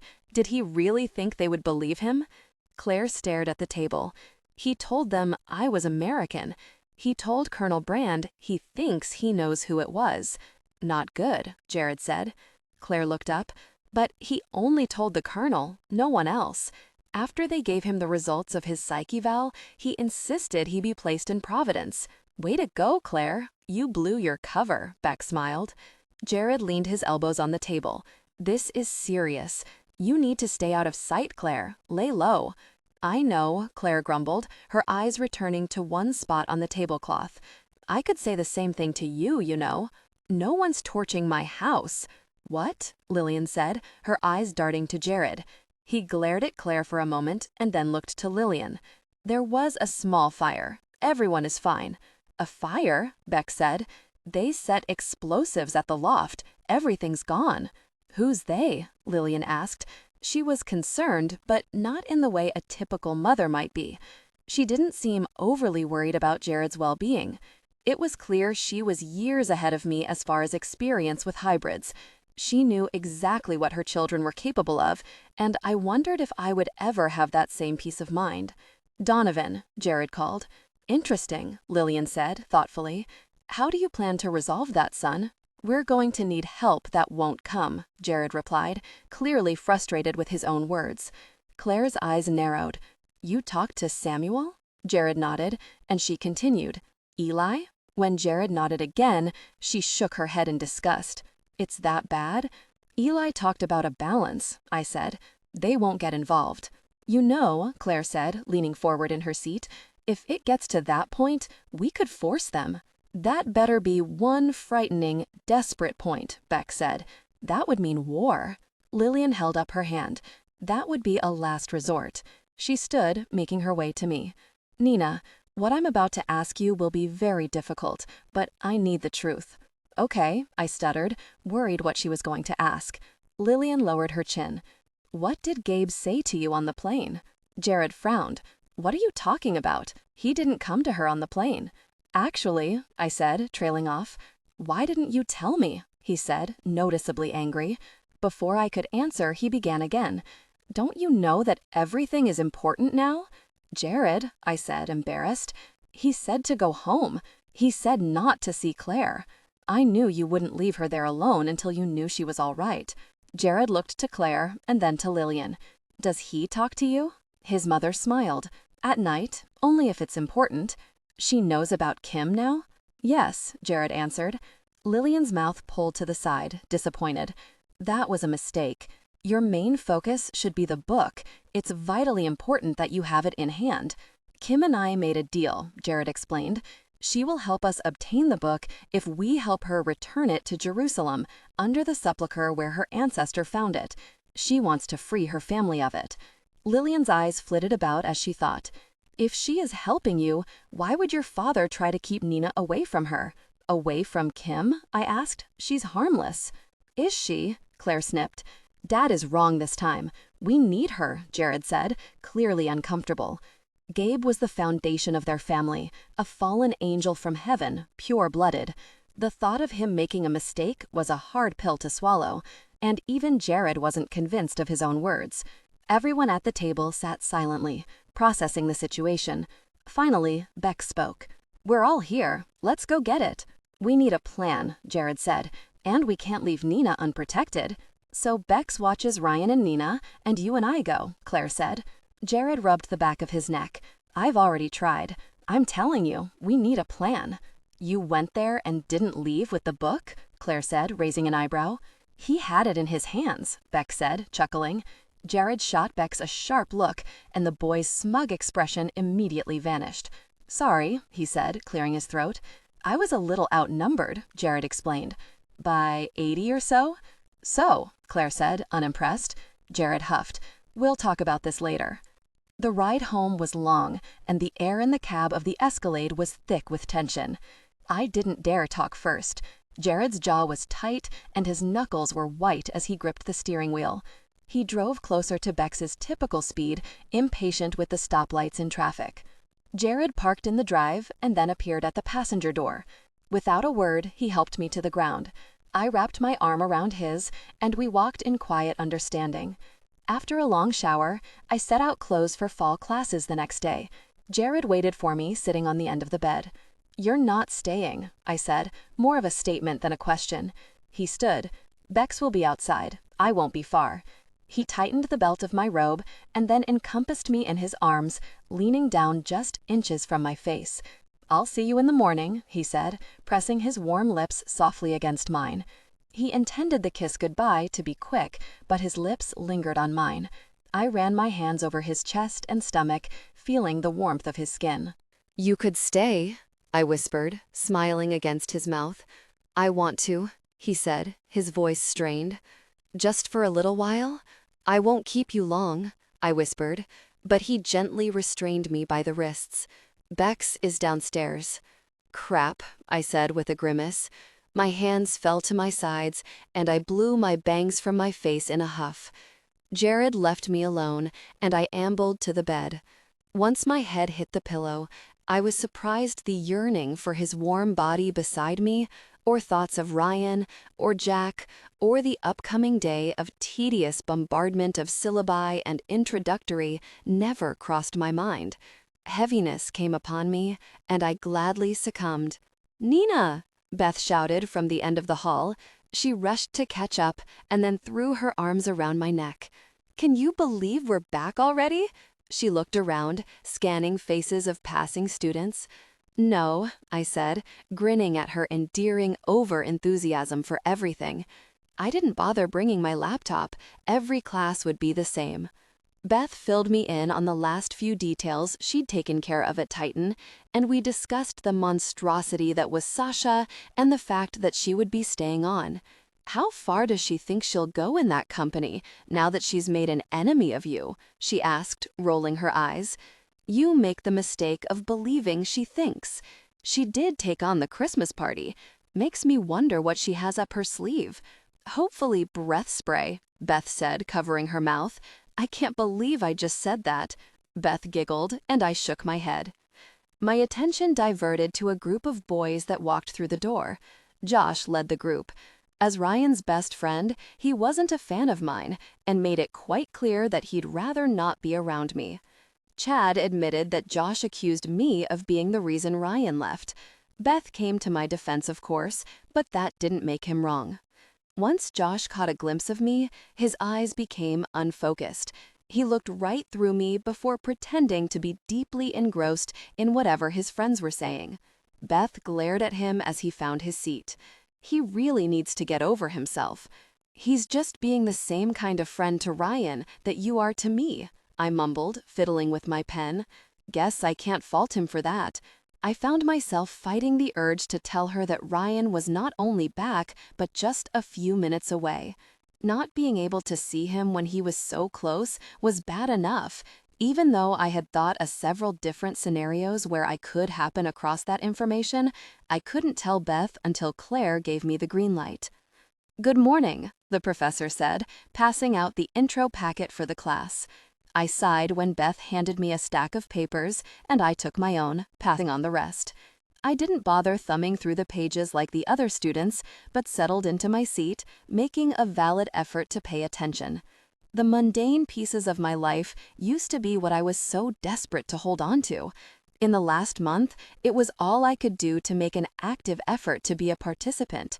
College seemed trivial compared to the other part of my life. After classes, I smiled at the sight of Jared's Escalade waiting in its usual spot. He had warned me that morning that I wouldn't see him at lunch. He said to give me time to catch up with the girls. Something about holding on to a shred of normal I was too busy being offended to hear. He quickly opened my door for me, and I wrapped my arms around his middle. "Well, hello," he said, amused at my eager affection. "Oh, like you didn't miss me too?" I said, smiling up at him. He raised one eyebrow. "Do you even have to ask?" He watched me settle into my seat and then sighed. "I thought I should tell you," Claire called. "Ryan should be released soon." "Can I see him yet?" I said, a bit more enthusiastic than was appropriate. Jared tried to hide his disappointment at my words. "He hasn't told anyone he's here. How would you explain your visit?" The tightness around his eyes gave him away. He was still worried.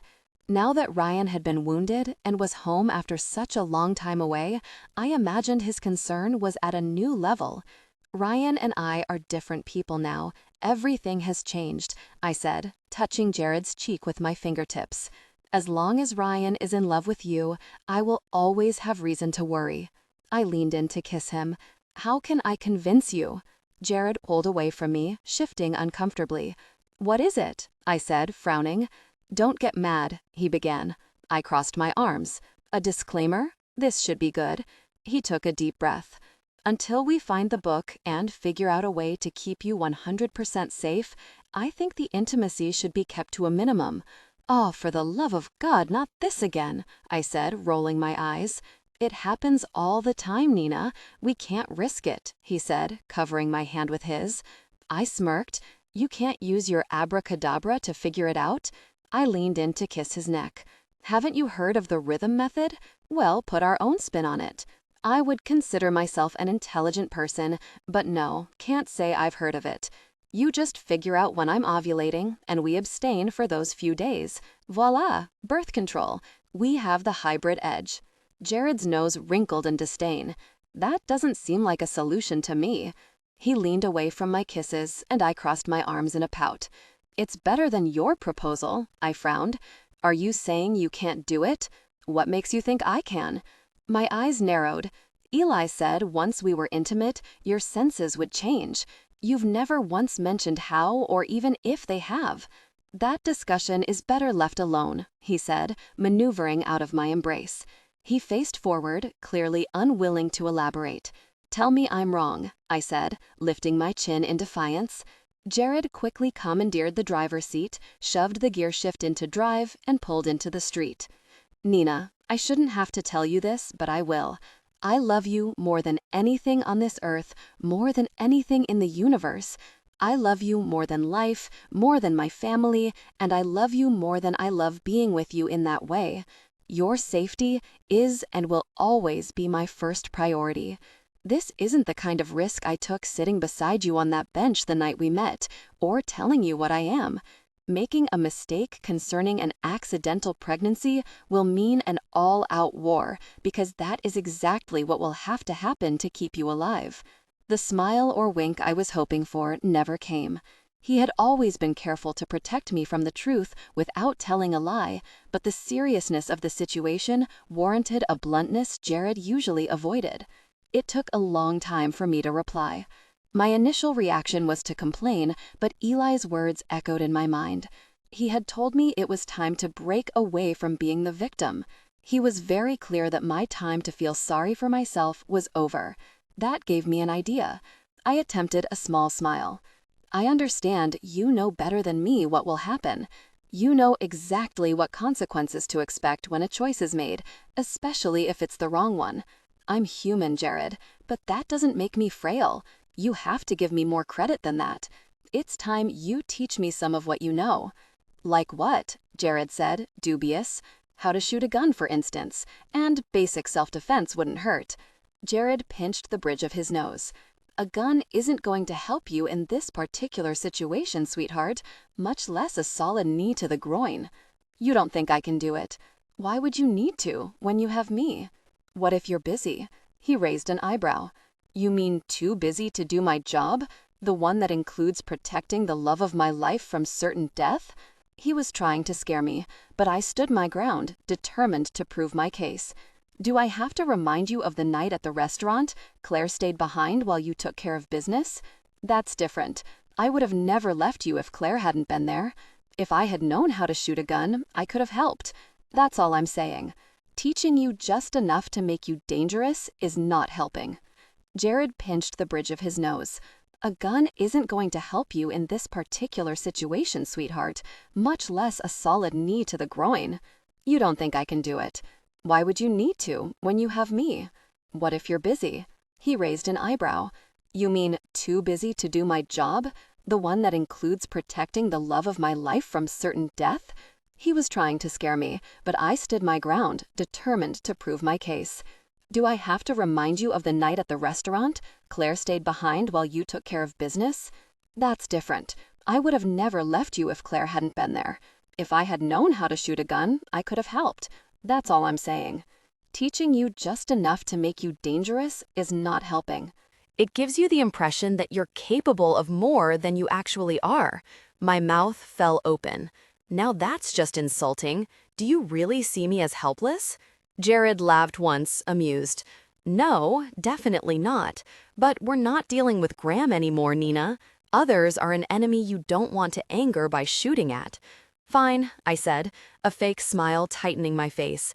I'll have Bex or Claire teach me. She's offered before. Jared clenched his teeth. Neither of them will do it without my explicit permission, and if they do, you're going to start something you can't take back. That's not fair, I said, fully recognizing the whine in my tone. I waited until my voice could sound calmer, and then spoke again. I happen to know there's a gun club in Cranston. You're not going to let this go, are you? Jared said, slowing as he pulled into the drive. Probably not, no, I said. Jared huffed in frustration. It's just that it's suffocating being in your shadow. According to you, my life is constantly in danger, and I have to wait for you to save me. It would be nice to know if, for whatever reason, I'm alone, I can do something to protect myself. Jared's eyes met mine, and then he nodded once. Okay, well, start Saturday. Favor Jared lessons were not easy. Where I caught a break from him, Bex pushed me further. When I wasn't at school or Titan, the three of us were in the field by the oak tree, aiming, punching, blocking, ducking, attacking, and subduing. It was mentioned more than once that I was a fast learner, and Bex said that I was a natural with any gun they put in my hand. Jared didn't agree. He thought I was clumsy, slow, and impatient. Sleep came more easily than ever. Every night, I fell into bed, my muscles screaming for rest. Dreams of Jack were replaced with calculated moves and steps I would take to get the upper hand in hand-to-hand combat. Jared would tend to my sore spots. Regardless of his efforts, the area would inevitably be a series of purple splotches in the morning. The weeks passed, and once the trees shed their leaves, winter wasted no time covering the debris of fall with a blanket of white. Ignoring Cynthia's protests, the boys moved the furniture in the great room to transform it to a sparring ring. The target practice, weight training, and sparring was nearly a daily ritual. Jared and Bex were always present. Once Claire caught wind of our new hobby, she came when she could. I always looked forward to the days she would join us. Claire was more than capable to do everything her brothers could, but I related to her with the knowledge that she had to work that much harder to prove herself. I would never be as fast or as strong as the hybrids, but I earned their respect with my stubborn refusal to quit or rest. Claire understood my resolve, and when she looked at me, she assumed strength when the boys assumed weakness. The mirror was proof of not only my mistakes from the bruises, but my hard work. My arms weren't nearly as tight as Claire's, but they were taking on a toned look that I was proud of. The day before Thanksgiving, Jared finally offered his first word of encouragement. "Better," he said, with an emotionless nod. That single word gave me the determination to continue. I was only human, but if I could keep up with Jared, Claire, and Bex, I could hold my own with Donovan or Shax's other human minions. At least I could try. Thanksgiving Day arrived. Cynthia attended the Macy's Day Parade in New York with some of her charity chums, and I helped Claire and Lillian in the kitchen while the boys set the table and kept the dishes washed. Every one of my favorite spices and herbs permeated the air. Laughter was the background music to the busy atmosphere. Lillian noticed a difference in me right away and wanted to discuss my training. She took a keen interest in it, wishing she had thought of it as well. Bex set the turkey on the table and sat beside his mother. Claire grabbed one of my hands, Jared took the other. "Our Lord in heaven," Lillian began, "thank you for our many blessings, the wonderful food on the table, the health and safety of our family, and that we are all sitting together on this day of thanks. Amen," Jared said, nodding. "Amen," Beck said, digging into the various dishes on the table. Partway through dinner, I noticed Claire was quiet, thoughtfully chewing and smiling at the appropriate times in conversation. Jared, of course, noticed when I did, and he watched his sister. "Claire?" She met his eyes but didn't speak. Lillian smiled. "She's fine, let her be." "This is good, ladies," Beck said, his mouth full of food. "Thank you, son," Lillian said. "Jared, would it be a good time to ask how much longer you'll be engaged?" "No," Jared said, shaking his head with a smile. "I just got her to agree to set a date, Mom. Don't ruin my hard work." I laughed. She has a point. "She does," Jared said, surprised. I patted his knee. "My parents' anniversary is on a Saturday this year." Lillian's eyes brightened. "Oh, it is. How wonderful. June 1st, then?" Jared turned to me, cautious. "June 1st? It's an easy date to remember," I shrugged. "Of this year?" Jared asked, cautiously hopeful. Lillian and I shared the same boisterous laugh. "Yes, honey, 7 months from now." The smile that crept across Jared's face was slow, but it spanned from one side to the other. June 1st. The conversation was monopolized by wedding plans after that, and the afternoon was filled with excitement and anticipation. We said our goodbyes with kisses and hugs to Bex, Claire, and Lillian, and then Jared led me to the Escalade by the hand. Once inside, he leaned over the console, took my face gingerly in his hands, and pressed his lips against mine. When he finally pulled away, I felt a bit dizzy. A small twinge of guilt settled in. It was so easy to make him happy, and I had grossly procrastinated something so simple. Jared drove slowly to the house, brushing my hand with his thumb as he held it. A storm had rolled in, and it fed into the new energy that almost crackled in the air between us, as if he couldn't wait to get home. He intertwined his fingers in mine, kissing each of my fingers. "I feel like you said yes all over again. I told you I would set a date." "You did," he said, his mouth widened to a broad grin. "Man, I feel like I want to stand on a rooftop and scream. This is one of the best days of my life." I giggled, nearly manic from the emanation of Jared's mood. Just as the moment peaked, it fizzled. "What are you doing?" I said. He slowed the Escalade to a stop. "You're not really going to climb onto a rooftop, are you?" "No," he said, his smile fading fast. I spoke too soon. It was then that I noticed the blue and red lights dancing all around us. "We're being pulled over, but you weren't speeding." That's not what he wants. I grabbed Jared's hand, seeing the dark silhouette of the police officer. The windshield wipers knocked back and forth as we waited for his approach. He knocked on Jared's window with the butt of his flashlight. "Officer," Jared said, pressing the button for the window.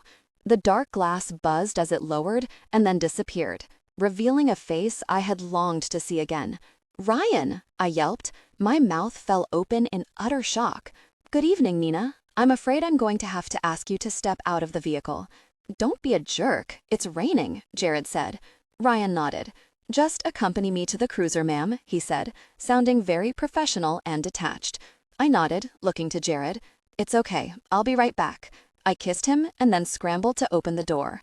I tried to be calm, to preserve Jared's feelings, but Ryan was just a few feet away. I had been so desperate to see him and waited so long, any false composure at that moment was impossible. "Nina," Jared called after me, but the tires sloshing through the wet pavement as cars passed by drowned out the following words. It was wrong, but in my haste to speak to Ryan again, I ignored Jared and ran to the cruiser at full speed, paying no attention to the rain. The air was biting, and the rain instantly dampened my clothes. I yanked open the passenger side door, assuming it would be as cozy as the Escalade. It wasn't. "Cheese and rice," I said, crossing my arms and bending at the waist.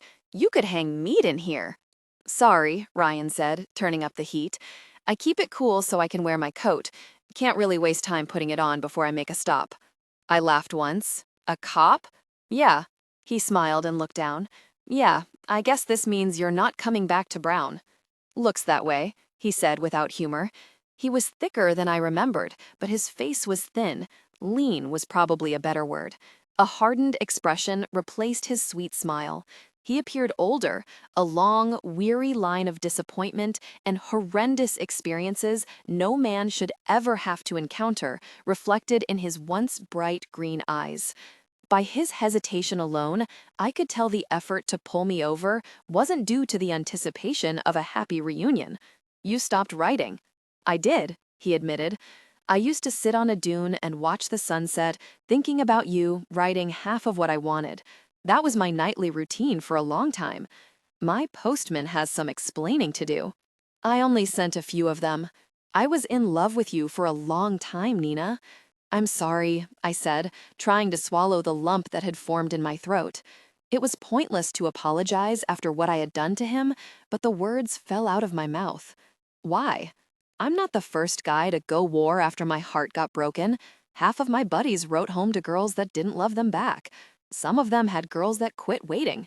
I was one of the lucky ones, even though your smile haunted me for a long time." "Is that supposed to make me feel better?" I said, wrinkling my nose. "No," he said matter-of-factly. "After leaving, going halfway across the world, I still missed you. I didn't think it would ever go away. But something changed, Nina." "Oh?" Ryan smiled. "I quit loving you." I nodded, my feelings conflicted. A small part of me was hurt, and maybe a bit jealous that he had finally gotten over me. The rest of me was overjoyed. "That's good? I guess." "No, that's wrong. I still love you. I will always love you as my friend. But I'm in love with someone else." A grin streaked across my face for a fleeting moment. "That's exciting. Do I know her?" "Actually, I think you do. And I need your help. Anything. I sort of owe you, don't I?" Ryan sighed, nodding. "That's where I was going with this." He paused for a moment. "You ever get the feeling you're never alone? I mean, even when you are?" His words spoke to every moment of my life, but I remained quiet. Ryan ignored my silence. "Do you remember the night Jared came into the bar? And the last night we were together?" My heart began to pound.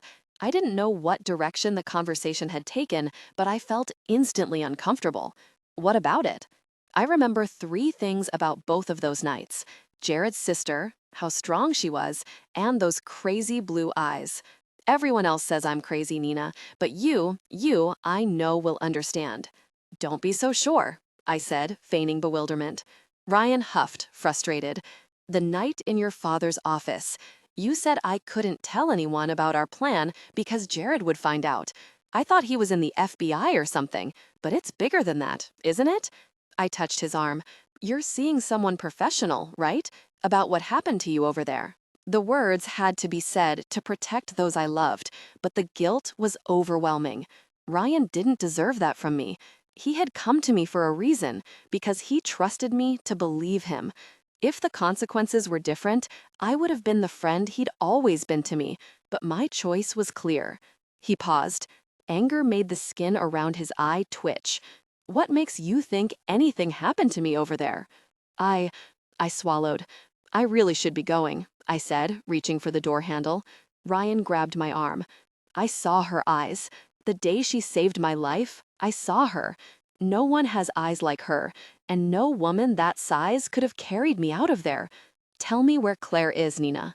My door flew open, and Jared pulled me to my feet. Ryan scrambled out of his cruiser, desperate. I just want to talk to her, he yelled over the rain. I don't need to know how she did it. I just need to see her again. Jared glanced at me and then back to Ryan. Unless you're charging us with something, we're leaving. Good to see you again, Ryan. I'm not crazy, Ryan said, desperate. The rain was more of a downpour, but he was unfazed. My steps were small and quick, trying to keep up with Jared as he led me by the arm to the Escalade. Once inside, I turned around, holding the seat with both hands as I watched the standoff between the two men I loved in such opposite ways. Ryan, in his puffy, standard-issue policeman's coat, simply watched Jared glower at him. It was a new side of him, as I half expected a nasty exchange of words. Jared slammed the car door behind him before shoving the shifter into gear. The speedometer passed the point of speeding before we were out of Ryan's radar range, as if Jared dared him to stop us again. Okay, Jared? Jared, I said, fumbling with my seatbelt. It certainly seems that way, I said, bracing myself as Jared weaved through the traffic.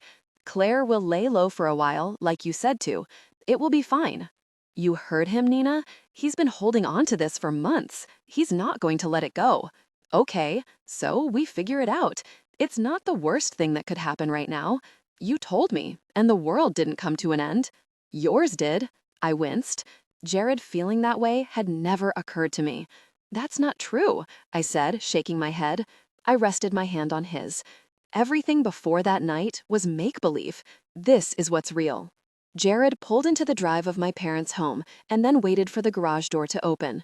You don't work for the police department, Nina. The same one that Claire meticulously picked off a year ago. He just wants to know why he saw her in the desert, Jared. It has nothing to do with Graham. Jared closed his eyes, exasperated. Maybe not to Ryan, but for someone that can't pass his psych eval and is still in physical therapy, he was accepted into the Providence PD without a hitch. It wouldn't be hard for someone to connect Ryan to you, and anyone who could pose a problem knows you are a direct connection to me and Claire and Graham. This is not an innocent oops, Nina. This is a potential threat. Everything is a potential threat to you people, I grumbled. You people? Since when are we not on the same side? Jared said, taken aback. He shook his head and then headed to the house without waiting. I followed in silence, cursing myself. An hour before, we had set the date of our wedding. Now, I was getting the cold shoulder. Bex sat at the top of the stairs, cleaning his fingernails with a large knife, nodding to us as we passed. He was less of the boy I knew and more like his older sister. Even Lillian's unparalleled goodness couldn't prevent Bex from losing his innocence. Jared rubbed the back of his neck. I'll see you in the morning. I've got some things to do. You're going to find Claire? We need to talk. Okay, I nodded, wrapping my arms around him. He shifted, uncomfortable in my arms. I didn't mean it. I suppose I'm just surprised at your reaction. He's not in love with me anymore. I thought you'd be relieved. I gripped his t-shirt in my fists, bracing for him to pull away. Instead, he paused and thought, considering my words. That means Ryan being Claire's telehlin means something else, and we don't know what that is. I sighed, irritated at his negativity. Maybe it just means that they are supposed to be together, like us. Several emotions scrolled across Jared's face, finally settling on a mixture of relief and delight. He tightened his arms around my back. You think so? What other explanation is there? A wide grin spread across Jared's face. It doesn't matter. I like that one. The one? No way. Way. A cop? Beth said, her voice raised an octave. One of Providence's finest, I replied. She took a sip of coffee and then shook her head. I don't believe it. Chad hasn't said a word. Ryan hasn't told anyone. He told you. My eyebrows shot up. An explanation consisting of Claire, explosions, and the ice blue eyes in Ryan's memory would take the conversation to an unfavorable end, so I kept it simple. Touché. The bell above the coffee ship door chimed, and we both looked up, waiting for Kim. Where is she? Beth asked, disappointed. Late. I knew she was with Jared, but I couldn't exactly share that with Beth. She was the last bit of normal I had left, and I wasn't going to share her with the crazy part of my life, even if that meant lying. Was Jared just upset beyond belief? Kind of, I guess, but not about that. What about then? That he pulled us over for no reason, I suppose. I lied again. For a moment, I silently counted how many non-truths I had told her in the span of just a few minutes and wondered how many more I would have to tell. Beth was my best friend, but it was for her own good. If there was a lesson to be learned in the chaos of my life, ignorance was bliss. Beth and I chatted about upcoming papers to write, meetings at work, the upcoming Christmas party that Sasha had been obsessing over, and of course, Ryan. We'd better get going, Beth said, glancing at her watch. The wind is terrible today, I said, pulling on my coat, hat, and scarf. The snow was falling in large chunks, and the street had already turned into a gray, slushy mess. I know, it is unpleasant, Beth said. Fall is non-existent here. Oh, right. You don't get much snow in Oklahoma, do you? Beth laughed once in disbelief. Yes, we get snow, sometimes a foot or so. It's just on top of an inch of ice. But it's a southern state. So, Beth said, waiting for more crazy to come out of my mouth. Never mind. We walked to the Beamer together, trying to navigate the patches of snow that hadn't been cleared. Hi, a deep voice said, greeting us. Ryan, Beth said, throwing her arms around our friend. He was in plain clothes, leaning against my car nonchalantly. He didn't seem nervous or out of place at all, until Beth smacked him, hard on the back of the head. Hey, Ryan said, defending his head with his hands from another blow. What is wrong with you? Taking off on all of us like that? Going off to war and not letting us know you're okay or that you're back in town? We've all been worried sick. Chad is going to be upset. Okay, Ryan said, bracing for another assault. I'm sorry. Beth relaxed. If you haven't called him by the time I get home tonight, I'm telling him. And you are so going to get it. I'll call him. I'll call everyone. I've just been... I don't know what to say. Say, I'm home.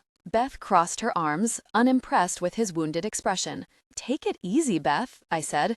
He just needed to come back on his own terms. Exactly, Ryan nodded, thankful for my explanation.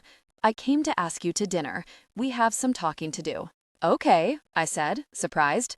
Jared's not going to like that, Beth lilted. Where do I pick you up? Jared's place? It sort of burned down, I said, shifting.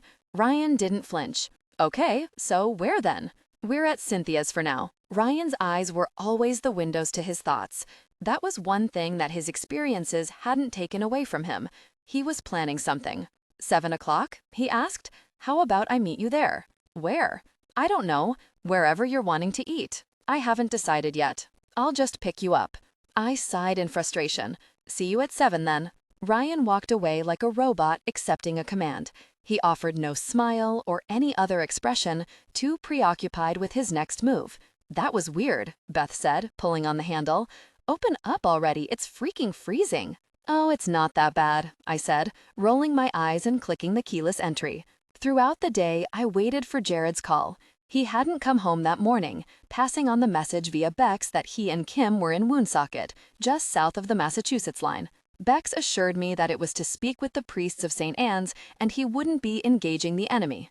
At lunch, I called Bex. Why hasn't he called? Hell call, Bex said, bored. Why did Kim go if they're just going to a church? It's just a guess, but maybe she knows the contact they're questioning. I blew my bangs from my face, frustrated. You two are being very secretive these days. Bex sighed. Go be a co-ed, Nina. I'll talk to you later when you call to ask if Jared's called again. I looked to Beth. He hung up on me. He's a teenager. You remember being a teenager? Vaguely. He's got all these feelings and emotions. And didn't you say he was homeschooled?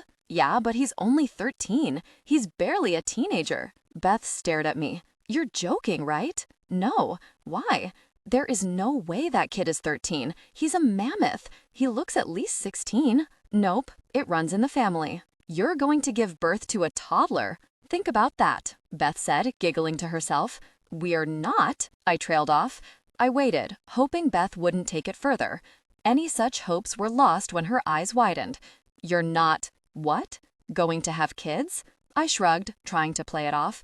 We haven't really talked about it, but it's not something either of us would die to experience. I'm an only child. Babies, kids, really aren't my thing. Well, there's nothing wrong with that. I just didn't know you felt that way. I bet Jared would be an amazing father. He would be, I nodded. Her words stung me, something I hadn't expected. The afternoon was long. Bex hadn't called with news of Jared, and the wait was making me grumpy. Jared always called, unless he was in trouble, and because he knew that I knew that, he should call. A lot. After my last class, my feet couldn't move fast enough to the beamer. I pulled out my cell phone and dialed, the same time searching my purse for P's. He hasn't called, Bex answered. Something's wrong. Have you talked to Claire? Yes, nothing's wrong. He's just busy. Then he would have called, I said. Just as I slammed the phone shut, the beamer and Bex came into view. Get in. We're going to Woonsocket. Bex laughed without humor. No, we're not. Jared said to take you to Titan and then home. We're to wait for him there. Well, I don't work for Jared, nor am I trying to earn the big brother approval, so get in the car or move. Bex did neither. I have orders, Nina. He wasn't as easy to persuade as Jared because he wasn't worried about making me angry. I had to try a different approach. He might look like a man, but he was still a 13-year-old boy. Bex, Gabriel Ryle, if you move a finger to keep me here, so help me, I will call your mother and tell her you used your hybridness to restrain me against my will. His stoic expression wavered as he considered the consequences. Fine, he said, his entire body relaxed. Get in the car. I'll drive. I pushed up on the balls of my feet to kiss his cheek. Thanks, Bexter. His face screwed into disgust as he wiped the place where my lips touched his cheek. Yuck. With Bex driving his typical speed, the trip took less than 20 minutes. He sat in silence, pouting, and no doubt planning the excuses he would offer Jared. When we arrived, I gasped. St. Anne's was a work of art, looming with both authority and elegance over the quiet town. As beautiful as was the outside, the interior was breathtaking. Meticulously detailed murals of angels and saints adorned the walls and ceilings, with a larger one as the focal point. The painting was of Jesus, his arms outstretched, surrounded in light, and rows of angels, who basked in his glory. The entire room was inspirational, and a strange feeling came over me as I walked down the center aisle. Row after row of wooden pews bordered our way to the altar anchored at front of the church, where Jared and Kim stood with the priest. Jared's expression wasn't surprised or confused. He glanced once in my direction and then continued his conversation. Jared's clear disregard only served to exacerbate my growing impatience with him. "Excuse me, Father," I said, interrupting him. I pulled Jared a few steps away, purposefully glaring at Kim as I did so. "I can't do this right now, Nina. I'm working." "I thought I was your job? You know it worries me to death when you don't call. Do you do it on purpose?" "Nina, calm down." I couldn't concentrate in my classes, checked my phone every 5 seconds, hoping you would at least send a one-word text, something. It would take just a moment of your time to set my mind at ease. You spend half of your life incessantly protecting me from everything, and the other making me crazy. "Child," the father began. The priest's words had a hidden accent behind them, possibly British, diluted by years of service in America. His plea was cut short when each of the hundreds of candles glowing around us were extinguished in succession, from one side of the stage to the other. The priest watched me warily, and Jared took my hand. "This is her, Father Francis. She is the one." The priest held his trembling hands to his mouth and then reached out to me. He grabbed my free hand with both of his and held it tightly. "The mother," he whispered, his eyes scanning my face with adoration. Bex lifted his chin. His eyes closed, but not before his lashes flickered as his eyes rolled back into his head. He took a deep breath, as if he were feeling the air around us, reaching with invisible tentacles to a different plane. "Jared," he whispered. A loud, repetitious banging echoed throughout the cathedral, and Father Francis dropped my hand, rushing to the large doors of the entrance. "You should stop him," Kim said to Jared. "Father, wait," Jared called. He grabbed my hand, following quickly behind the priest. The banging persisted, so loudly that I released Jared's hand to cover my ears. The large doors vibrated with each blow. "Make it stop," I said, closing my eyes. Kim and Bex were at my side, and Kim touched my shoulder before taking a few steps forward. The banging grew louder, and the door threatened to give way to the hammering from outside. "Make it stop," I yelled over the noise. "Father," Kim said, gently moving him to the side. She reached out with both hands, laying her palms flat against each door. I grabbed Jared's arm, then a quiet settled upon us, seeming more ominous than the banging. Father Francis pushed open the doors, and we all stood in horror of the sight before us. "Lord in heaven," Father Francis said, making the sign of the cross. "They," I began, unable to finish. "Crows." "Nice touch," Kim said. Hundreds of lifeless black birds littered the steps and sidewalk. The doors were covered in bloody splotches. "Mommy!" a small girl screamed and pointed as her mother rushed her to their parked car across the street. Pedestrians stopped and stared at the unbelievable sight, pointing to the church and to the small, horrified group hovering in the doorway. "Let us get inside," Father Francis said, shooing us backward into the church. He pulled the doors shut, shaking his head. This was a warning. They know what she is, and they aren't happy she's here. "Merovingian?" I said, a sudden feeling of desperation evident in my voice. The priest's face twisted in disgust. "Merovingian. Bah," he grunted, shaking his head. "Nephilim," he said, his voice returning to its soft tone. He touched each side of my face gently. His skin was tired and wilted, making it nearly impossible to see the kindness in his eyes, but it was there. "Tell me," I said, a weak smile grazing my lips. "You are the woman clothed with the sun," Father Francis said, in awe. I looked to Jared. His expression was pained, but he offered no explanation. "What?" I shook my head. "Pardon me, Father, but what in the world does that mean?" He took my hand and gestured for me to sit in the nearest pew. He sat with me, my hand in both of his. Kim, Bex, and Jared all took a seat as well, scattered around us. In Revelations, the Bible speaks of a woman, clothed in the sun, with the moon at her feet, and she is with child in arduous times. She brings forth a man-child who is to rule all nations. It speaks of the Holy Mother. "Okay, but what does that have to do with me?" I said, frustrated and confused. A woman of the same description is also the center of a prophecy of the naissance de demoniaque. The main prophecy speaks of a woman clothed in the sun, the moon at her feet, the crown of 10 stars on her head, a daughter of the Nephilim. She brings forth a son of God. I know, the child disturbs the balance, blah, blah, blah. I looked to Jared. "You had to come to Woonsocket to hear something we already know?" Jared leaned his elbows onto the ridge of the pew, touching my hair with his thumb. "Father Francis is a scholar. He has studied the writings of the naissance de demoniaque. I came here to ask for help. If he knows what it says, we don't need the book," I said, excited.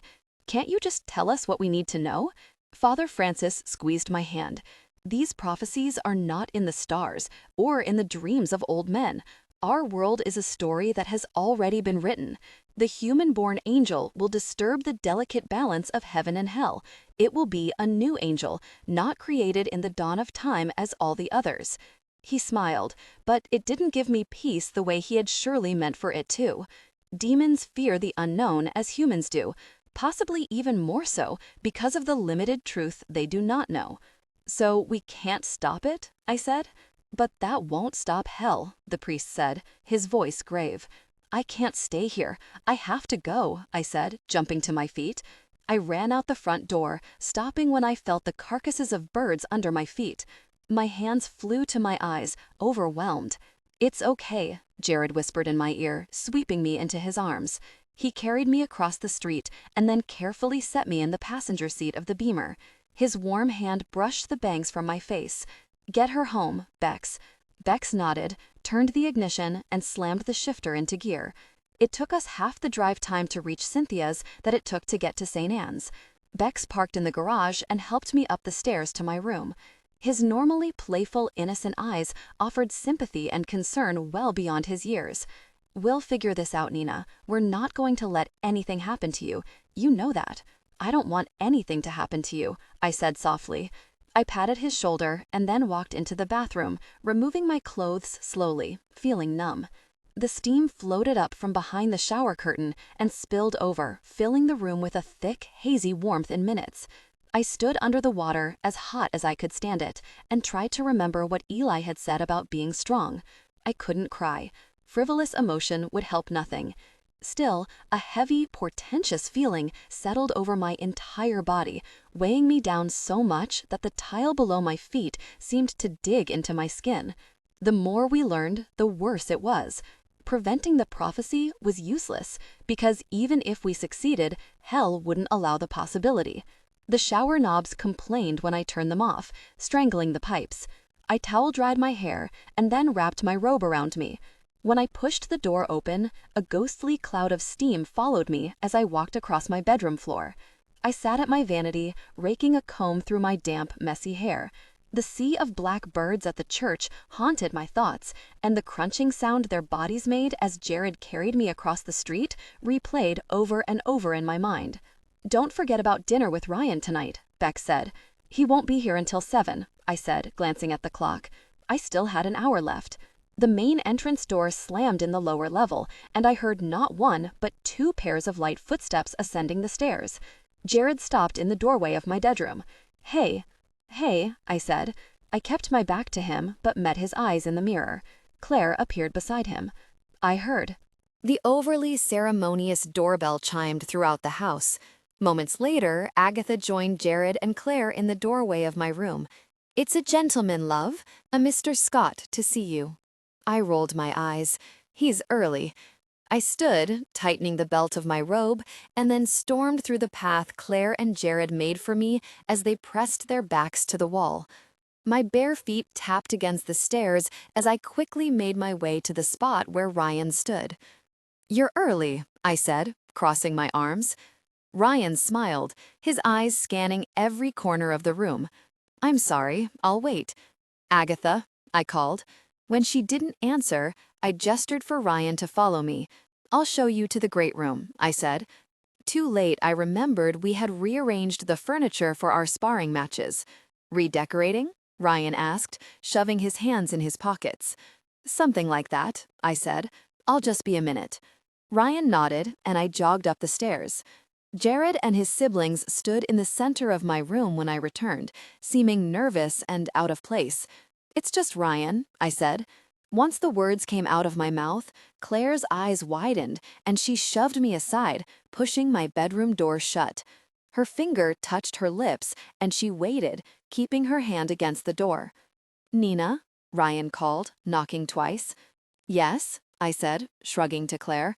I couldn't help but notice the Lotus Exige you have parked out front. New car? Claire's eyes squeezed shut, and then she looked at me again, shaking her head. Erno, I believe my mother has company this evening. I'll meet you downstairs, okay? It was silent for a few moments, but then Ryan knocked on the door again. Yes, I said, unable to hide the irritation in my voice.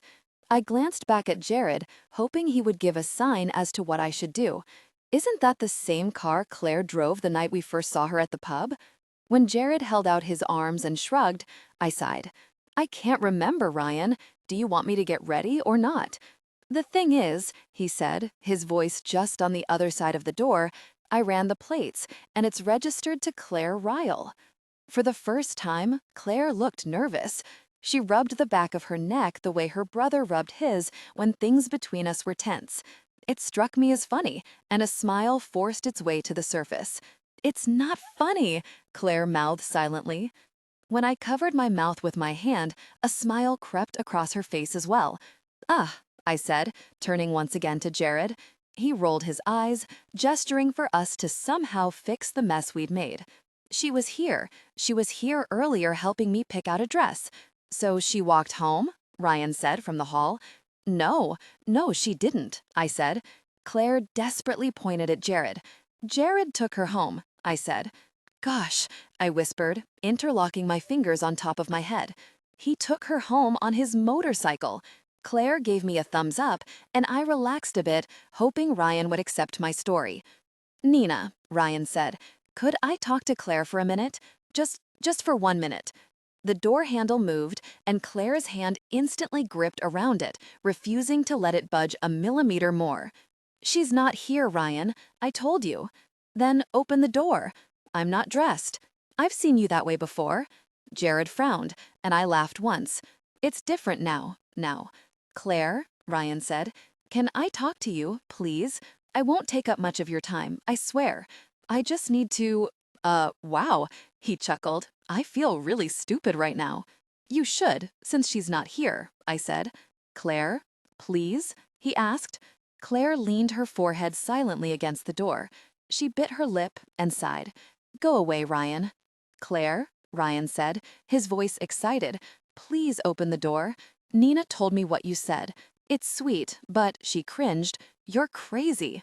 "I know what I saw," Ryan said, his tone notably less enthusiastic than before. "I know you were there. Right. I was in Afghanistan or wherever, sniping Al-Qaeda and carrying you over my back for miles." "Sounds like me," she snapped. "I just want to see you," Ryan said. "I need to see you, to be sure." Jared shook his head, and Claire's expression grew impatient. "Beat it, Ryan," she said. After a short pause, Ryan hit the door with the side of his fist. "I'm not leaving until I see you." "What are you going to do?" Claire yelled, taking a step away from the door. "Wave your shiny badge around and impress us to death?" "Open the door," Ryan demanded. "No," Claire said. "Fine," he replied, "but I'm not giving up on you." He stomped down the stairs and slammed the door. "Lesson. I need the keys to your bike," Claire said, holding out her hand to Bex. He frowned. "Why?" "Because I have to follow him, and he knows my freaking car. Give me your keys," she said, jerking her hand toward Bex, impatient. In one swift movement, Bex handed his motorcycle keys to his big little sister. She wheeled around, sprinting down the stairs. "Don't forget the helmet," he called after her. "Shove it," she yelled, before slamming the door. I walked to my vanity, sitting hard onto the delicate pink cushion of the bench. This is bad. Jared took slow steps to stand beside me. "Ryan is the least of our worries." "That makes me feel much better," I said. Bex left us alone to sit on the stairs, and Jared pulled me from the bench to sit beside him on the bed. He didn't speak for a long time, lightly brushing the skin of my arm from wrist to elbow with his fingertips. "Do you understand what could happen?" he said softly, his eyes still focused on my arm. After a short pause, I took a breath. "Yes." He meant my death. Dying at the hands of the most inhumane, cruel beings on 3 planes wasn't peaceful in my sleep as I had planned, but it was an end. I wondered what would take place in that moment, and what ways Jared would suffer in the days following my death. His eyes were dark, the skin around them tight but tired. The helpless feeling surrounding us was suffocating. "I know what Father Francis said," Jared said, his voice breaking. "But I can't believe that. I have to see the book for myself to be sure. There has to be a reason our fathers wanted it so badly. Gabe must have known there was a way to stop it. Stay with me," I said. "I can't," he replied. "Just for a while. Just until I fall asleep." Jared met my eyes, and I could see that he would let me win. We lay together above the sheets, silent and thoughtful.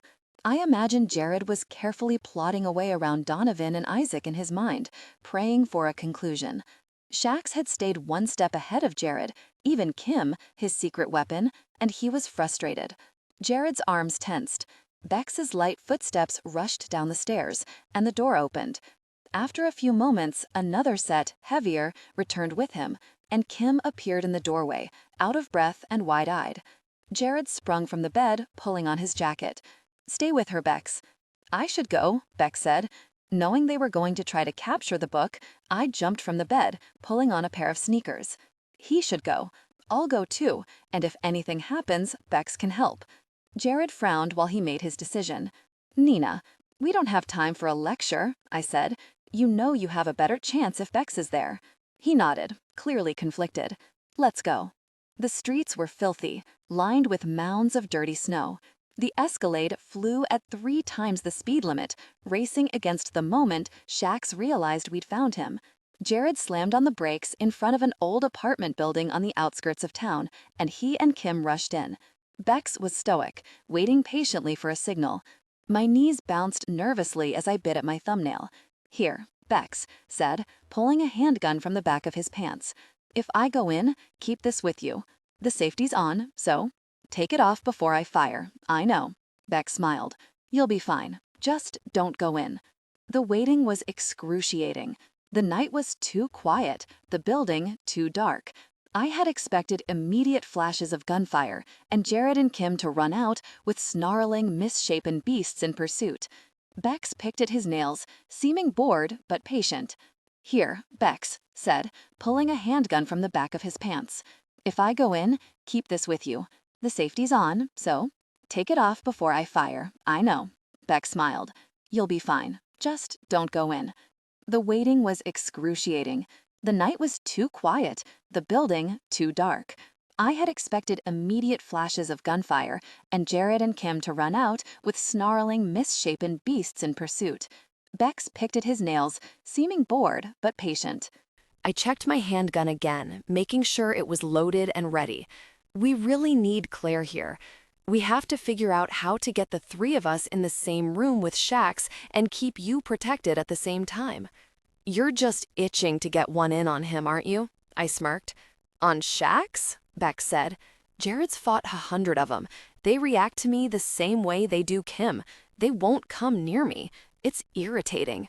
Why? I don't know, but it better not be because of my age or anything like that." "I'm ready," he sniffed. "You are," I said, my voice absent of sarcasm. Bex turned to me with a small smile, reminding me of his innocence. "Yeah? Absolutely. How much time have we spent together, with Jared nowhere in sight? I'm the hardest Tala case there is. Dirty cops and demons after me day and night, and I don't have a scratch. Maybe they stay away because they're scared." Bex nodded, satisfied. "Yeah, probably so." Suddenly, Jared and Kim appeared, walking slowly from the back of the building. "No go?" Bex asked as Jared slammed his body into the driver's seat. "They were already gone," he seethed, his jaw muscles flitting under his skin. "Shax is playing games with us," Kim said. "Otherwise, he'd move it out of town or out of the country. He wants you to doubt your judgment, and he's using me to bait you, wear you out." "There has to be another way," Jared said, slamming the shifter into gear.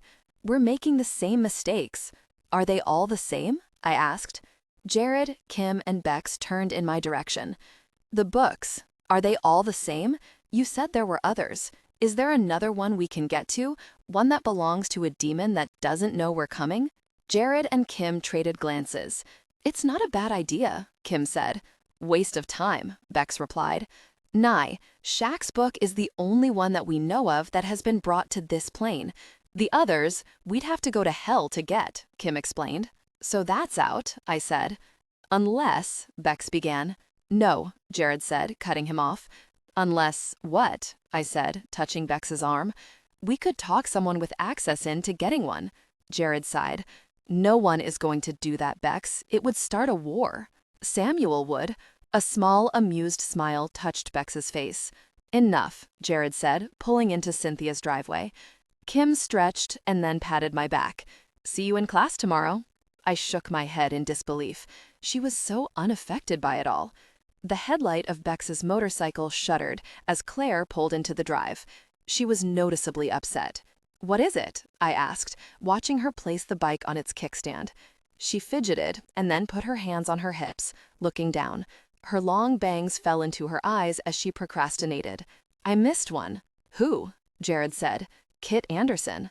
"That will be a problem," Jared replied. I frowned. "Who's Kit Anderson?" "Ryan's partner," Claire said, combing her hair back with her fingers, frustrated. "You sure?" Bex asked, surprised. "Ryan went to his house tonight," Claire said. "Donovan called while he was there. Anderson was only on the phone for a moment, but it was Donovan." "What are you going to do?" I asked. They all craned their necks at me. Claire made a face. "What do you think, Nina? I've got to get rid of him." My mouth fell open. "But it's Ryan's partner. He just lost his whole unit. You're going to kill his partner?" "Better than you," Beck said, climbing onto his bike. "Where are you going?" Jared said. "Home. I need to check on Mom, make some calls." Jared nodded and then looked at me. "Let's get you inside. You're cold." I looked down at my ensemble, a coat over my robe and tennis shoes. I'd been in such a hurry to ride along, I'd barely dressed. "Okay," I said, following him inside. Jared had told me over a year ago that he could sense my feelings, but I would never get used to him noticing them before I did. In my bedroom, I kicked off my sneakers and peeled off my coat, falling into the bed. Jared crawled into bed beside me, his presence a comfort. Sleep came quickly, despite the excitement of chasing after Shax. It felt as if the moment I closed my eyes, I jerked awake, covered in sweat, screaming for my father. Jared held me, this time silent. There was nothing left to say that hadn't been said already. Reassuring me that it was just a bad dream was pointless. "Coffee?" he said. "No," I said, pulling on his shirt. "Don't leave me. Just stay," I said between breaths. He kissed my forehead, whispering sweet comfort in French in my ear. I didn't know what the words meant, but it was so soft and soothing, I was relaxed against his chest in moments. I took in a deep breath, inhaling his incredible scent. A warmth spread through me, and I extended my neck to kiss the lobe of his ear. "Nina," he warned. "I miss you," I said, kissing tiny sections of his skin until I reached his lips. "It's not a good time for us to," he began, but I kissed him, cutting off yet another lecture. "I don't care," I said, tears filling my eyes. "I need to forget, just for a little while. Help me forget." Jared returned my kiss, cautiously giving in. His soft, full lips worked against mine, but not in the way I wanted. I pulled his t-shirt over his head, but he gently held my wrist. "Sweetheart." The frustration and fear finally boiled over, and I fell flat against his body, face down. My tears pooled between his chest and my cheeks. Jared sat up, bringing me with him. "Don't cry," he said with a frown. "Please don't," he trailed off, sighing at the messy sight of me. Finally, he kissed me, leaning me tenderly against the bed. Tension broke. They gave in to desire, connecting deeply. Not a single moment did I worry or regret, and neither did Jared. Peaceful against his skin, my head rose and fell with his deep breath. "Don't say it," I said with a smile. "It's a little late to say anything," Jared said, kissing my hair. "You know, the Christmas party is next weekend." "I know," he smiled, beginning to relax. I stretched. "I assume you've bought a suit." I did. "I need a dress," I said, my brows pulling together. Jared laughed, momentarily forgetting about anything but the mundane details of our normal life. We giggled and snuggled until the sun filtered through the curtains, and then Jared walked across the room to dress. I turned on my side to watch him, propping my head with my hand. Knowing how many bullets and wounds he'd sustained in the last few years, his skin was flawless. Every inch of it. "What are you plotting over there?" Jared asked, smiling. "Absolutely nothing. I'm simply appreciating your form." He pulled a pair of light blue boxer briefs up his legs and over his back. "Is that so?" I pulled the sheet across the room with me, hunting for something casual to wear to Brown. "That's not fair at all. I should be allowed to appreciate as well." He smiled. That smile quickly faded as he pulled me behind him. "You've got business today anyway," Beck said. Kim walked in, confused by the number of people in the room coupled with our lack of clothing. "I'll just wait outside." "I'll go too," Beck said. Jared glared at Bex, and then at Claire. "She's not ready. I need her for a distraction in case Ryan shows up," Claire said, irritated that she had to explain. So now she's bait? Jared seethed. No. Why don't you tell me what's going on and let me make the decision? I said. Being spoken about as if I weren't in the room was quickly becoming my least favorite thing. Claire's going to take out Anderson, Jared said, frowning. You're going to kill him? I asked. Claire nodded. Right now? She watched me, annoyed. But I have class, I said, completely aware of how ridiculous the words sounded. Jared pushed Claire and Bex backward. That settles it. Out. Claire ducked under her brother's arm. If Ryan shows up, you could help. Otherwise, it could get bad. He might try to protect him. Wait, I said. Jared froze and then turned to face me. This is a bad idea. We can figure something else out. Kim has class too, Claire said, her voice smooth and persuading. Jared needs her help today. She doesn't go to class half the time anyway, and still has a 4.0, I grumbled. Watch you take a man's life? I said, unsure. Yes, Claire said, and to help if Ryan shows. Okay, I shut the closet door to dress. I put on black jeans, a black turtleneck, and pulled my hair back into a low bun. When I emerged, Claire's face lit up. I have boots that would look amazing with that. I can't wear stilettos on a hit, I said, shaking my head. Claire wrinkled her nose. Why not? I do it all the time. With that, we all made our way down the stairs and out to the drive. Jared and Kim took the Escalade, and Bex, Claire, and I piled into the Lotus. She drove us to North Providence and turned on Mineral Spring Avenue, parking in a McDonald's parking lot, not a block from the red brick building. You're kidding? It's 7 in the morning? You're going to gun down a cop in broad daylight? I said in disbelief. Will you pretend I know what I'm doing for 2 seconds? Claire snapped. She slipped on her large glasses and nodded to an officer walking out to a cruiser. Anderson? I said. Yep, Claire said, waiting a beat after Anderson pulled out onto the road before she turned the wheel and pressed on the gas to follow. She stayed so far behind the black and white that I thought a few times we'd lost him. Claire's eyes were focused, however, and what I couldn't see, she saw as if it were right in front of her. Okay, she said, slowing by the curb. Let's set up shop, she said to her brother. Bex nodded once, pulling a hot pink duffel bag from the back seat. I eyed the bag and then smiled at Bex. He rolled his eyes. I've tried to get her to bring black ones, or even brown or green. She won't. I may be an assassin, but I'm still a girl, she said, popping a stick of gum in her mouth. We kept a low profile, climbing over fences, dodging dogs on chains and play equipment, and finally sneaking into a 2-story building. The stairs were unusable, the bottom half lay on the floor, and the top half hung by only a few debilitated boards. What now? I whispered. Bex threw me over his shoulder and then hopped from the wall to a beam to the next floor. Even from my angle, he looked like Spider-Man. I couldn't imagine why he thought he needed to float, and he could climb walls easily enough. Claire took a single leap, grabbing the landing where the stairs met the second floor, and then swung herself to our position. You can put me down now, Bex, I said. Not yet, he said, taking a running jump to the half-exposed rafters. Okay, he said, helping me balance. We were sitting on a few beams lined together that formed what used to be the attic floor. Claire lay on her stomach beside me, clicking the pieces of her rifle together. They're going to meet here, she whispered. Don't make a sound. Anderson is very paranoid. That's how he's made it this far. If you tip him off, it will be a while before we get a chance like this again. I nodded, watching Bex pull his own rifle from the bag. He didn't set it on its stand in front of him. Instead, he set it in front of me. Just look through the sights. Don't take the shot, even if you have one. It's just for practice, he said in a low voice. I began to whisper affirmation, but voices below startled me. Claire slowly put her hand on the barrel of my rifle and then let go, situating herself to aim. Look through your sights, she whispered. I did so, and 3 men in suits came into view, along with a man in uniform. Count them. How many do you see? 4, I said. Bex leaned in beside my ear. Look by the entrance.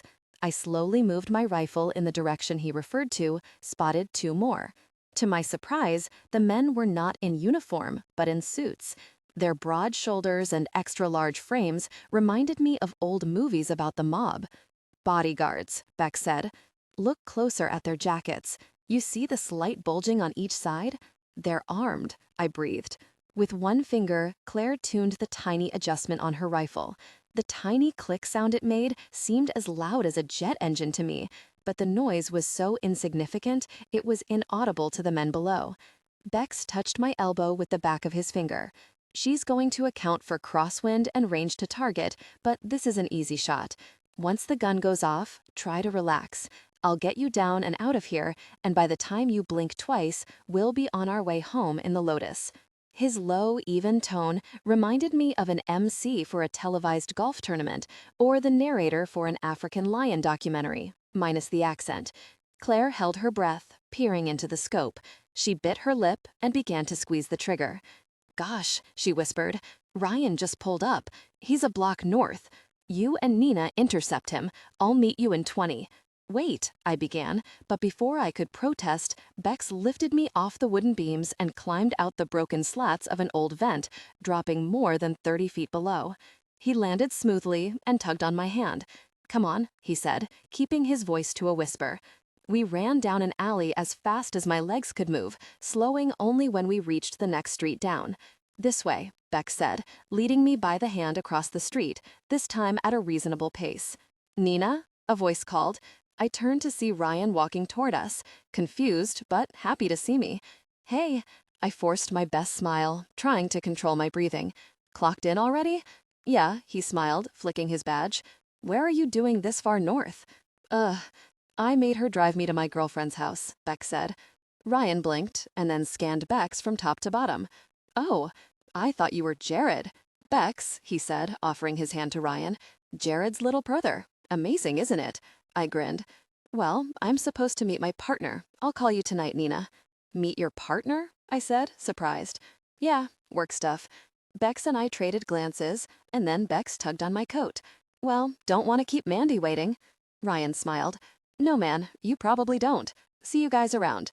We walked at a forced pace until Ryan was out of sight, and then Bex pulled on me again. He was barely at a jog, while I was sprinting full speed until we reached the next block over, where Claire waited in the Lotus. "It was a trap," I said, breathless.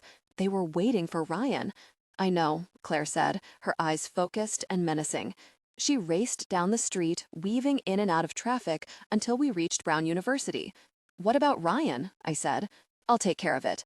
Bex will wait here until Jared's finished. I have some things to wrap up." I nodded, and then watched from the curb as she sped away. "Tell me," I said, turning to Bex. "I only heard a little as we were leaving to cut off Ryan, but Donovan sent those men to collect him. They were going to see what he knew about you and us, mainly Claire. So now Ryan's a target," I said, unhappy. "We're all targets," Bex said. "It's your funeral." "I was right," I said, letting Jared take my coat. "It looks like Christmas threw up on the conference room." "You were right. And how ridiculous when you're decoration enough," Jared said, kissing my cheek. Loud, obnoxious music made it necessary to talk loudly to each other. Red, green, and gold tinsel draped every surface in the room, and the employees, with their dates, loitered in a perfect half moon around the DJ, careful not to cross the boundary of the dance floor. "I'm going to tell the DJ to turn it down a notch or 10, I said. Jared nodded, watching with amusement as I walked with purpose across the wooden floor. "Excuse me," I said. The DJ bobbed his head, concentrating on the computer screen in front of him. "Excuse me," I yelled, tapping him on the shoulder. "What can I do for you?" he yelled back. "Can you turn it down? I'd like for the guests to hear each other." The DJ frowned. "Ms. Bankovich asked that I keep it at party level." "Sasha?" I confirmed. "This is a business party, not a frat party," I said over the music. "Turn it down." The DJ grudgingly complied, and I walked away, thoroughly satisfied. That warm, fuzzy feeling from my small victory didn't last long. Sasha had Jared cornered a few feet from the punch bowl. He looked bored and uncomfortable. She was giggling, gesturing to the mistletoe above them. "Hi, baby," Jared said emphatically, pulling me to his side. "Nina?" Sasha said, surprised. "What are you doing here?" I raised an eyebrow. "I mean, where have you been?" she hedged. With the DJ, insisting he lower the music to an acceptable decibel. Now, if you're finished flirting, I'll save my fiancé from beneath the mistletoe so you no longer have a reason to threaten him with your dry, clumpy lipstick. Sasha's mouth fell open, but I didn't give her enough time to fire back a reply. A slow song came over the speakers, and I pulled Jared to the center of the dance floor. His fingers pressed into my skin, eager and anxious. Would it be redundant of me to say that I enjoy it very much when you're jealous and mean? Yes, but say it anyway, I smiled, wrapping my arms around his neck. Before long, more couples joined us, and we were lost in a sea of lovers swaying to the music. When the song ended, Jared left for the punch bowl line, and I stayed behind to greet coworkers and guests. Some were retirees, men and women that had been with my Titan since the beginning. Seeing them brought back hundreds of memories, and it was soon a relief to welcome the new faces of the company. "You shouldn't be standing around when there's a slow song, Peanut," Grant said. He undoubtedly wore his most charming smile. "I'm here with Jared, Grant," I sneered. "Oh, come on," Grant grinned. "Just one dance." "No." He laughed and shook his head. "You look," he gave me a once-over. "Incredible. Red is wow." "Thank you," I said, looking in every direction but his. "Are you sure you—" he said, trailing off. "Jared, nice to see you." The pleasant expression on Jared's face as he handed me the small plastic cup faded abruptly when he turned to Grant. "I wish I could concur," Jared said, noticeably restrained. "You might have better luck with the interns," he nodded to a dark corner of the room, "who are spiking their punch and might be more susceptible to your persistence." Grant's smile didn't budge. "Happy holidays to you both." "Merry Christmas," Jared said. The people around us were beginning to stare, so I looked to the floor, attempting to downplay the spectacle Jared had made. "What is with you?" I said, trying to keep my head down. I didn't want him to be under the impression that I liked him. "You've made your point. Now can you please be the reserved, controlled Jared I know and love? I need to earn the respect of the people here." "I'm sorry," Jared said, kissing my hair. "Nina?"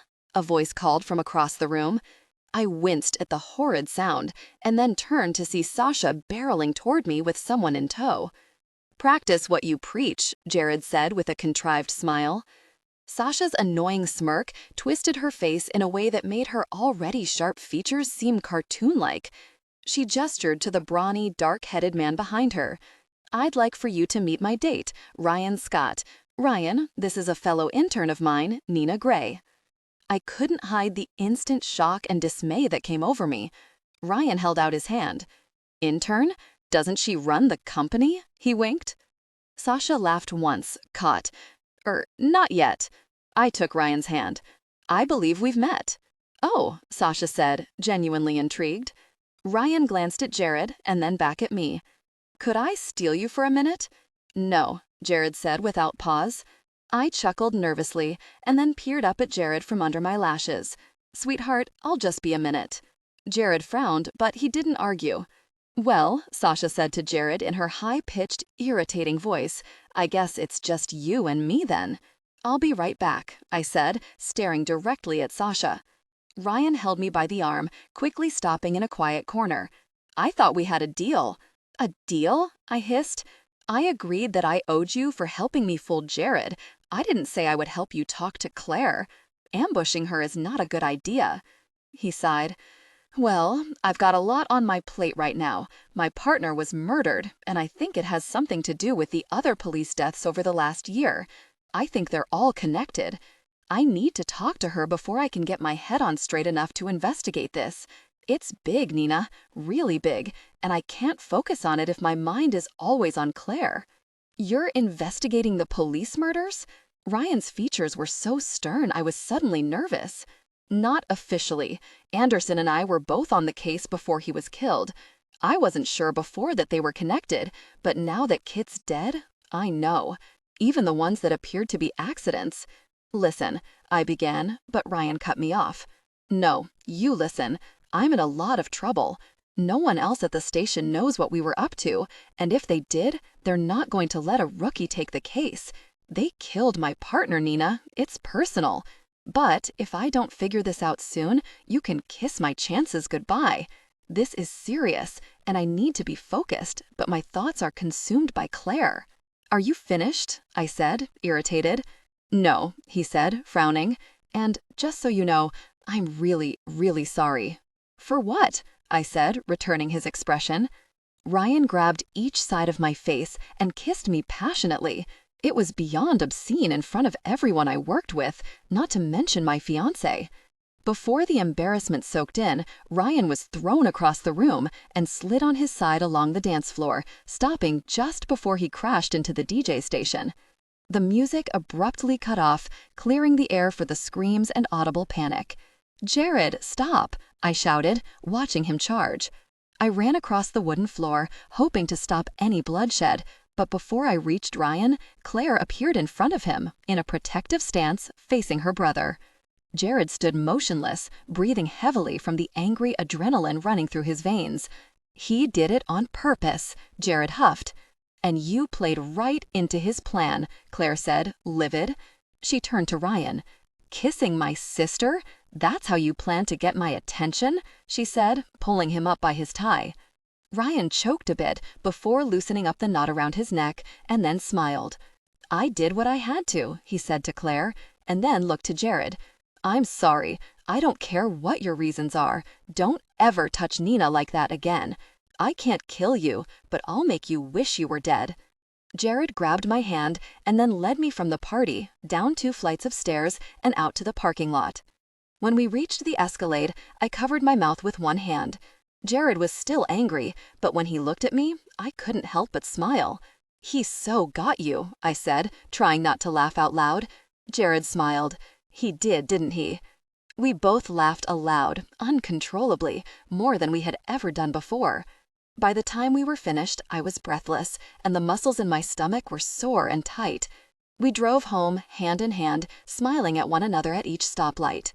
Ryan finally getting FaceTime with Claire should have been a disaster, but a sense of relief surrounded us, as if our group was finally complete. I had no idea what Claire would tell Ryan, how much truth she would really share, but Ryan being Claire's Talas and the fact that he was now in love with her was proof that we were supposed to be in each other's lives. Jarrah's prediction was wide of the mark, but he had never looked so happy to be wrong since we'd met. The next day, I awoke to large flakes of snow falling gracefully from the sky. Each fluffy white piece drifted downward as if it were orchestrating its own symphony. Looking out the window, the ground was already covered in at least 2 feet of snow, and the gray clouds above didn't foretell anything but more of the same. "It's been like that since 4 a.m., Beck said from the hallway. I tightened my robe around me and opened the door. Beck stood before me, bored and holding a half-eaten apple. He took another bite, crunching loudly. "He's bringing coffee." "Good," I said, leaving him to head for the bathroom. Steam from the shower quickly surrounded me, but before I rinsed the shampoo from my hair, I heard the door open. "Jared?" "It's me," Claire said, shutting the door behind her. I peered through the fuzzy glass, barely able to make out her tiny frame. "What are you doing here?" "I've been up all night with Ryan. We talked a lot. We fought more." "Oh, about what?" "About what he saw in the desert, and if I was there or not. He knows the men that stabbed him last year were cops. He knows a lot more than we thought." "Finally," she sighed, "finally, I just told him." "Everything? You confessed about the other cops and the commissioner? About Anderson and about what you are?" "Not yet. How did you explain without telling him everything?" "I promised I would explain later." She frowned. "It doesn't feel right to tell him, Nina. We were raised on the belief that this secret kept our family safe. Then don't tell him until it feels right. What if it never feels right?" "I don't know," I said, turning off the water. A towel flew up and over the shower door, landing on my head. "Thanks." "Don't mention it," Claire said, shutting the door behind her. By the time I was dressed and ready, Claire, Jared, and Bex were downstairs in the kitchen discussing Ryan. Just by entering the room, it was obvious it was not a constructive conversation. "You're such a hypocrite," Claire growled. Jared slammed the side of his fist on the table. "Are you in love with him?" "No." "Then it's a different scenario. Jared glanced in my direction and then took a breath, attempting a calmer tone. You said it yourself. It doesn't feel right to tell him. I sat down, scanning the siblings with my eyes before speaking. Outwardly, Claire was angry, but her eyes were begging for understanding. Telling Ryan anything was a huge step for her, and just as Jared struggled with it 2 years before, Claire was now fighting with her conflicting feelings. She needed her brothers to support her. I took a seat across from Jared and next to Claire. The choice was meaningful, and I hoped that they would notice. Maybe Claire is looking for your blessing, Jared, I said. Or just some understanding, she grumbled. Beck stood up and walked across the kitchen, picking up a plate and then setting in front of me. It was an omelet, loaded with ham, green onion, mushrooms, and cheese. Thanks, I smiled. Bex nodded and then touched his sister's shoulder. Claire, I love you, but if you take a step back and think about this, Ryan is a cop. He's investigating murders you committed. What do you think he's going to do when you tell him you murdered his partner? You think he's going to forgive you because he saw your eyes in the desert? The partner that orchestrated his kidnapping and ultimate demise, Claire said. Listen, she sighed. I know how it looks on paper. I may not be in love with Ryan, but he says he's in love with me. If he listens to what I have to say and I approach it carefully, I think he could be an asset. We can't take that chance, Jared said, finality in his voice. Claire stood, her palms flat on the table. You took the same chance when you told Nina, and she wasn't even an asset. Her life has spun out of control since the second you revealed yourself to her, Jared. At least let me make my own decision like you did. Jared's nose wrinkled in disgust. You were on me for months about Nina, Claire. How quickly you forget the hours I spent listening to your lectures on doing the right thing. Keep the secret. Keep the secret. That's been your mantra for years. Tears filled Claire's eyes as her face turned red. Coming from you, she screamed. You know what it's like to have no one, and you know what it's like to finally be free of the burden of what we are? To have someone else besides your mother or your brothers to confide in? I have no one, Jared. You've lived it, and you still deny me the liberation you insisted on? Jared shifted in his seat, but I could see in his eyes he would not yield. Claire saw it too. Go to hell, she shrieked, before storming out of the house. She slammed the door with such force that the surrounding painting and pictures on the wall fell from their nails and crashed to the floor. You're making a mistake, I said, meeting Jared's obstinate stare. Claire, wait, I yelled, hoping she would hear it before she sped away. I ran outside, stopping at the Lotus. Claire wiped her eyes. Sorry, I cry when I'm mad. I do too, I said, offering an apologetic smile. He asked me to go to Anderson's funeral. Claire focused her eyes straight forward, too emotional to make eye contact. Are you going? I couldn't think of a good enough reason when he asked, but I shouldn't. It's wrong. I'll go with you. Claire's ice blue eyes darted up in surprise. You will? Yeah, I said. When? In an hour, she said, attempting to mask her hopeful expression. I looked at my watch. Okay, give me a minute to get dressed. Jared frowned as I slipped on a demure black dress. I sat down on the bed to pull up my black stockings, and he sat beside me. This is inappropriate on so many levels, he said. Kind of like you sitting next to the reason your father lost his life on the night he died, I said, slipping on my heels. Jared helped me with my coat, and then I poked a pearl earring into each of my ears. I turned, cupping his jaw with my hands. Your point is justifiable, but it is her choice, Jared, just like it was yours. Trust Claire to make her own decision. She's never let you down before. She's never wanted to tell before. Then that's your answer, I said, kissing his soft, warm lips. His mouth lingered on mine, and then I pulled away, knowing Claire was anxiously waiting. I returned to the Lotus alone, slipping into the passenger seat. Claire pulled on her large, dark sunglasses and then shoved the gear into first, soaring down the drive and fishtailing when she hit the street. Saints Peter and Paul Cathedral was surrounded by dozens of police cruisers and even more civilian vehicles. The line at the entrance was already backed up to the next block by sniffling mourners. We should have come earlier, I said. We shouldn't be here at all, Claire said quietly. Gosh. A knock on her window prompted Claire to roll it down, revealing Ryan in his dress blues. You made it, he said, with a reserved grin. He opened the door for Claire and then jogged around the front of her car, opening the door for me. Thanks for coming. It means a lot. I simply nodded, walking behind Ryan as he escorted Claire to the front steps, bypassing the endless line of weeping friends and family. As we passed them, some recognized Ryan and shook his hand. Seeing him seemed to upset some of the women, and even some of the men fought back tears as Ryan traded quiet words during a short hug. Once they acknowledged Ryan, their expressions changed to curiosity, evaluating the small young lady in the black leather dress with pointed toe stilettos. Each person we passed offered a pained expression for Ryan, and then regarded Claire with bewilderment. Claire's dress was long-sleeved with a respectable crew neck line. Her skirt was short, but an inch longer than mid-thigh. Maybe it was her beauty that struck them, or the black stilettos that shot up from the ground, turning into a slithering snake with a shiny turquoise eye on the stainless steel heel of her shoe. The ensemble was something only Claire would dare wear to a funeral, but the look fit her. Ryan didn't seem to mind. Before we reached the doorway, Ryan took Claire's hand in his and led her down the aisle. She glanced back at me, unsure of how to react. We walked to the front of the sanctuary, seated behind the family, but on the first row of police officers that served with Kit Anderson. Ryan sat between Claire and me, making the situation even more uncomfortable. The pianist worked the keys, and a solemn song echoed throughout the church. 2 rows ahead, in the center of the pew, 2 small children sat on each side of a woman. A man sitting in front of Claire reached forward to touch her shoulder. She patted his hand and then squeezed her young son closer. My fingers touched my lips. "Oh my God," I whispered. "Yeah," Ryan said, leaning into my ear. "That's his wife, and his 2 kids. His little girl is 3, his son is 7. I couldn't hide the horror in my eyes as I looked to Claire. She was impervious, lowering her chin as a gesture for me to remain calm. Each second after that moment was an eternity. The eulogy, the service, the songs.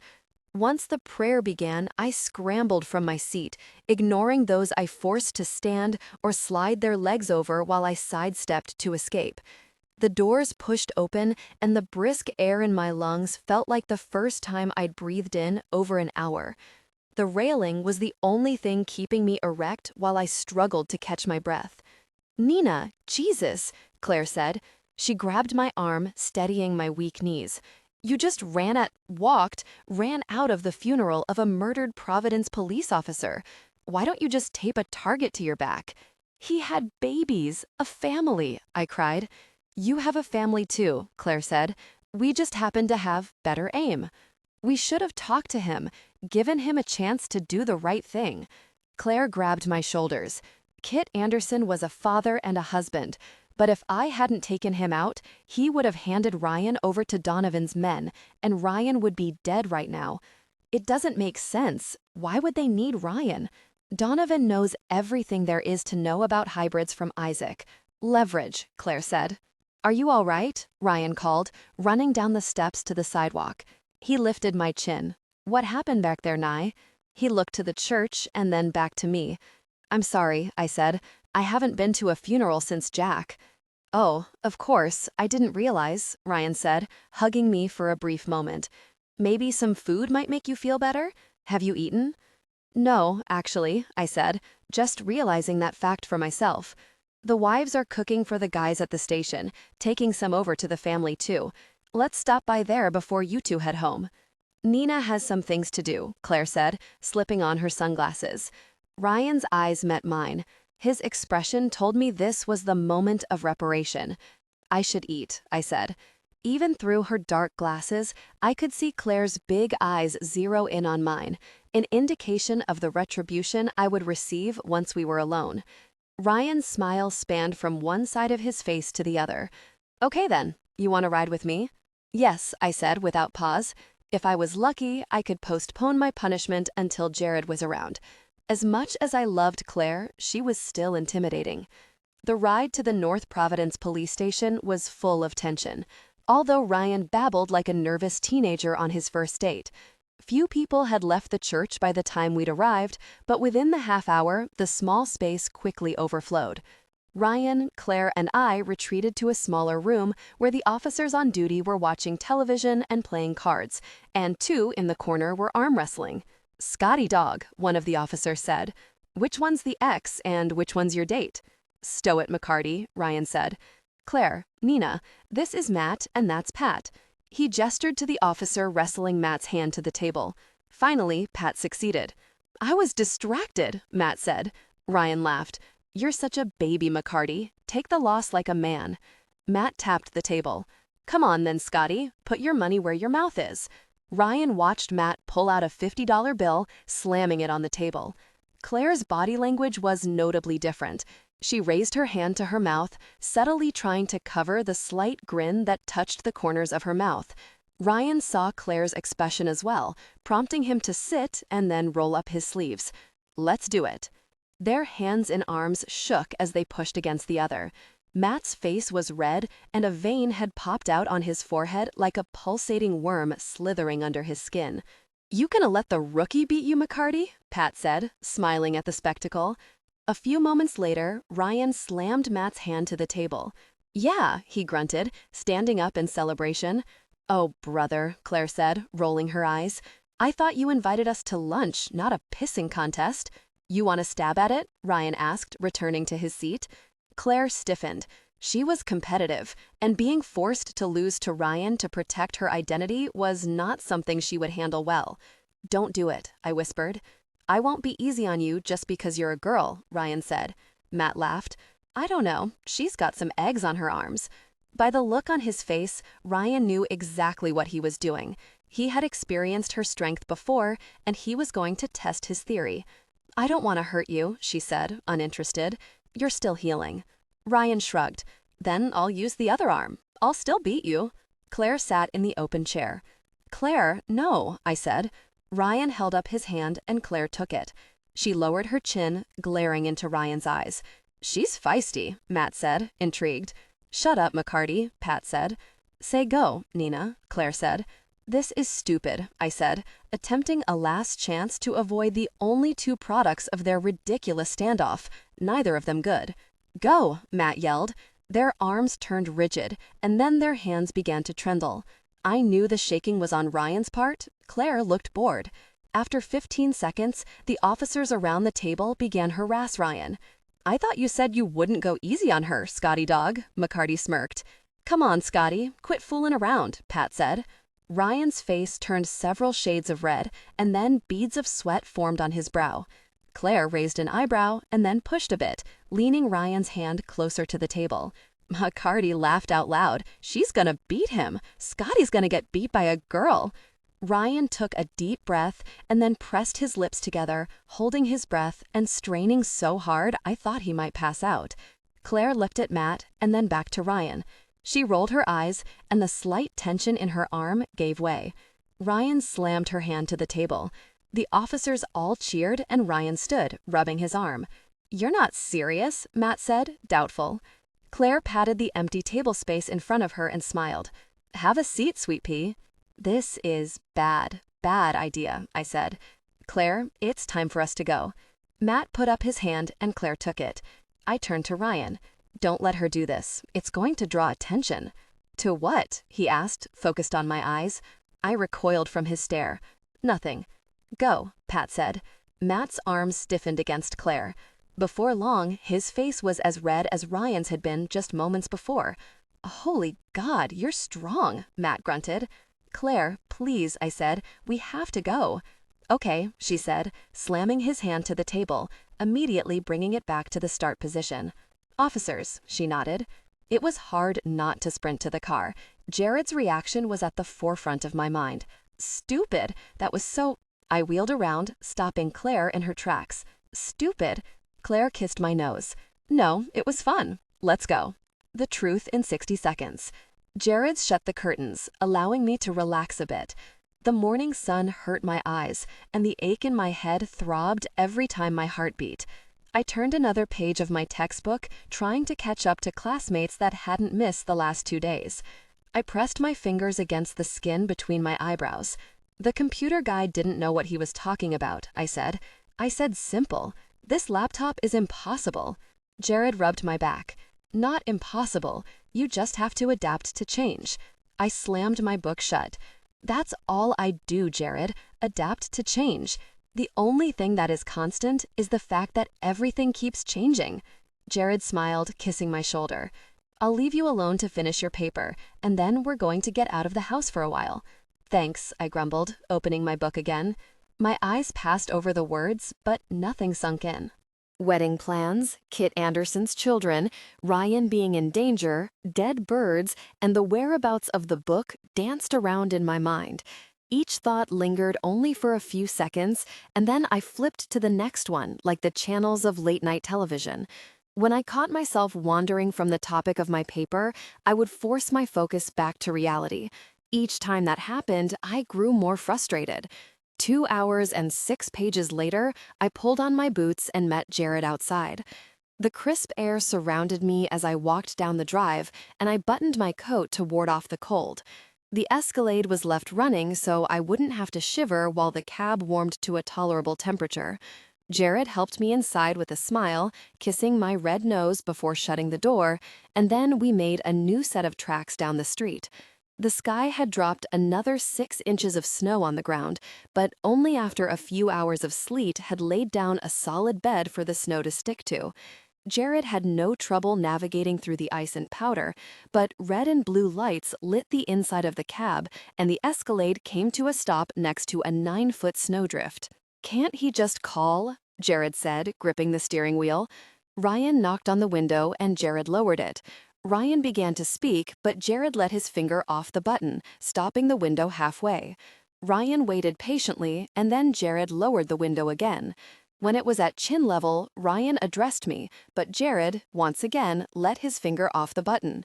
"Funny," Ryan said. "Where's Claire? I haven't heard from her today."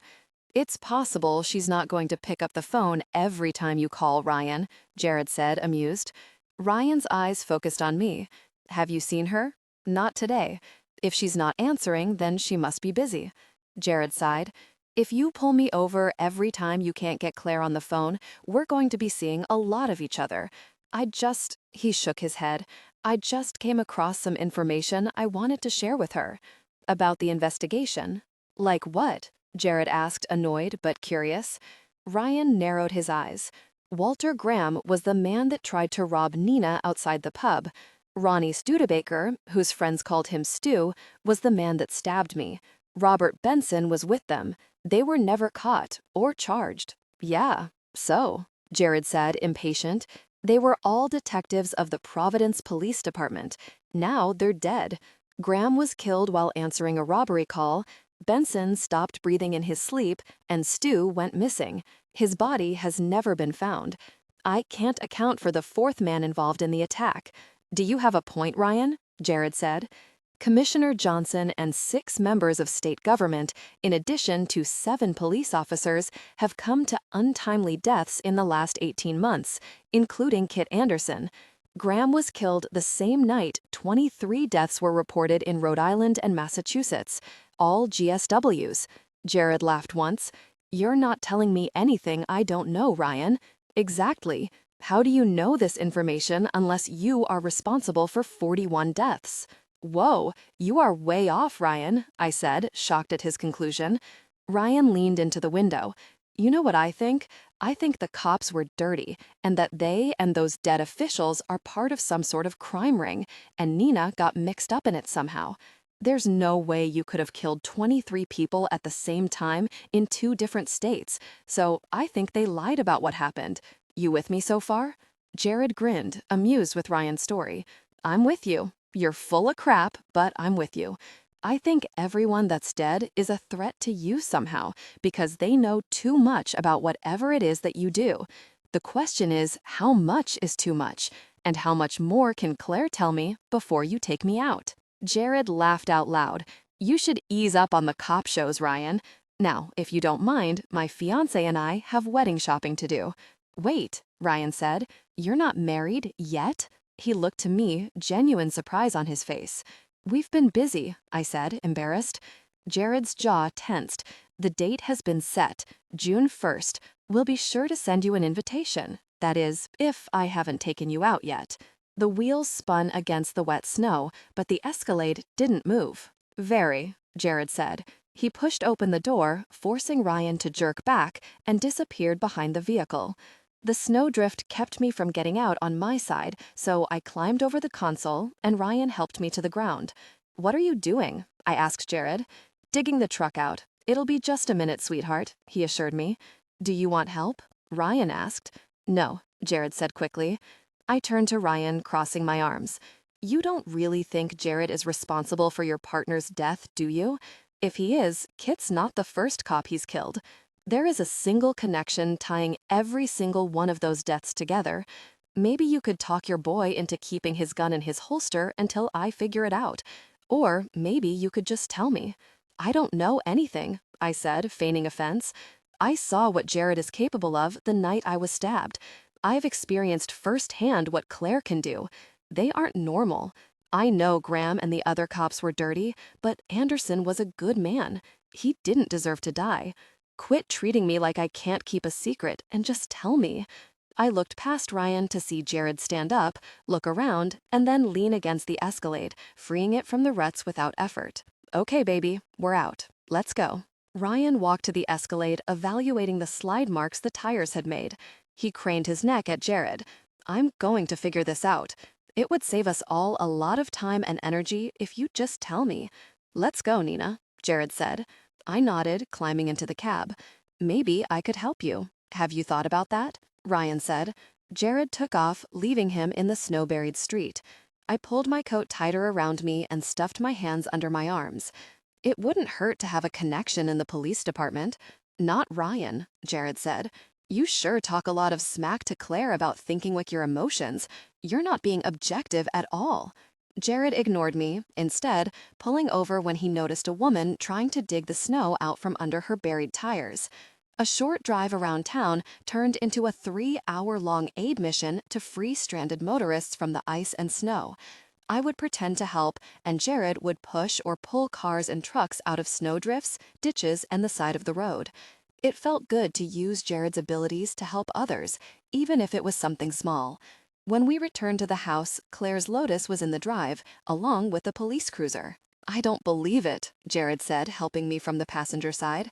He carried me through the snow to the side entrance and then stomped through the house until he found them. They sat in the kitchen at the breakfast table, laughing. Claire seemed genuinely happy for once, and I smiled at the sight. "How long have you two been here?" demanded. Claire's smile faded. "Don't worry, I waited for you. I told Ryan you'd tell him what you thought he needed to know. No questions asked," Ryan promised. Jared's hand balled into fists at his side, and the tendons in his neck were strained. It took every ounce of willpower he had not to charge.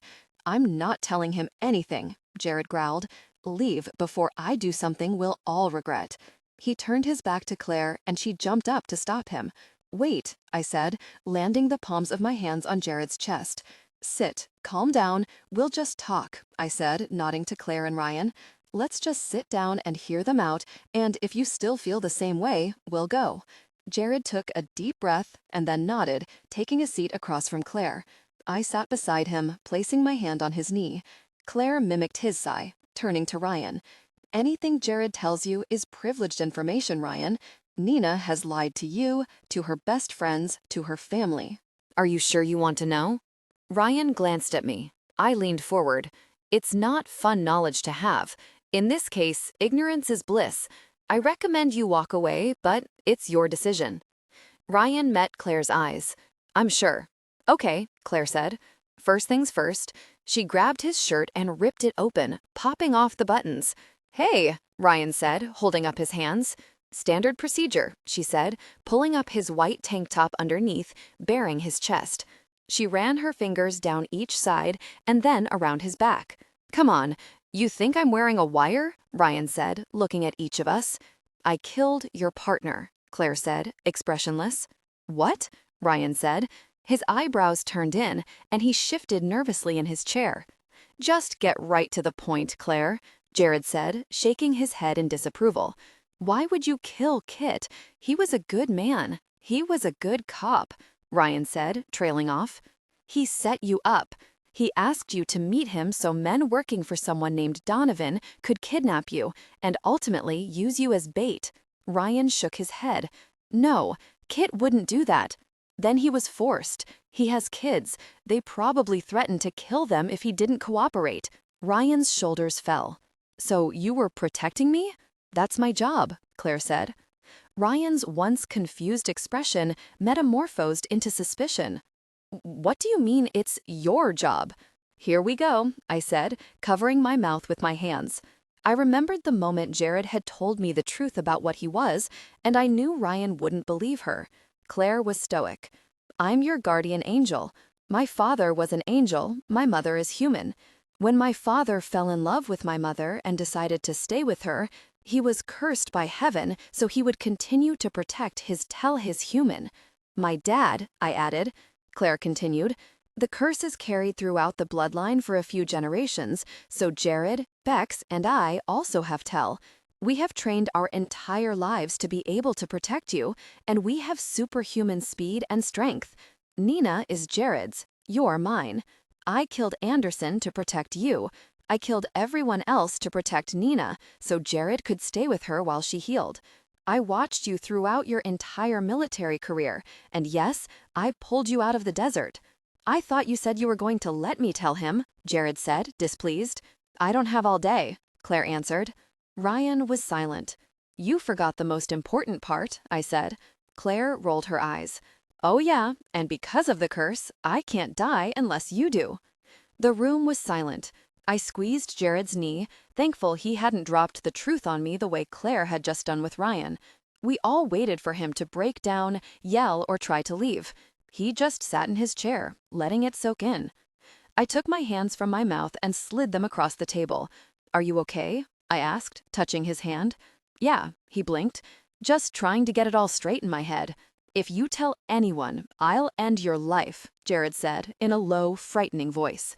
Not likely, since you'd also be killing your sister, Ryan said. He was paying attention, Jared said. One side of Ryan's mouth turned up. So you would literally take a bullet for me? No, Claire said, with zero emotion. No, Ryan said, surprised at her answer. Claire rolled her eyes, annoyed that she had to answer.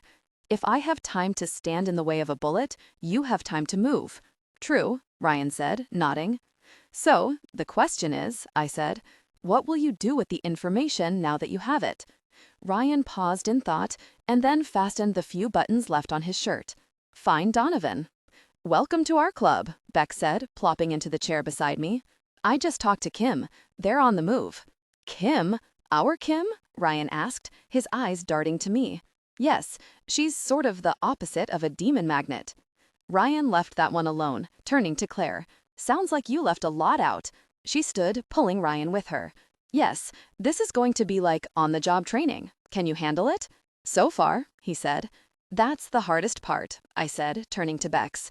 Where are they now? Bex traded glances with Jared before he spoke. We have to move.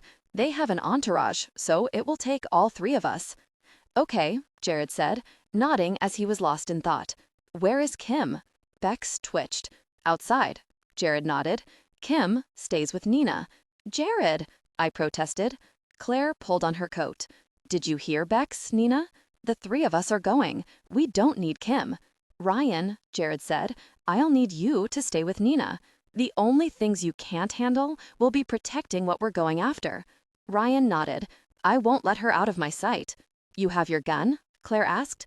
Ryan patted his side in confirmation. I threw my arms around Jared and squeezed, shutting my eyes tight. Don't stay away long. In and out, baby. In and out, he smiled. And don't come back full of bullet holes this time, I called after him. The door shut and the sound of the Escalade's engine faded as everyone I loved most in the world traveled farther and farther away. Bullet holes? Ryan asked. Come on, I said, pulling him into down the hall. Let's find more comfortable chairs. This is going to take a while. If I told you everything. The rain beat against the window of the classroom, prompting Professor Sawyer to speak louder than her small voice could accommodate. Words squeaked from her throat as she struggled to lecture through the snickers and murmuring of the students. Her words blurred together as I stared at the blank page of my laptop monitor. The nightmares were absent the night before, but only because sleep never came. The Ryles didn't return home until just before the sun rose, and even if I could have ignored the worry long enough for my eyes to close for a moment, Ryan's incessant questions kept me awake. So, what if she gets shot in the head? If I die and then Claire dies, does she go to heaven? What if I don't die but I'm a vegetable? Can she get knocked out? So her dad was an angel. Can he see me right now? His curiosity was insatiable. I finally lost my temper and yelled at him to shut up, but he only smiled and sat quietly long enough to think of more questions. For the first time, I was glad that Ryan was no longer enrolled at Brown. I twirled the diamond ring around my finger, trying to block out images of what Bex and Claire had described earlier that morning. Their clash with Isaac and Donovan was short-lived, but had the Ryles been human, it would have been lethal. The vision of Isaac was so vivid and frightening in my mind, the thought of coming face to face with him terrified me.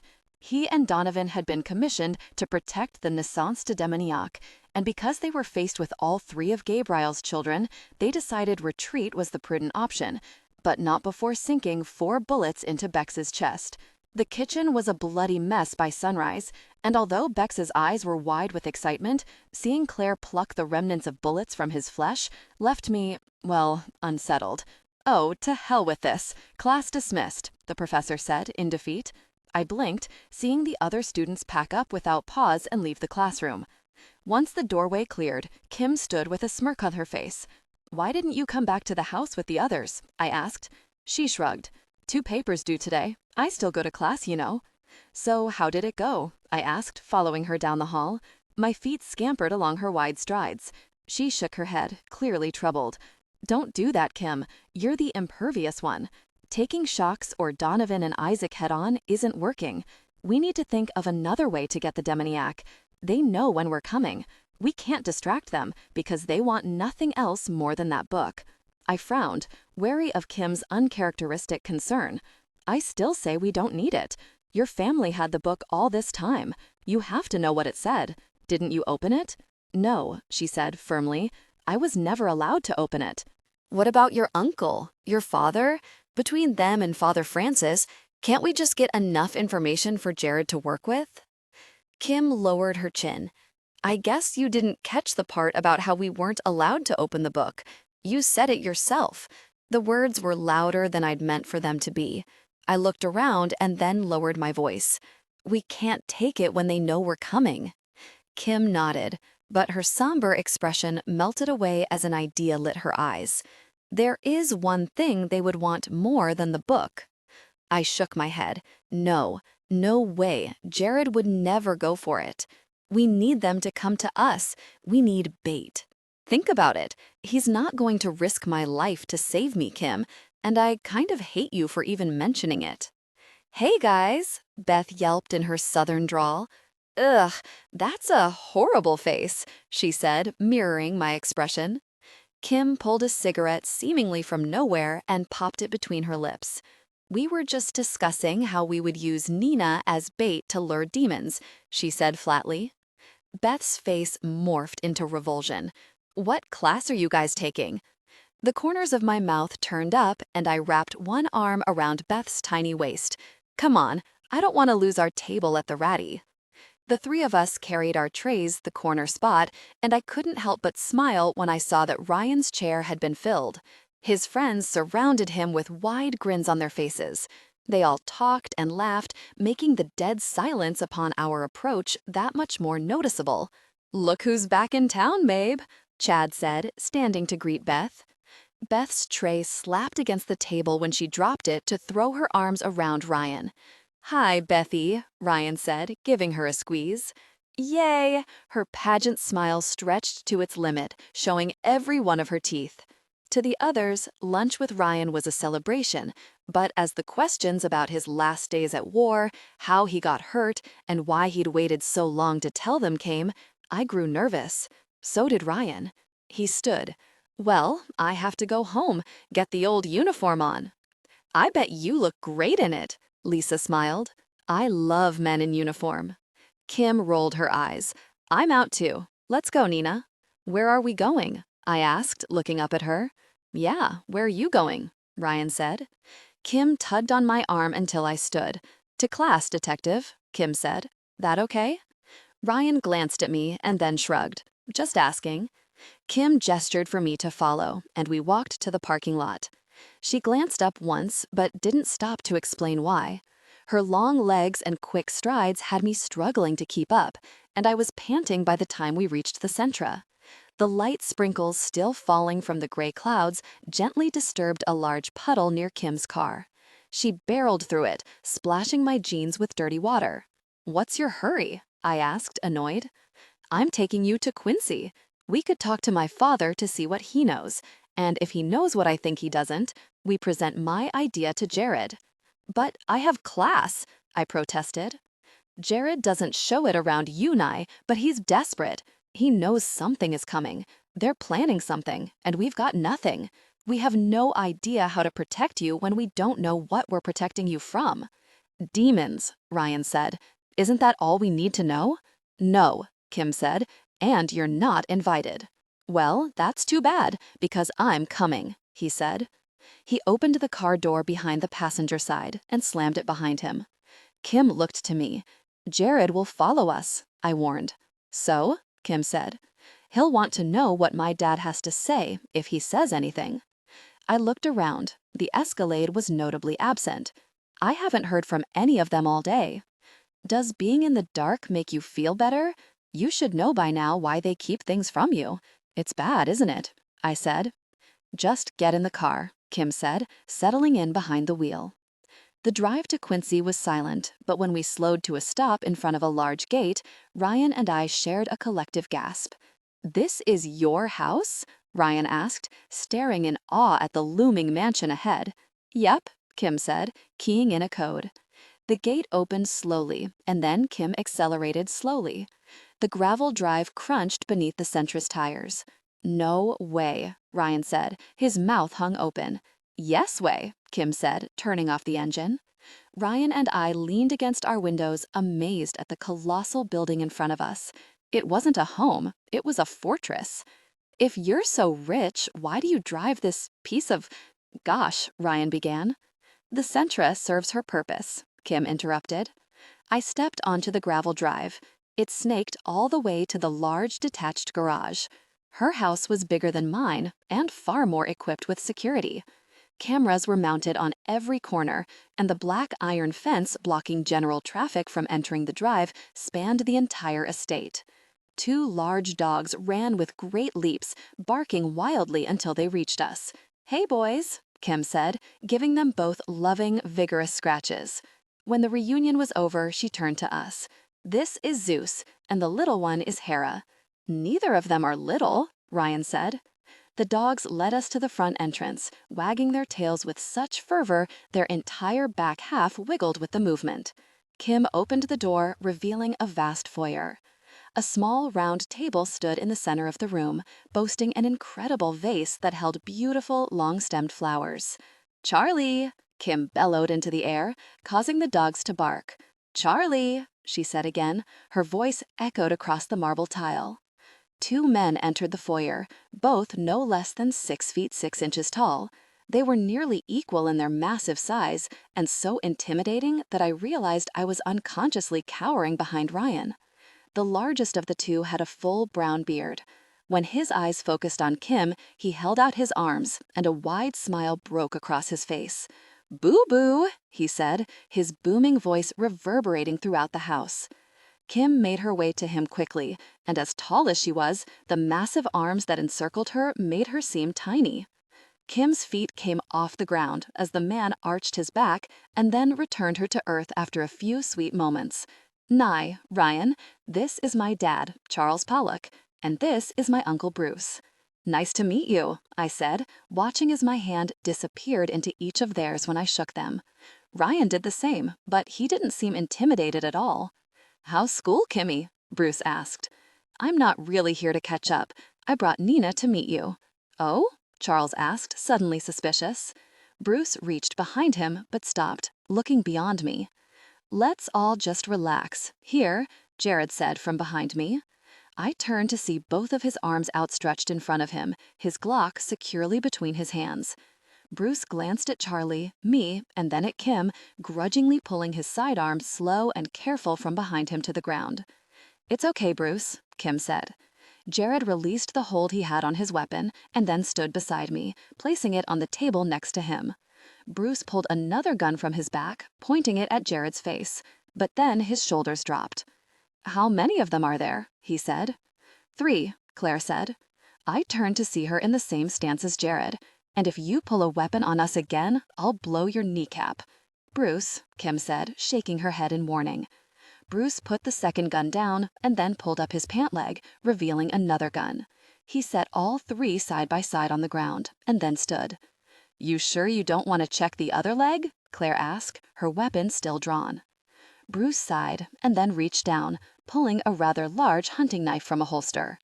"That's all of it, Kim," Charles said, stiff and nervous. "What's going on here?" Kim reached out to her father. "Nina is my friend, Dad, and she's important. These people are here to protect her. They're not here to harm us." Charles nodded slowly and then touched the arm of this brother. "Easy, Bruce." Bruce relaxed then, and Claire stepped out of her rigid stance, replacing her gun in its holster. Jared turned to me. What the gosh are you doing here? Don't cuss at me, I said, immediately defensive. Anger lit Jared's eyes. You have no idea how dangerous it is for you right now. Maybe I would if you would just tell me. If I told you everything, you wouldn't want to leave the house. And I don't want that for you, he said, his eyes dark. But you can't do certain things, Nina, and running off with 2 humans without telling me where you're going is one of them. I'm sorry, I huffed. I thought you'd just follow. Oh, Jared said, taken aback. You did? Oh, gosh. Let's hear what Kim has to say and get out of here, Claire snapped. I peeked at our audience, embarrassed about the outburst. Sorry, I said, clearing my throat. The book, Kim said to Charles. Kim, Bruce said. Charles touched his brother's arm, and Bruce immediately silenced. They know, Kim said. You're the son of Gabriel, aren't you? Charles said, in awe. One of them, Jared answered. Bruce's face turned red. Thief! If he wouldn't have taken the very book, none of this would be happening. Claire took a step forward, and Jared gripped her shoulder. You call my father that again, Claire seethed, and it will be the last words that come from your mouth. They're going to help me, Kim interceded. What? Charles said, confused. Jared promised to help me return the demoniac to the sepulchre in Jerusalem. Charles' eyes darted to Jared. Is this true? Yes, Jared said. I need time to study it, but after that, you have my word. Charles took a step back, and then walked several steps away with Bruce right behind him. They conversed in low whispers, and then returned. We can't trust them, Charles said, finality in his tone. None of that matters, now, Kim said. We've all got some history here, that's apparent. But we need to focus on the problem. Dad, Nina is the woman in the prophecy in the Naissance de Demoniac. Does that mean anything to you? Charles' eyes shifted to mine, and then he scanned me from my hair to my shoes. No, he paused. Who is she? Kim turned to me. I told you, we're not allowed to open the book. He knows nothing. Is that why you came here? Jared said, livid. I could have told you that. If Charles knew anything, Gabe and Jack wouldn't have taken it in the first place. It was worth a try, because our next option was the last resort. What are you talking about? Jared said. I looked at the crowd of people around me, feeling the negative, hostile energy in the air. It was in that moment that I recognized we had finally come to the last leg of the journey. Getting the book back into our hands had always been the only choice, which was why Gabe and Jack had come to me with the answers at night. I have to distract Shax long enough for you to get the book, I said softly. Jared turned to me, his eyebrows squeezed tightly together. Are you serious? No, Jared, she's trying to be funny. Of course she's serious, Kim said. Bad idea, Ryan said. I reached out to him, touching his cheek with my fingertips. It's the only way you're going to get the book. Jared glanced at Claire and then back to me.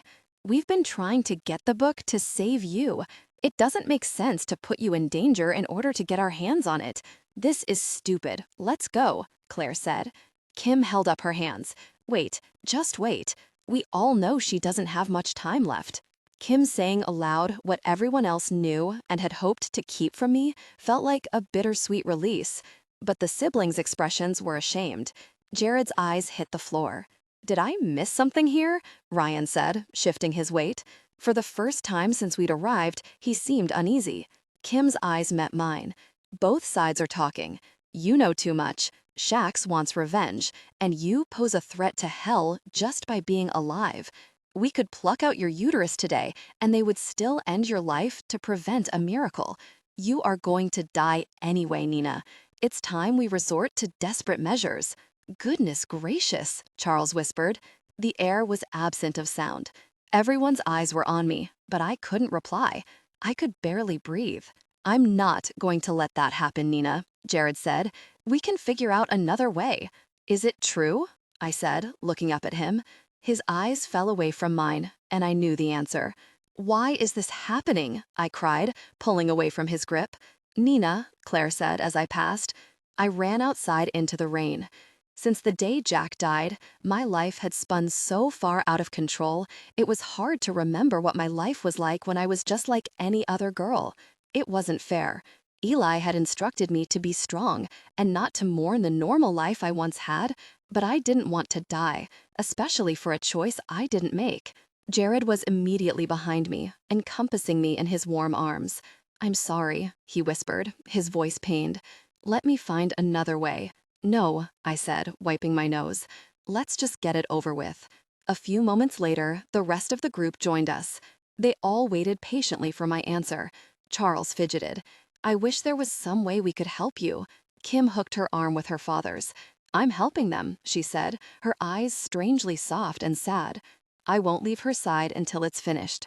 Charles nodded, squeezing his daughter to his side. "Okay," I said, shaking off the fear. "How are we going to do this?" "This is crazy," Ryan said. "Tell her, Jared. There's no way we're using her for demon bait." Jared cringed, but he didn't speak. Claire grabbed my hand. "We choose our own fate, right, Nina?" she said, managing an encouraging smile. "Yes," I said. "If it's going to happen, I want it to be on my terms." "You're all insane," Ryan said, horrified. "I feel like I'm watching you all sentence her to death." Kim opened the door to the Sentra. "Now, all we need is a plan," she said. Jared tugged on my hand. "Ride with me." I squeezed his fingers in mine, knowing he faced the same fate as I. The ride home was quiet. No radio, no talking, just the noise of the road under the tires and the rain pounding against the windshield. The window wipers danced back and forth, clearing the raindrops long enough to let the next droplets splash into their place. Headlights from oncoming cars whizzed by, but they were driving slow because of the weather. It was Jared that was disregarding the speed limit by at least 30 miles per hour. The decision to use myself as a distraction was mine, but the plan was up to Jared. He would be forced to map out our every move, hoping that it was perfect enough to spare our lives. "We can do this," Jared finally said, lifting my hand to his lips. "It's going to work, and we'll have the book, and then we can save you." "I know," I said with a small smile. "I trust you." "Sweet potato fries," he said, his cloudy eyes glossing over. "Sweet potato fries," I smiled back. The roof.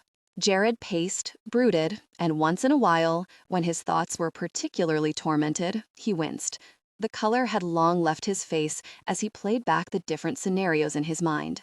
Back and forth he paced, so many times that I watched the floor, wondering when he would wear a trail. His inner turmoil could have set the room on fire. It was unbearable to watch, but I couldn't leave him, not when he was planning my death. Claire sat next to me, holding my hand, suffering Jared's torture as I did. Jared had the most to lose, so the plan was his alone. Each decision, from the moment we left the house until the book was safe within its walls, fell on Jared's shoulders.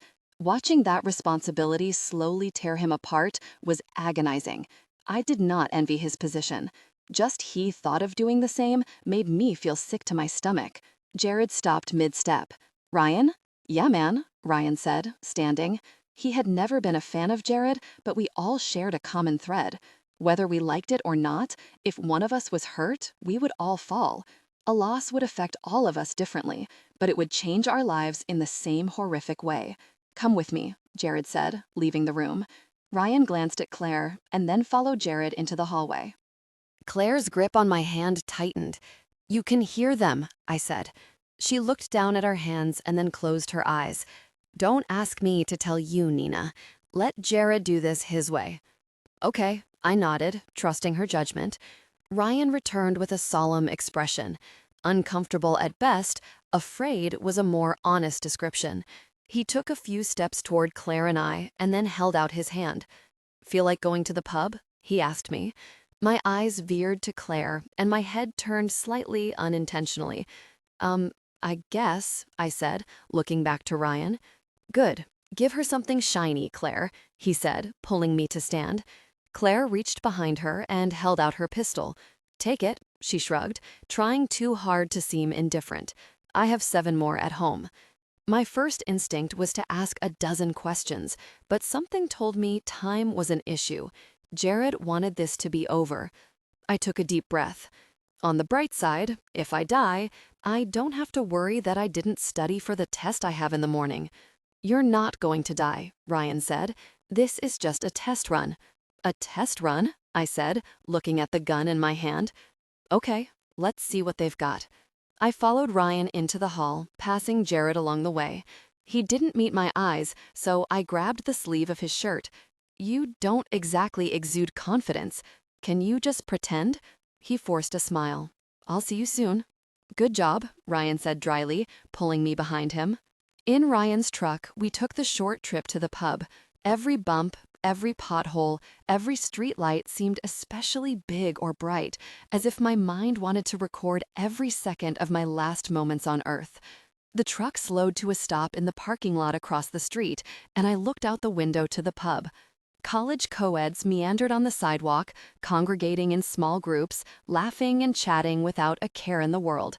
I had seen a few of them in the halls of Brown, and I wondered what they would say when they heard the news, and what the news would even be. Would the papers call it an accident, a murder, a suicide? I shuddered when thoughts of myself post-mortem. Would demons allow me any dignity or mercy at all? "Ryan, if it comes down to it, don't let them take me, okay? I don't know what things something so evil is capable of, but I don't want to." I struggled to say it aloud. "Don't let me suffer, okay? Take care of it. You know what I mean." "What?" he said, his nose wrinkling. "You mean you want me to issue a mercy shot before they drag you off to torture you?" I didn't remember Ryan being so blunt before. Perhaps the desert had taken every bit of sensitivity he had left. "I don't want to be alone with those things, even for a minute. If they take me, I'm giving you permission." "Stop," Ryan said. "I won't let anything happen to you, and I know Jared, Claire, and Bex are all watching." "You act like you've never been bait before." I sighed. "Can't say that I have. Let's get this over with." Ryan stepped out and then walked around, opening the door. We walked into the pub hand in hand, and Ryan scanned the dozen or so faces, picking a spot on the corner of the bar. He ordered a shot and 2 beers, and then rested his elbows on the dark wood in front of him. The music was blaring, and the loud, variable tones of conversation blurred into one another. "So what's the plan?" I asked over the music. The bartender set our drinks on the bar, and Ryan tossed him a 20. "I don't know, I'm just following orders. So far, it's to drink, but not too much where I can't aim straight, or it affects Claire." "Aiming's not going to help," I grumbled. "Why do you get a shot and I don't?" I asked, watching him throw his back. "Jared said you get 1 beer." "Just 1?" I picked at the label on the bottle. "I guess he drinks when I do." We didn't bother to toast to anything. I tried my best to forget that I was terrified and sipped on the bitter, dark liquid until it was gone. Ryan ordered another round, but when the bartender placed a full bottle in front of me, Ryan grabbed it with his other hand, drinking from them both. So much time had passed since I'd had any alcohol at all, just the one round helped to drown out the laughter in the background that became increasingly annoying as time dragged on. When Ryan finally stood, I couldn't help but breathe a sigh of relief. "That's it? We're done?" I asked. Ryan shook his head. "No, we're just starting. Zip up your coat, we're going for a walk. Once we hit that door, I need Oscar-worthy drunk, giggly college kid on the sidewalk, okay? Well, I've never felt so giggly in my life, so this should be a breeze, I deadpanned. Ryan pushed open the door, and I hooked my arm in his. We walked a block and then made a turn. After 2 blocks, we turned in a different direction. This is obvious, I said, noting the dark street. Shh, we're being followed, Ryan whispered. Goody, I said, trying to keep my steps in line with his. Before we reached the corner, 2 men stepped onto the sidewalk from the alley. Ryan stopped, pushing me behind him. Hi there, boys, Ryan said. One of the men smiled. That's a pretty little girl you got there. Ryan was clearly irritated. Thanks. Tell your boss I'm insulted. And why's that? The other man said, amused. Ryan smiled. You're smaller than I expected, he said, looking up at the ominous man looming over him. Without warning, Ryan headbutted the first goon. The man stared into Ryan's eyes, stunned. Blood suddenly streamed from his nose, and then he stumbled back, finally falling to the ground. The second man pulled his weapon. His small smirk quickly faded when Ryan and I traded glances and then pulled ours. Every nerve in my body was on edge. Instead of fear, I was fighting back a smile. Pointing a gun and being on the offensive was so empowering that I had to work to keep from giggling with excitement. He set us up, the man said, kicking at his partner, shaking as he kept his gun pointed in our direction. Get up, Lenny, we got set up. Ryan growled. His voice sounded different than what I was used to. No doubt residuary from his tour in Afghanistan.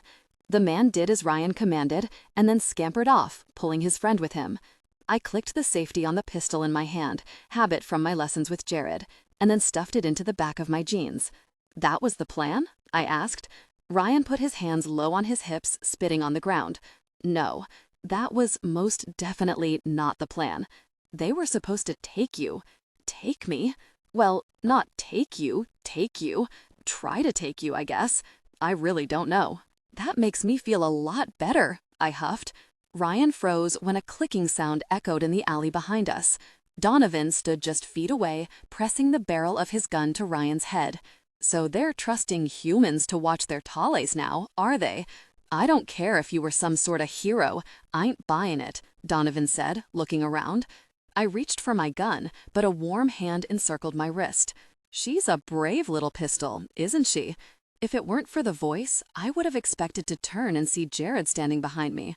The same warm skin, the smell, the blonde hair, but his eyes were a lighter blue than Claire's, almost white. He was so tall I had to take a step back just to get a good look at him.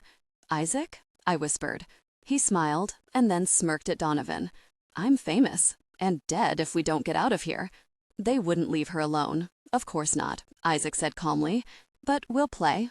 Isaac and Donovan led us down the alley to a waiting car. Isaac wasn't nearly as gentle as the other celestial beings I'd met. It shouldn't have surprised me. A hybrid that protected a man who worked for demons had to have been so far detached from his origins and core beliefs. I didn't dare attempt to let my mind linger on what he was capable of. After tying both of our hands behind our backs, Donovan hit Ryan on the head with the butt of his gun, and after a short crack, Ryan fell limp. Isaac slipped a black cover over his head and then tossed him into the back seat of the car. Ryan's head fell against the door on the other side. Don't, I said, recoiling. Isaac smiled and then shoved the same black covering over my head, tenderly helping me to a spot next to Ryan. I don't tolerate violence against women, Isaac said. A part of me was relieved, but knowing they meant to kill me, I obsessed about the meaning behind Isaac's words for the entire trip to our destination. Still blinded by the fabric over my face, I was pulled out of the car and then escorted up a short flight of stairs. We paused for a moment, but quickly continued after the sound of a creaking door. More stairs, Isaac said, patiently waiting for me to find my footing. Our footsteps echoed against a hardwood floor, and then I was seated. The fabric was lifted from my face. Instinctively, I gathered my surroundings. The room was large, and as my eyes scanned over the axes and swords that hung on the walls, absolute horror struck me. This is Shax's building, I gasped. Yes, Isaac said, the last place you'll ever see. I swallowed hard. Isaac's voice was so pleasant, almost maniacal. His soft tone, coupled with the absence of all humanity in his eyes, was beyond frightening. Nina? I rotated my neck to its limit to see Ryan sitting in a chair directly behind me, his back to mine. "Are you okay, buddy?" I said. Blood saturated his hairline just above the temple. "Besides my head throbbing so hard my eyeball feels that it's going to pop out? Peachy," he squinted, obviously in pain. "You didn't have to do that," I growled at Donovan. "That's the beauty of it," Donovan smiled. "Where's Shax?" I asked.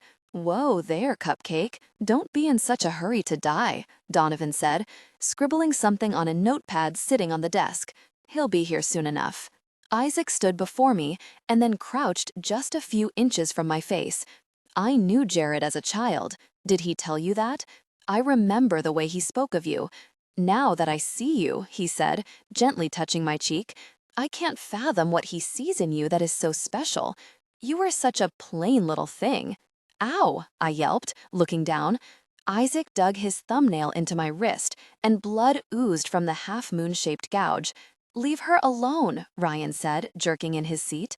Isaac licked the crimson liquid from my arm. I thought maybe it was something I couldn't see. Merovingian, and nothing to set you apart from the rest of them. Very disappointing. I lowered my chin and glared up at him. "Like you must be to your father, with all of your amazing talents and abilities, and you're a sellout, a sycophant for the other side." Isaac reared his hand and let it fly, backhanding me so hard I fell over onto my side, crashing to the floor in the chair I was tied to. "You jerk!" Ryan screamed, wildly struggling to get free. "So much for not tolerating violence," I groaned. "That was just a warning," Isaac said, setting me upright. "I have less tolerance for disrespect." He slowly leaned in, kissing my forehead. "Let's go," Donovan snapped. "They'll be here soon." Isaac nodded, and then they were gone. "You okay?" Ryan said, scooting his chair until I was in his line of sight. "I'm not going to lie, that hurt." Ryan leaned in, inspecting the bump quickly rising above my eyebrow. "Jared's going to be pissed. I'm sure he already is. They should be here by now. Something's wrong. Jared said if they weren't here within a few minutes, that I should get you out of here." I looked around. "We can't leave. There's a safe behind that desk, in the wall. The book is in there." "How do you know?" Ryan's wrists and feet were tied to his chair like mine, and he pulled and twisted his arms, ineffectively attempting to escape. "Jack told me. We have to get into that safe." Ryan raised an eyebrow. "Did Jack tell you how to do that if you're tied to a chair? Because I got nothing." I sighed. "Didn't the special forces teach you anything?" Ryan smiled. "Yeah, keep a knife with you at all times." He wiggled his right leg. "In my boot." The chairs complained against the wood as we positioned ourselves so that I could reach the knife. After several minutes of grunting and groaning, I finally felt the handle. I grunted again, straining against the tight restraints. "I think I've got it," I said, grasping the hard plastic between my fingers. "Don't drop it," Ryan said too late, watching the knife fall from my fingers to the ground. "Crap," I huffed, blowing my bangs from my face. "Okay," Ryan said, taking a deep breath. He jerked to the side until his chair tipped over, and then maneuvered his body until his hand was within inches of the knife. "Nothing's ever easy when I'm around you, Gray." "Shut up," I said, unamused. "What the hell is going on in here?" Claire said. She stood in front of the half-open windowsill, arms crossed, her hot pink duffel bag over her shoulder. A wide grin erupted across Ryan's face.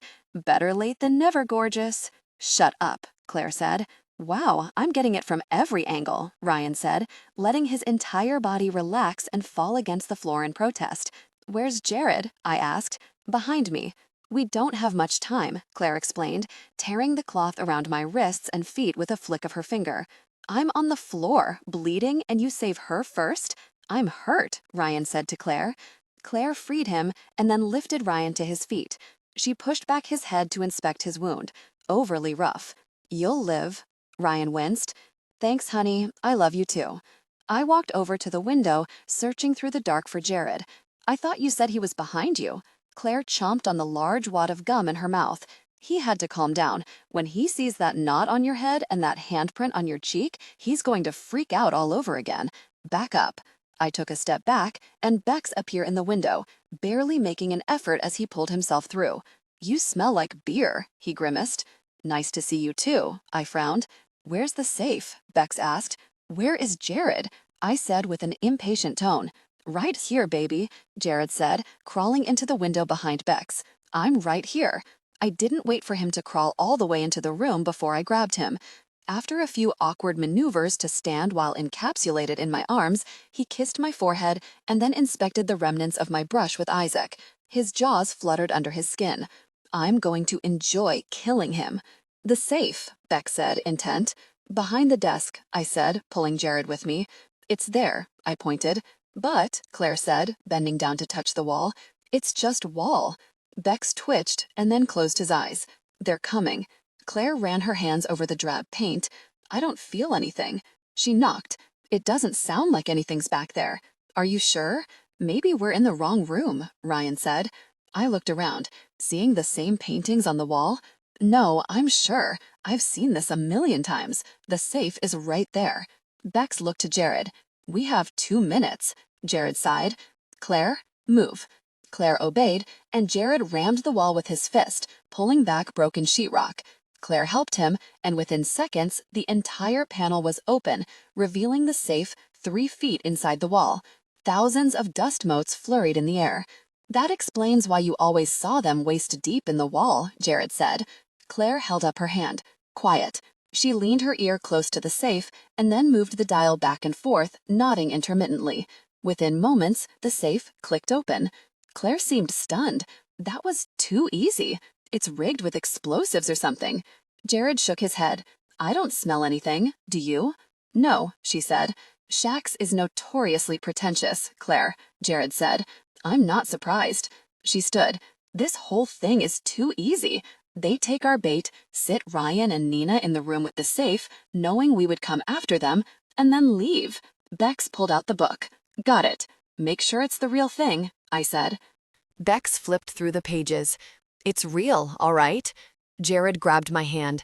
"They left because Shax is bringing his legions to end us, Claire.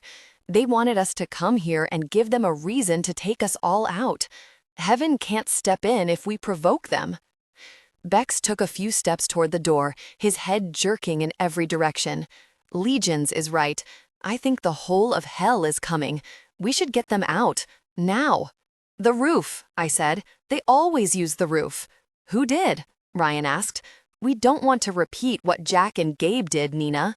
"That leads to the same end," Claire said, looking out the window, planning an escape. "Maybe not," Jared said, looking up. "Maybe she had the dreams to show us how to get out." "Fine," Claire said, grabbing the book from Bex. Screeching from below echoed throughout the halls, turning my blood cold. Ryan's eyes darted in every direction. "Is that—" "Yes, let's go," Claire said, shoving the book into her hot pink duffel bag. "Bex?" Bex nodded, running across the room and diving out the window. Ryan's expression was a mixture of disgust and alarm. "It sounds like a dying animal. 1,000 dying animals." Claire pulled her sidearm from its holster. "You should hear one when you send it back to hell." She gestured to me. "Show us the way, Nina." The howls and screams of Shax's minions grew louder. Jared turned to me, cupping his hands on each side of my face. "This is it, isn't it?" I said. Jared looked deep into my eyes, as if he wanted to pass the truth through them instead of just saying the words, but he said them anyway. "I won't let them touch you." "I'm afraid," I said, shaking. The fear was so intense I felt powerless to control my own body. As the screeching grew closer, it became a physical effort to avoid slipping into a flu-blown panic. I looked to Ryan then. "Remember what we talked about?" Ryan nodded once. "I remember." I grabbed Jared's hand and we fled, climbing the staircase and then sprinting down the hall. "This way," I yelled. I stopped in front of a closed door at the end of the hallway. It was pointless to whisper, with the deafening shrieking of the demonic filling the air. I pulled on the knob, but it was locked. Jared moved me aside and then landed a lethal blow with his foot. The door swung open and hit the concrete wall, wooden pieces splintering and then falling to the ground. "Come on," he said, pulling me up the crumbling staircase. On the roof, the wind mercilessly whipped all around us, and the night sky crowded even the brightest lights below. Jared ran to the edge. Which building? I lifted my chin in the right direction. That one. Ryan frowned at Claire, unsure. You're going to jump the length of a football field? She smiled. Yes, and you are coming with me. Ryan shook his head. I'll take the fire escape. I grabbed his coat and then pushed him into Claire's arms. Thousands of those things are going to swarm this roof in about 7 seconds. You won't make it to the landing. Jared wrapped his arms around my waist and then took 3 long strides, grunting when he leapt from the edge. My fingers locked around his neck. I didn't dare look down, afraid the second I realized we were doing something impossible, his powers would fade and we would fall 5 stories to the ground. He made the same grunting noise to land as he did when we departed, but the landing was not as rough as I had anticipated. I could hear Ryan's yells somewhere between our building and Shax's. His voice grew louder as they approached, and when Claire's feet hit the ground just 10 feet away, she let him go. He fell to the ground, rolling onto his back. Let's never, ever do that again, Ryan puffed. Claire grabbed his hand and yanked him to his feet. Don't be a baby, she grinned, pulling him to the roof access. After 2 flights of stairs, my lungs begged for air, but the adrenaline surging through my body made my legs feel they could go on forever. Jared stopped, looked above us, and not a second later, a loud crash sounded on the roof, followed by the sounds only demons on the hunt could make. We're not going to make it, Jared said, looking to me, and then to Claire. Take Nina and Ryan out. No, I said, gripping his arm. There are too many, Jared, Claire said. Half of them will slip past you. They both looked to Ryan, and then Jared grabbed Ryan's coat with both fists. Get Nina out of here. Get her to the alley. Ryan looked at Claire, and Jared jerked him again, demanding his full attention. Get Nina out. We'll hold them off. Jared pushed Ryan back, pulling 2 Glocks from their holsters. Claire threw the duffel bag to me. Make sure he doesn't get himself killed, all right? Okay, I said, tugging on Ryan's coat. We descended the stairs, leaving the Riles behind. Ryan didn't take his eyes off Claire until she was out of sight, and then he focused, taking 2 steps at a time. The screeching grew louder, more excited, and then the gunfire began. Ryan stopped, held his pistol to his chest, and then slammed his back to the wall. Gosh, we can't stay here. We have to go, Ryan. We have to go, I pleaded, tugging on him with each word. I can't leave her, he said, looking up. The only way you can help her now is to stay alive, I said, emphasizing each word. He closed his eyes tight and then grabbed my arm, pulling me down the last 2 flights of stairs. This is the door to the alley, I said, pointing. Ryan tugged on the handle a few times. When it wouldn't open, he aimed his gun, shooting a few rounds into the handle. I looked away, protecting my eyes from splinters flying in every direction. Ryan rammed his shoulder into the door, forcing it open. I ran out into the alley, struggling for breath. The darkness outside was so quiet, like we had entered a new world. The normal sounds of Providence were all around us, car horns in the distance, motorcycle engines revving as they pulled away from a stoplight, the last bit of rainwater falling into the gutters. It was like I was caught in one of my dreams.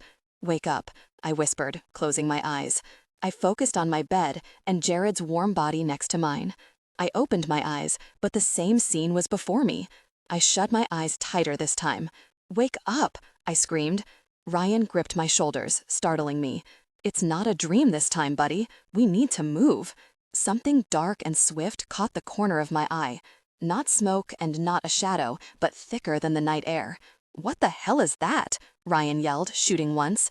The bullet ricocheted off the brick of the building. Watch out, I screamed as the cloud rose above both of us, positioned to attack. Ryan shoved me out of the way, and I landed hard on my knees and hands. His body flew backward, hitting the building on the other side of the alley, and he then fell the 15 feet to the ground. Run, Nina, Ryan said, stunned. I scrambled to my feet, but before running off alone, I hesitated. Ryan was human, and I promised Claire to keep him safe. The blackness focused on me, and Ryan shot another round to return its attention to him. Run, he yelled, shooting again. The invisible enemy dragged him back into the building by 1 foot, and he held his gun in front of him, shooting at what he couldn't see. Everything inside me wanted to stay, to try to help somehow, but I held the duffel bag close and dashed down the alley into the street. Tears filled my eyes, blurring my vision, finally spilling over my cold cheeks. Another alley was ahead, dark and forbidding, but it seemed the right way to go, so I kept running. When my lungs couldn't take in enough air, I stopped, hunched over and puffing. Whatever it was that had Ryan couldn't be far behind, so I leaned against the back entrance of a building, working up enough courage to move. A bus stop was just a half block away. "Take a step, Nina," I said to myself, willing courage to move my feet. "It's right there," I breathed. "Go." The door opened, causing me to lose my balance and fall back. Something grabbed me from behind, wrenching me inside with so much force that my hands, legs, and head all fell behind, jutting straight out in front of me. "Shh," Beck said, covering my screams with his hand. More tears streamed down my face, and I threw my arms around his neck, sobbing with uncontrolled relief. He held me at bay, searching my eyes. "Where is everyone else?" I shook my head. I don't know," I choked out. "The book?" I held up the duffel bag. "Okay," he said, hugging me to him. "Okay, let's get you out of here." He led me to his Ducati that was parked around the corner, and we sped off, fishtailing down the street. As Bex took roads that would lead us to Woonsocket, I fantasized that Jared, Claire, and Ryan would be at St. Anne's waiting for us. I replayed what happened over in mind, wondering if I could have done something different, or if I should have tried to help Ryan. Risking his life, and ultimately Claire's life, to steal a book that would save me was the epitome of selfishness, until I remembered that it would spare Jared as well. Even knowing that, I wasn't sure I'd made the right choice. Even if I was part of some kind of prophecy, our lives weren't any more valuable than Ryan's or Claire's. Father Francis held open the door, waving for us to come inside. "Are they here?" I asked, already knowing the answer. The priest closed the door and then shook his head, sad. "Not yet." "You have it?" "I do. It's here," I said, opening the duffel bag. I handed the leather-bound book to Father Francis, and he held it gingerly, as if he were holding a bomb. He retreated to the front of the cathedral, sitting on the first pew. "The Naissance des Démoniaques of Shax the Duke," he whispered. He completed the sign of the cross and then prayed over the book.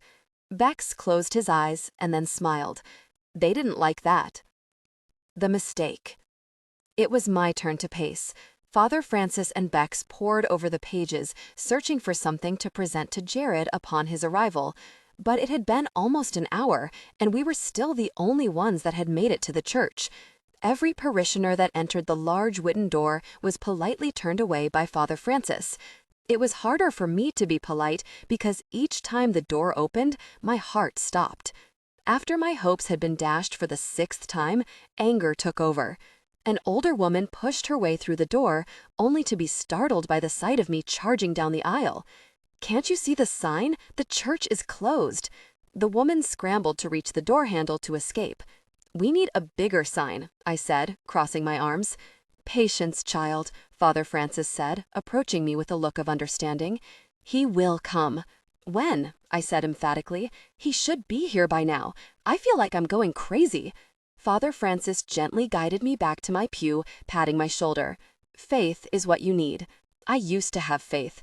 It's hard when everyone tells you that your death is inevitable." "Death is inevitable for us all," the priest said. Bex looked up, his eyes narrowing. "What?" I asked. "Is it Shax?" "No," Bex said, his eyes fluttering. "They've been crowding us since we got here, but they're—" He opened his eyes. "All gone." "But why?" I said, incredulously.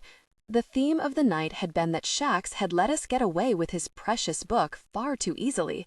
Their retreat only set me on edge, wondering when he would decide to put up a real fight. Suddenly, the door opened, cracking against the wall. Bex stood up, pulling me with him, using his body as a shield. "You got a bathroom, Father?" Kim asked. Father Francis scurried down the aisle, shutting the door behind Kim. "Of course, child. Just through there," he gestured. "Not funny," Bex said, frowning at her as she walked past. "What?" Kim said, oblivious. "Just because you're being chased by hundreds of demons, a girl can't pee?" Bex just shook his head, laughing once, absent of humor. I collapsed into the pew, exhausted. Something is wrong. They should be here by now. Bex glanced at me and then turned a page of the book, choosing to ignore my words. I should have helped him. Ryan was dragged to his death, and I just ran away, I said, feeling the sting of salty tears well up in my eyes. I'm trying to read, Bex grumbled. A door slammed down the hall, and then Kim's loud footsteps announced her arrival before she came into view. Oh, geez, are you crying? She asked. And where is everyone else? They go out for ice cream or what? I dried my tear-stained cheeks with my sleeve. Jared and Claire stayed behind to give me and Ryan time to get out. When we got to the alley, something took Ryan. Something, Kim said, eyebrow raised. Like what? I don't know. I couldn't see it. It was kind of like a shadow, but it was more. I trailed off, unable to find the appropriate word to describe it. Shadowy? Kim said, unimpressed. I rolled my eyes. Not everything's a joke, Kim. Ryan's dead. No, he's not, she replied, confident. Her words piqued my attention. Why do you say that? Have you heard something? Do you know where they are? Kim nodded to the door. He looks like crap, but he's right there. I turned, gripping the top of the pew. Ryan, Claire, and Jared all stood near the entrance, dirty, blood-stained, and badly beaten. Before I registered that I was moving, my legs were carrying me down the aisle at full speed, and I crashed into Jared's chest. He wrapped his arms around me tight and sighed with relief. Easy, Jared smiled, returning my repeated kisses as best he could. He kept his weight on one leg, and his pants were torn. What happened? I said, crouching down to get a better look. We won, Claire said with a tired smile. Ryan limped slowly down the aisle, his arm around Claire. Blood trickled from the outside of his eyebrow, and he was favoring his bad shoulder. They settled into a pew behind Bex, and Father Francis scurried away, waving back at them. I'll get the first aid kit, he called to them as he disappeared down a dark hallway. Jared smiled down at me. We did it. I leaned up on the balls of my feet to touch his lips to mine. Jared's words were empty. Winning that small battle was only part of the war we had just started. Jared led me down the aisle, sitting beside me in the pew behind Ryan and Claire. Ryan leaned back, holding a folded piece of fabric against his eye. Next time we get into it with hell, I get dibs on Mr. Puff. Claire smiled, licking her split lip.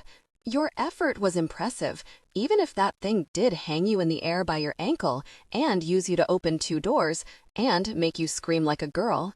I didn't scream like a girl, Ryan protested. Maybe I was just hoping you would, she grinned.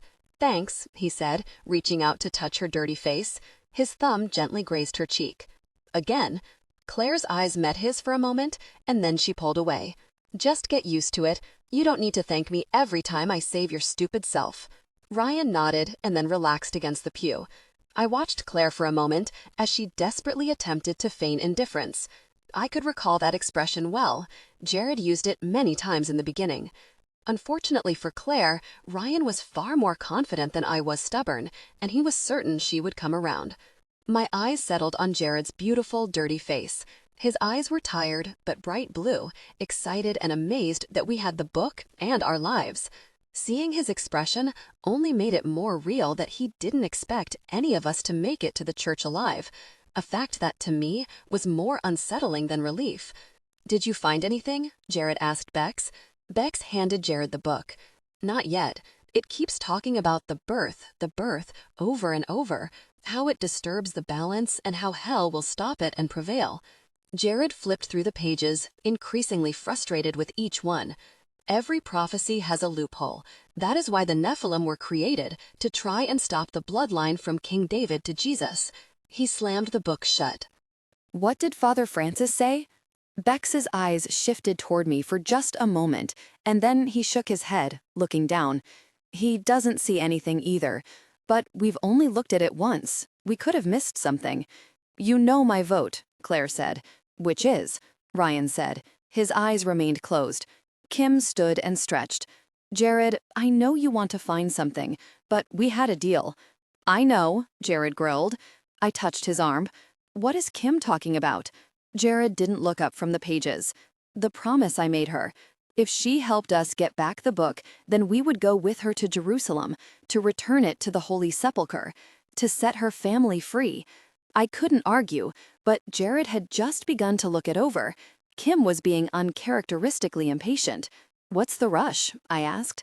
Kim waited for Jared to answer, but when he stayed focused on the book, she sighed. "Shax holds my family responsible. He'll retaliate." Claire laughed once.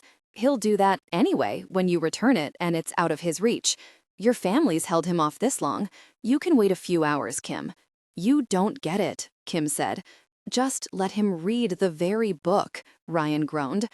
Questions formed in my mind, and I swallowed, always hesitant to get the answer. No matter what she might say, at that point, I couldn't afford not to understand anything. The days of keeping me in the dark were over. "What doesn't Claire get, Kim?" After a short pause, Kim took a breath.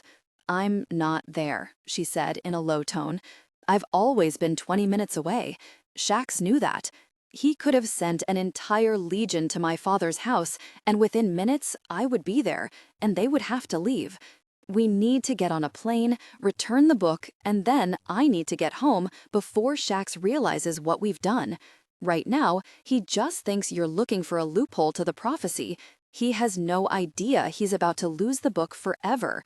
Claire put her elbow on the back edge of the pew and rested her head on her hand. "You don't think Jared finding a loophole to the prophecy is more concerning to Shax than losing the book?" "No," Kim said, matter-of-factly. "And why's that?" Claire snapped back. Quiet overcame the group until Jared closed the book with a clap. "Because there is no loophole." I smiled hopefully. "Stop it, Jared. You haven't even read the whole thing yet." "I just did," he said, his eyes focused on the black seal that branded the cover. "They aren't going to stop until they prevent the birth of our child." Kim sat beside me, lowering her chin. "This entire cat and mouse Jared's been engaged in has been a game to Shax. The fact that Ryan is still alive should tell you. He's just toying with all of us." I shook my head. "If that were true, why the dreams? Why did Jack and Gabe push us to get the book?" Jared stood. "Because they knew that is exactly what I would do, and the dreams were their way of helping us complete a fool's errand alive." "No," I said, standing next to him. "I don't believe that. If that were true, they would tell me to stay away from the book, not how to get it. Gabe wouldn't have helped my father if it was pointless." "Maybe you're right," Jared said. "Maybe we need a little more time with it." "Jared?" Bex said. Kim held up her hand in frustration. "Shax is a Duke of Hell, Jared. You pretty much walked into his house and slapped him, and he let you just walk out? Do you really think that's how it works?" Ryan pulled the fabric from his eye, revealing a deep, bloody gash. "We didn't just walk out, Kim. Trust me. They put up a fight. I've never seen anything like that in my life, and I hope I never do again." "Jared," Bex said again. Jared frowned at Bex and then returned his attention to Kim. "Nina is your friend. Are you telling me you're not willing to wait for us to figure this out before we take it somewhere that we can never get it back?" "She is my friend, but this is my family we're talking about. We've been dealing with this for lifetimes. It's time to end it. It's time the Pollocks are free of it." Jared looked down at the book in his hands and then back to Kim, his expression stern. "I understand your plight, but you're not getting this back until I'm satisfied there's nothing in it that can help Nina," Jared said, shoving it under his arm. Kim took a step forward. "We had a deal." "I haven't forgotten that," Jared answered. Father Francis came in with the first aid kit, taking quick steps. "I'm afraid it wasn't where I thought it would be," he said, trailing off. "Jared," Bex yelled, "they're coming." "Oh my God," Kim whispered, her eyes slowly rising to the ceiling. A deafening boom surrounded St. Anne's. Every window burst inward, covering the ground with shards of colored glass. Jared took me to the floor, covering me with his body. Even after the explosion, it sounded as if a tornado was hovering above the church. "Not in the house of the Lord," Father Francis yelled over the noise, his arms extended to the sky. The priest was lifted high in the air by an invisible assailant, his legs kicking until he was blown back, smashing into the beautiful mural high above the stage. Pieces of the painting came down with him when he fell to the floor. Bex rolled into the aisle and then took off toward the priest, so fast his body was a blur. He took Father Francis, limp and lifeless, into his arms. The wind rushing through the broken windows blew Bex's platinum hair wildly as he felt for a pulse on the priest's neck. "He's alive," Bex called. Another explosion shook the building, and pieces of the ceiling fell in large chunks onto the pews, sending sheetrock and plaster into the air. "We have to move," Jared yelled, pulling me to my feet. The large wooden door blew open, forcing another strong pulse of wind across the room. Had Jared not kept his arms around me, I would have fallen over. I held my hand to my face to shield it from the blast. When I lowered it, Shax was standing in the doorway. He wore an all-black suit, shirt and tie, matching his cold, obsidian eyes. A small smirk was on his face. He was finally ready to fight. Jared stood his ground, positioned in front of me. Claire stood on the other side, guarding her tillet. Shax looked to each side of the church in dramatic fashion. "Where is your Samuel now, Jared?" "He's around," Jared said, his body rigid. "I'm afraid you've made yet another mistake, and heaven won't intervene this time." Two shadows that had been lurking behind Shax came into view under the dim light of the church. Isaac and Donovan stood on each side of their demonic master, their expressions anxious and ready. They had come to murder us all. Jared shifted. "Isaac, listen to me. You don't have to do this." "Shut up," Donovan said. "I don't want you to die," Jared continued, "but if he comes near her, I'll kill him." Isaac smiled. "Not if I kill her first, and I will." "You're outnumbered," Claire said, her small yet frightening voice somehow carrying across the room. Shax grinned, and the long, clawed hands and feet of the knight filtered into the room, covering the walls and ceiling. I looked above me, seeing grotesquely malformed bodies of demonic minions scale the crumbling rafters. The smell of burnt flesh and sulfur was overwhelming, and I could feel bile rise in my throat. Shax's servants weren't screeching this time, but making strange, excited cooing and whistling noises, waiting for the order to attack. "Give me the book," Shax hissed. "No," Jared said, tossing the leather-bound pages to Kim. "I dare you to come and get it, though," Kim smiled.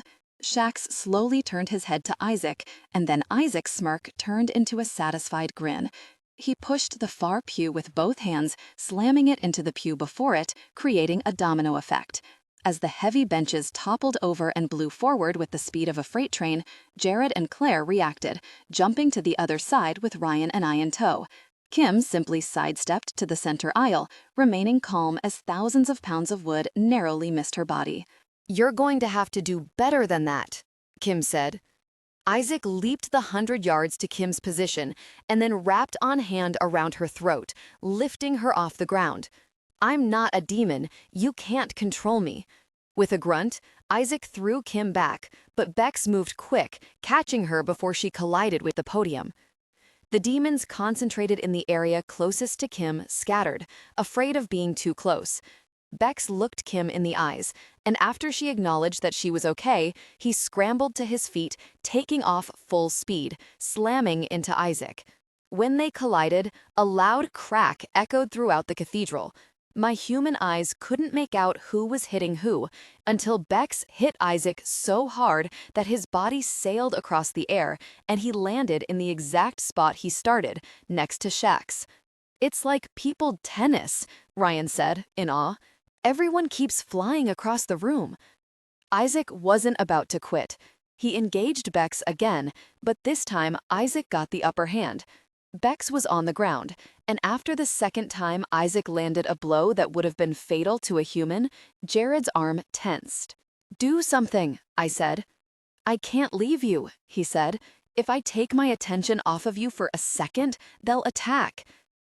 Donovan walked down the center aisle with purpose, dodging the falling chunks of ceiling. Claire pulled out her firearm, aiming right at his face. Isaac's attention was distracted then, and Bex headbutted Isaac and then threw him against Donovan. They both slid across the floor. Isaac stood, pulled out his gun, and aimed directly at Ryan. "No," Claire said, throwing herself in front of him. Ryan and Claire were face to face when Isaac's gun discharged. Claire's body jerked twice as it was hit, and Ryan's horrified expression matched hers. Stunned, Claire looked down and then turned to Jared.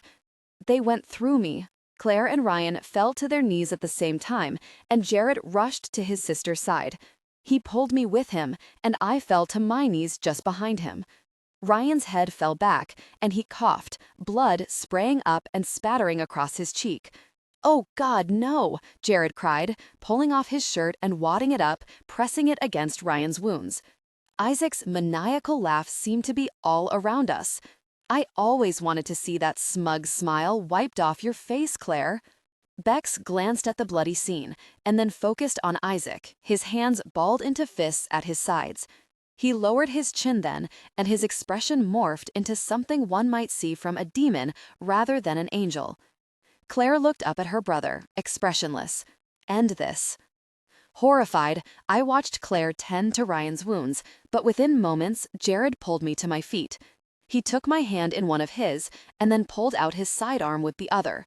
He pointed it directly at Isaac, shooting one round after another, walking toward him as he fired, forcing me to follow. Isaac jerked with each hit, stumbling backward. "You jerk!" Jared screamed, his eyebrows and lips pulled in so tight the skin around them was white. "Jared!" Bex cried, but it was too late. Donovan had his gun to Jared's temple. "I suppose it'll take you a while to heal from this one," Donovan said. An abrupt blast resounded in the room, and Donovan fell to his knees, finally falling over, succumbing to the bullet hole I had just shot into his brain. "Sean," Isaac said, struggling to reach his tala. It was too late for both of them. Sean Donovan's life had already spilled onto the floor. Isaac fell back, already feeling a weakness in his body. Jared's eyes were wide as he processed what had just happened. "You killed him," he said softly, looking to me. "He was pointing a gun at your head," I explained. Jared laughed once, momentarily forgetting that we were still surrounded by the enemy. A quick wind passed by, and Bex and Shax were suddenly in a ball. The sounds coming from their scuffle were horrific. Distracted, Shax lost his control on the demons clustered on the walls and ceiling, and they began descending from their position and swarming around us. "Run to Kim," Jared said, pushing me in her direction. The 100 yards down the aisle to where she was protecting the book seemed a mile away, but I took off without hesitation. Seeing that I was running to her, Kim scrambled to her feet, sprinting down the aisle to meet me. I turned, seeing Jared and Bex attacking Shax, and his minions were quickly crawling to the floor in endless numbers. Adrenaline kicked in, and my feet moved faster, desperate to reach Kim before the demons caught me. "Run, Nina," Kim screamed, the horror on her face telling me in moments I would be crushed and torn apart by the hell so closely pursuing my flesh. Their screeches were almost on top of me when Kim's long arms reached out, encompassing my body as she brought me to the ground. The wailing of the minions experiencing what Kim was capable of was deafening, but the individual howling resounding farther away was most definitely the sound of Shax losing his fight with Jared and Bex. And then it was quiet. Waiting, I peeked out from under Kim's arms, seeing Jared and Bex slowly making their way down the aisle. Kim helped me to stand, and Jared wasted no time pulling me into his arms. His hands were trembling, and he was uncharacteristically shaken. "Are you okay?" Jared asked, evaluating every inch of me for any signs of trauma. "No, I'm fine," I said, shivering as the adrenaline soaked back into my system. Bex carried Ryan in his arms, leaping and maneuvering around the ruins of St. Anne's to the entrance. With the inordinate level of noise from just moments before, the night seemed eerily quiet. The crumbling concrete, wood, and sheetrock grated against each other under my feet with every step. Those tiniest sounds echoed, even though the church seemed to be torn open and vulnerable, a contrast to the silence outside. "We're going," Claire said, her voice distant and emotionless. "Right behind you," Jared said. He led me quickly out of St. Anne's by the hand. I turned to take one last look at the rubble and saw Kin help Father Francis to his feet. She threw his arm over her shoulders, hobbling along herself beside him as they followed us to the escalade. Time passed in slow motion. Although everyone was desperate to get Ryan to the hospital, the distance to Jared's SUV seemed like miles, and getting everyone, bruised and bleeding, settled into their seats was a slow, frustrating process. Claire rode with Ryan in the hatch, holding his head in her lap as he was nearly sprawled out. She seemed lost as she held pressure on his wounds, watching his face intently. Bex sat in the backseat with Kim and the priest, but his focus was on Claire. He reached back, gripping his sister's shoulder. Bex's expression was heartbreaking as the worries in his mind played out across his face. "The closest hospital, Father," Jared said. "Landmark Medical Center, 2 minutes away. Stay on this street and then turn left on Cass Avenue." Jared blew through the stoplight and then weaved in and out of traffic, making a hard right turn into the hospital's ambulance bay. "We need help here," Jared yelled, jumping out of the driver's side. I ran to the back, watching Jared open the hatch. Bex helped the priest into the emergency room, and Claire let Jared place Ryan on a gurney. Jared was gentle, as if it were Claire he were holding. A small cry escaped my throat, drawing Jared's attention away for just a moment.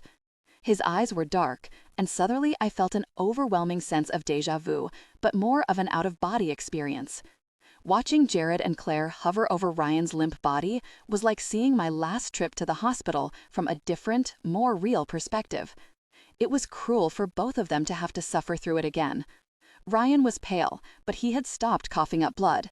I wasn't sure if that was a good thing or not. He managed a weak smile for Claire. "How about a kiss, just in case?" Claire tenderly touched his forehead. "I'll tell you what, cowboy. You come out of this alive and I'll kiss you. You promise?" he said. "I promise," Claire said, letting go of his hand. In the emergency department's waiting room, Jared sat on the sofa next to me. Kim kept to herself, alone in a chair, and Claire stood with Bex in the corner. No one spoke. Further discussion was unnecessary. We were waiting for someone to tell us if they had saved Ryan or if Claire would die. Claire kept her eyes closed, concentrating on everything she felt from Ryan. Her clothes were ripped and filthy, and her platinum ponytail had given up holding her hair in place hours ago. Once in a while, she would twitch, and I wondered if she could sense when they used the scalpel, or if it was difficult while he was under anesthesia to sense anything at all. Jared would have answered my questions, but it was hardly the time. The tension in the room was unbearable, but the waiting was worse. I watched the faces of the people walking by. Some noticed our ragtag group, some didn't. Glancing around the room, passers-by would no doubt wonder if we'd been in some sort of large accident.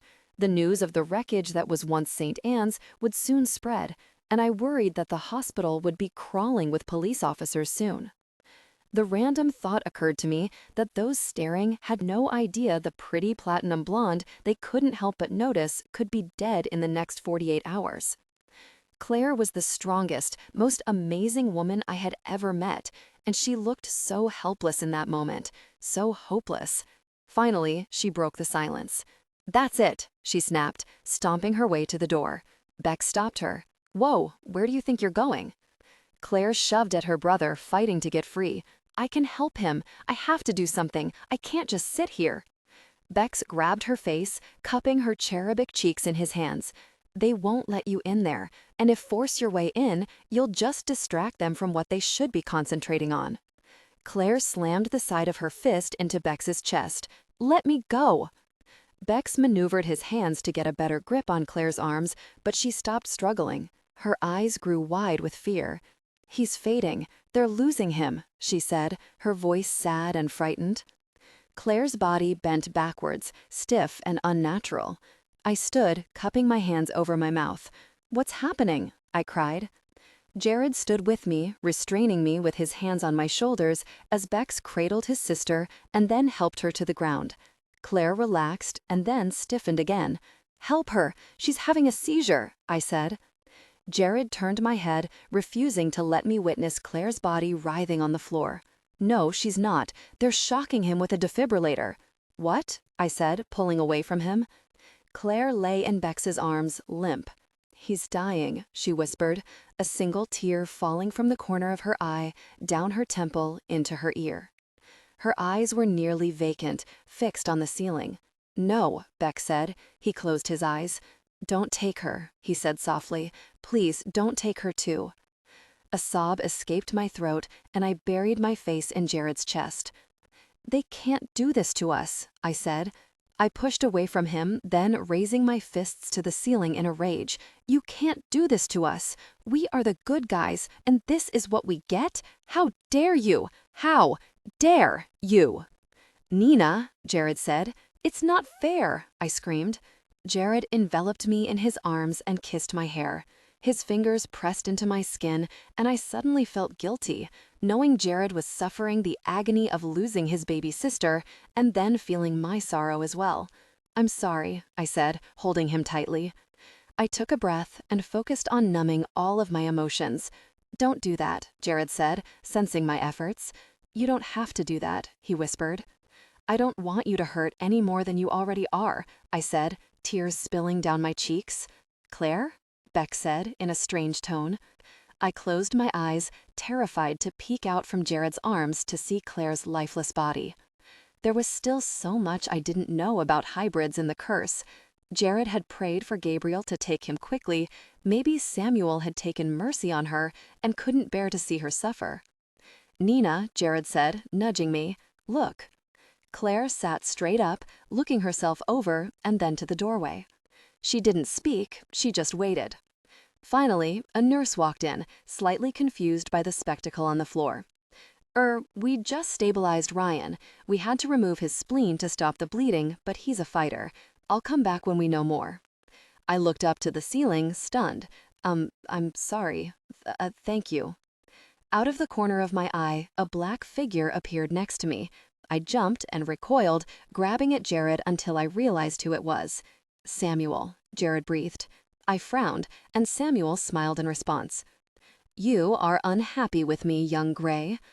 "You haven't been much help," I said, too angry to hold back. He smiled, his white teeth a stark contrast to his rich, dark skin.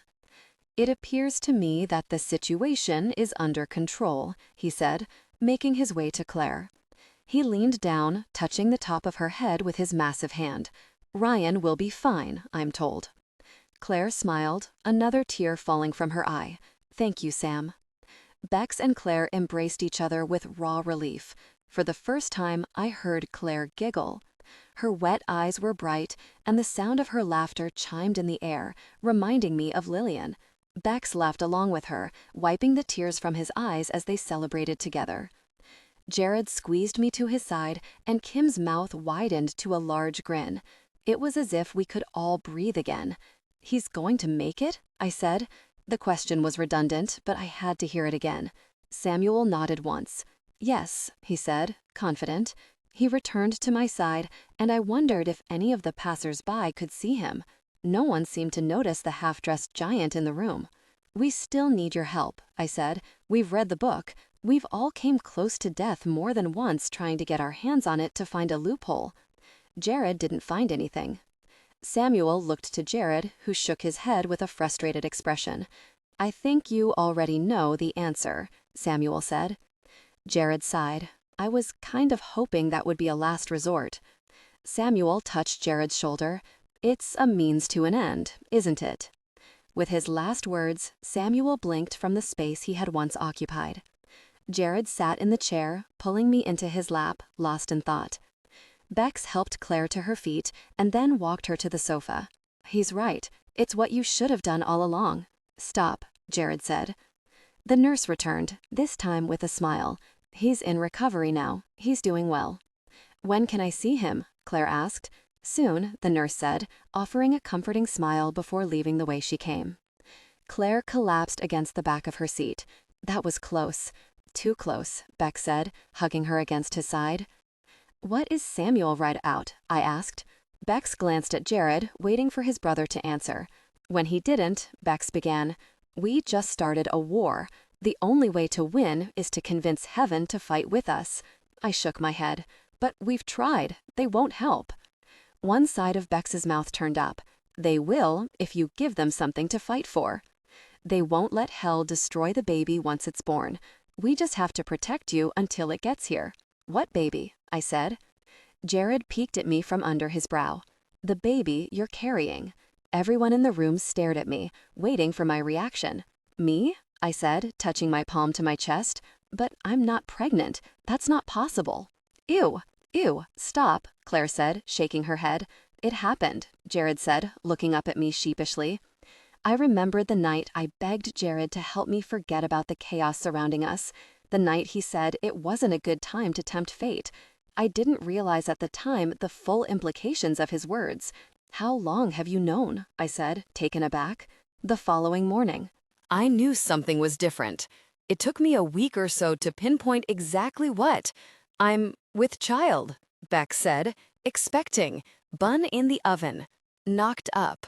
Hey, Jared said, disapproving of Beck's last choice of words. Pregnant, Claire said, her eyes bright. Kim sighed. You totally ruined my spring break, just saying. I took internal stock of my body, waiting to feel different, but it never happened. No, I don't feel pregnant. Kim raised her hands, letting them fall with a slap on her thighs. Seriously, how are we going to travel to Jerusalem with Prego over here? She'll go, Jared said, letting a small smile pass over his lips.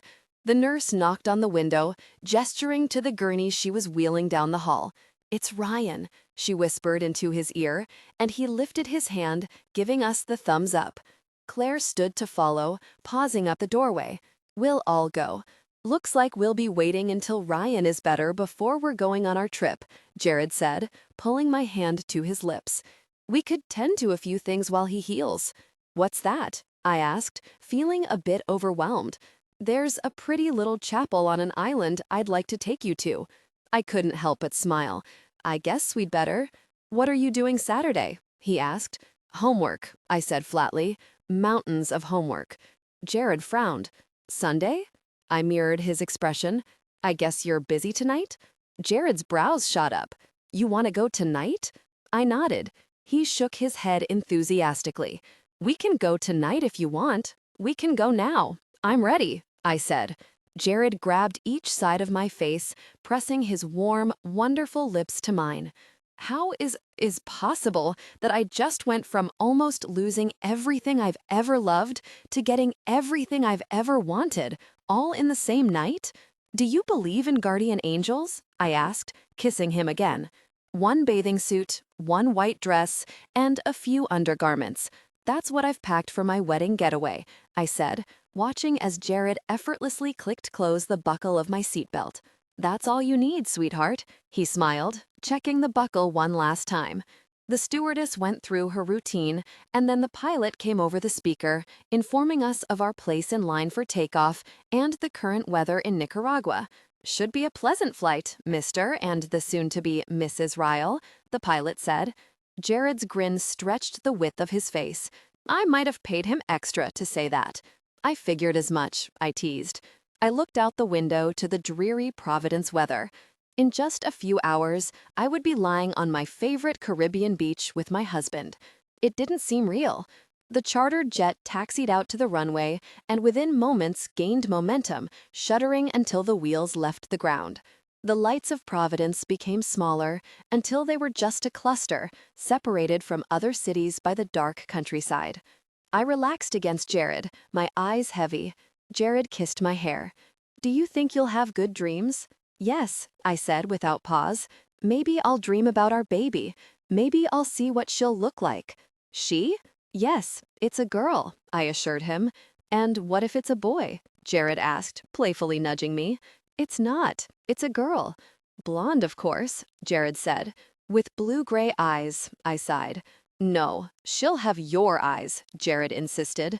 Before long, I dozed off, sleeping deeper than I had in months. I didn't dream of our baby, or of Jack or Gabe, or anything at all. I closed my eyes and was lost in a peaceful darkness until Jared kissed me awake when we were about to land. The pilot made his announcements on the intercom, and Jared checked my seatbelt one last time. It's fastened, I said, smiling. I just want to make sure, he said, laughing once to himself. We landed without event, and once we set foot on the pavement, I grinned. It hasn't changed a bit, except for the number of people waiting on us this time. We only have 2 suitcases and no tech cargo. It's been an easier trick for me this go-round. I'd say so, I laughed. Jared carried our suitcases to an old, rusted pickup truck. After a short drive, our island chauffeur slowed to a stop beside the pier. As we boarded the small boat Jared had secured for us, it occurred to me how unlikely it would have been for anyone else to have made arrangements at such late notice and so early in the morning. Jared, however, had enough connections to do whatever he set his mind to. "It's awfully dark to be wandering around in the ocean, isn't it?" I said, unsure as the boat captain steered in the general direction of the island. The boat was quickly swallowed by the night, and the cool air off the water won over the thin fabric of my jacket. "Cold?" Jared said, wrapping his arms around me. "Not now," I smiled. "He's made this trip enough times, I'm sure he could do it blindfolded." "When it's this dark, he pretty much is," I said, a bit anxious. A half-hour later, the boat docked at the small pier of Little Corn, and I sighed with relief. The waves had just begun to rock the boat a little more than I was comfortable with, and lightning had begun to spark across the horizon. We met another small truck with our luggage, and a small, sleepy man by the name of Jose drove us to the same casita we'd stayed in during our previous trip. Speaking above the distant thunder, Jared spoke kindly to Jose in Spanish and then pulled our suitcases from the back of the truck, opening the door for me. It had just begun to rain when he set our suitcases on the floor beside the bed, and the smell of the rain, combined with the sound of raindrops tapping on the roof and bouncing off the palm fronds, took me back to a not-so-distant past when everything seemed innocent and exciting. Inside was the same simple accommodations, with only two differences. Every surface was adorned with glowing candles, and a tall fan stood at the end of the bed. It stood stationary, ready to serve its purpose while I slept next to Jared's feverish body in the Caribbean heat and humidity. I covered my mouth with my hand as I yawned. My long, undisturbed nap on the plane left me feeling groggy. "It's beautiful, better than I remember," I said, trying to muster the appropriate excitement in my tone. Speaking through a yawn dampened that prospect, but thankfully Jared could feel what I couldn't adequately express. He lifted me off my feet and carried me to the bed, his body outlining mine. It felt as if we'd never left. "You should rest, Miss Gray. We have work to do." "Work?" I asked, sleepy. "What kind of work?" "We're changing your name tomorrow," he whispered in my ear.